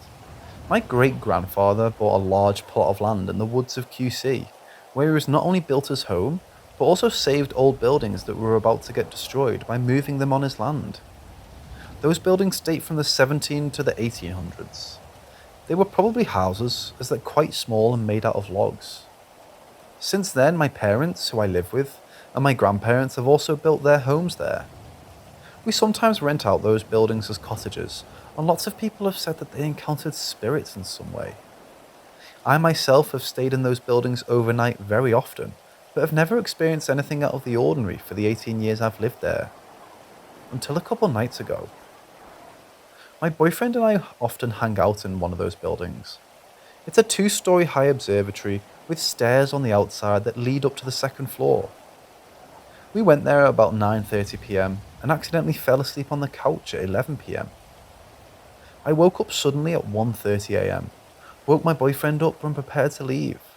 It's important to note that we're in the middle of the woods. My house is a 5-minute walk from there. As he opens the door, we hear a song playing in the distance. I didn't recognize it, but it just sounded like ambient elevator music. He closes the door out of fear, but I brush it off, as there's a public park not far away from here where shady people often hang out at night. Plus, we live near the river where sound travels easily. So I nonchalantly open the door again, but this time, I hear a piano playing extremely close, as if someone was playing it on the balcony upstairs. It sounded so clear. We didn't bring speakers, and there were no instruments on the second floor. so it would be impossible for music to be playing. We both heard the music. It definitely sounded like a song as it had structure, but I didn't recognise it. It was a melancholic classic composition. It sounded kinda sad. I shut the door. We could only hear it when the door was open, so it came from outside. My initial thought was it was somebody on the balcony upstairs, and at that point we're both terrified, so I call my mom to pick us up. After a couple minutes she pulls up, and when we walk outside, the piano wasn't playing anymore, and there were no signs of a person being up there. We didn't hear footsteps or any other noise, just the piano. If I were alone, I would have thought it was some kind of hallucination as I was half asleep, but the fact that we both heard it made it so real. When we got in the car, she tells us that my sibling had woken her up 5 minutes before we called, because she heard a high-pitched noise coming from outside her room. My mum also told us that when my sibling woke her up, the dog, who was usually a heavy sleeper and very calm at night, was crying.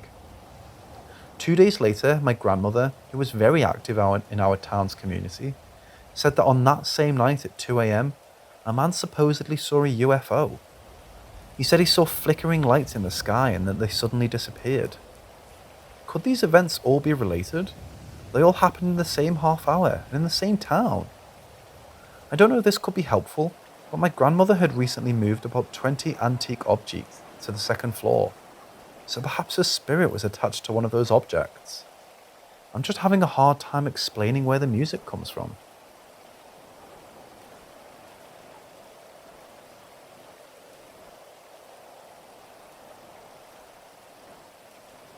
When I was 19 years old, I got pregnant, and my husband at the time and I were very excited. When I went in for my 10-week checkup, I was given the news that a heartbeat was not detected, and the baby stopped growing. I went home devastated, crying so much I just felt drained, exhausted. My ex laid me in bed while he went to go get me meds. I heard the door close, and after about 5 minutes, I felt someone sit at the foot of the bed, and someone else by my stomach. I was laying on my side. The person by my stomach said, "I'm sorry," nickname Grandpa called me. "I know it's hard right now, but soon you'll understand." Then he touched my face and I could smell my grandpa's cologne. He had passed away 10 years earlier. I feel him get up and I try to gather my strength to open my eyes, but I don't see him. When I look at the foot of my bed, I see a bit of a man's face. He had his back towards me, but he seems sad. I feel peaceful and fall back asleep. A week later, I'm telling my mum about my dream and what I thought it was. She asks me to describe the man sitting at the foot of my bed. As soon as I do, she starts crying and tells me I just described her father and what he was wearing when he was buried. I never met him since he passed when my mum was very young, and she didn't have any pics of him because her stepdad threw him out. On top of that, the day before my ultrasound, my dad dreamt his dad, who told him not to worry about me, that I would be fine and he would visit me to make sure. Thanks to the visit my grandpas did, I get safe, loved and strength when I left my toxic marriage.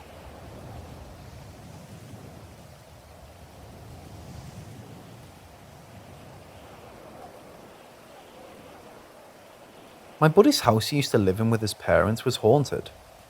Some nights back when we just graduated high school, I would get a sense of uneasiness, but would just listen to music and fall asleep. Then after a while, each night it grew progressively worse until the last few times of staying the night were by far terroring. First it went from simple uneasiness to full-on hearing things. I would spend the night in the guest room and have music playing in my ears all night, so I wouldn't hear the sounds. Well, one night I didn't have it. I heard feet shuffling through the carpet as if someone woke up to check on me. They all slept upstairs while the guest bedroom was downstairs by the bathroom, kitchen and main door. I sat up to hear the footsteps come to the door and then stop. You can just feel it that they were peering in, but nobody was there. Then hearing the feet shuffling back up the stairs. I tried to make nothing of it, but the footsteps were loud, like someone physically was making rounds. Finally, after a few times, I mustered the courage to go spot them like it was my buddy trying to mess with me. Just remembering brings tears into my eyes. And what I saw was not my buddy, but a pair of slightly transparent feet in socks shuffling towards me, stopping mere steps away, then turning to the bathroom on the right and walking in there. I hauled ass up to my buddy's bedroom to wake him up, but he wouldn't listen. He claimed it was the wind. It wasn't windy at all.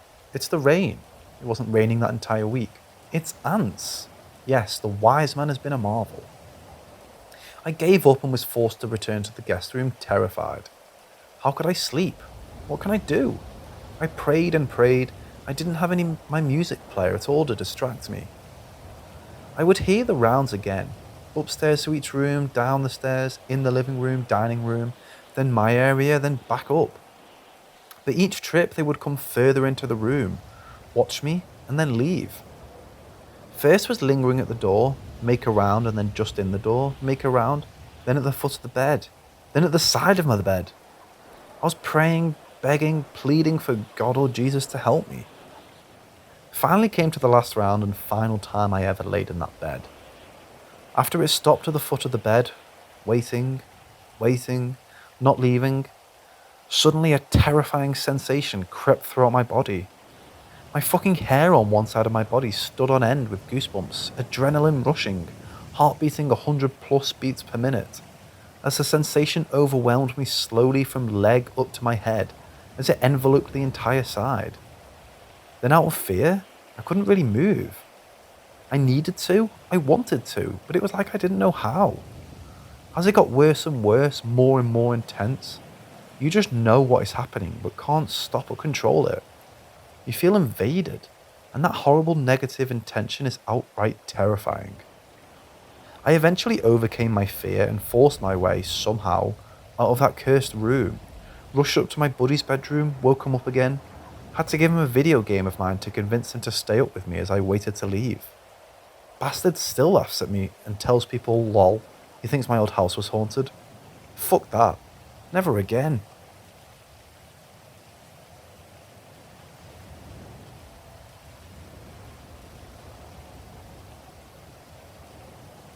So this was my first year at the university. I was studying medicine. At the start, we were supposed to get our residence papers and other vital papers in order. I was given an address where I could submit them and register all necessary information. You have to keep in mind that I was in a completely different country with their specific rules. So I take the train and I arrive at the building. I come in and see an entire room full of people.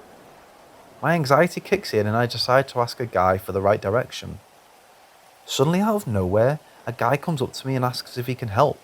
So I tell him about my issue and that I needed to find the right department. To this he says that he is working in this department and that he can help me to find it. One strange detail that I noticed immediately was that he had a number tag in his hand. Why would a person working as this department even need a ticket for? Was this a way to gain my trust? So we walk out of the building and he takes me to his car. You have to realise I'm the most paranoid person on earth.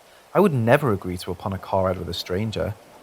As hypnotised, I sat down in the car, and now to the strange part. He suddenly asks me, "So, med school, huh?" I never mentioned anything about me studying at med school. For an even more strange reason, that thought disappeared from my mind the second it entered my head. Eventually, he takes me to the right building and department. He does not leave. It's as if he wanted to assure that I can get the help I need.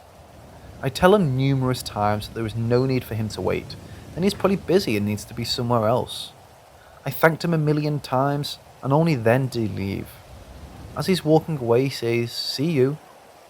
Only after him leaving did I realise what had happened. I don't know what to make out of this situation. Either way, thank you, Jacob.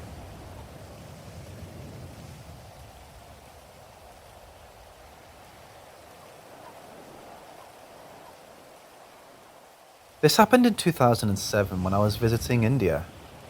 While there are many facts that I can't explain in the story because I simply do not know how to explain them, it is most definitely a true story. One that I often share with friends and family when talking about potential paranormal encounters. Unusual people seem interested, so I decided to share it on here. You're welcome to offer theories of what actually may have happened, because to this day, it makes no sense to me. My family is from rural India and often went back to visit in the day, haven't been for a long time. During one trip, we were invited by a way extended family member to visit their home for tea and supper. My family wasn't that close to them. I honestly don't even know how we were related. However, they seemed very excited at the thought of us coming over.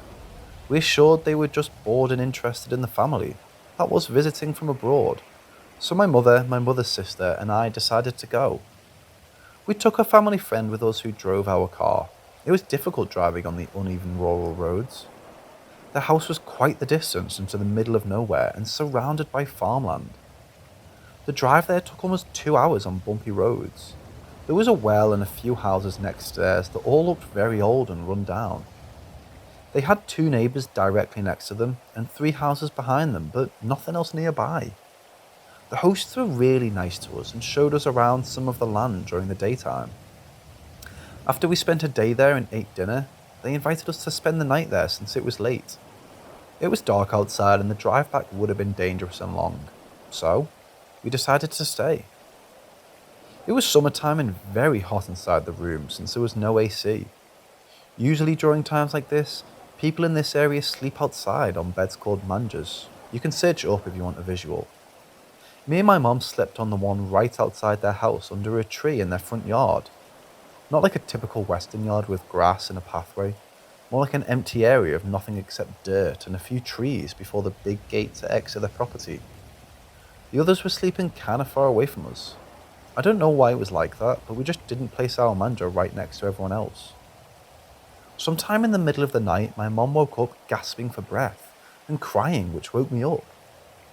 I asked her what was wrong, and she said some man was just on top of her and strangling her. She seemed very panicked and scared. I assumed she must have been having a bad dream.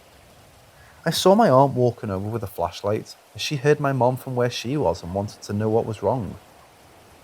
When she shined the flashlight over at us, I saw that my mom had red marks on her neck. My mom still kept exclaiming that she had been strangled and was explaining this to my aunt. We were puzzled because we didn't see anyone leaving and the front gate was still locked. Unless someone jumped the gate, which is possible and maybe in the darkness I missed them leaving, it didn't make any sense at the moment. However, it really started to not make sense the next day. Before we left, we went to the house behind the one we were staying at because they were friends with our relatives. In the house, my mom saw a picture on display and instantly looked shocked. Everyone turned to look at her to see what was wrong. My mom looked back at us and said the man in that picture was the one who strangled her last night. My mom had never heard of this man before or seen a picture of him, but apparently vividly remembers him strangling her. The members of the house looked confused and said, "That's not possible. He's dead." He had recently passed away after a truck hit him on the front road of their property. I've tried to rationally think about the situation, but I have no idea what happened that night. If my mom was just dreaming this entire time, the marks on her neck and the fact that she knew exactly what he looked like before she ever saw him makes no sense.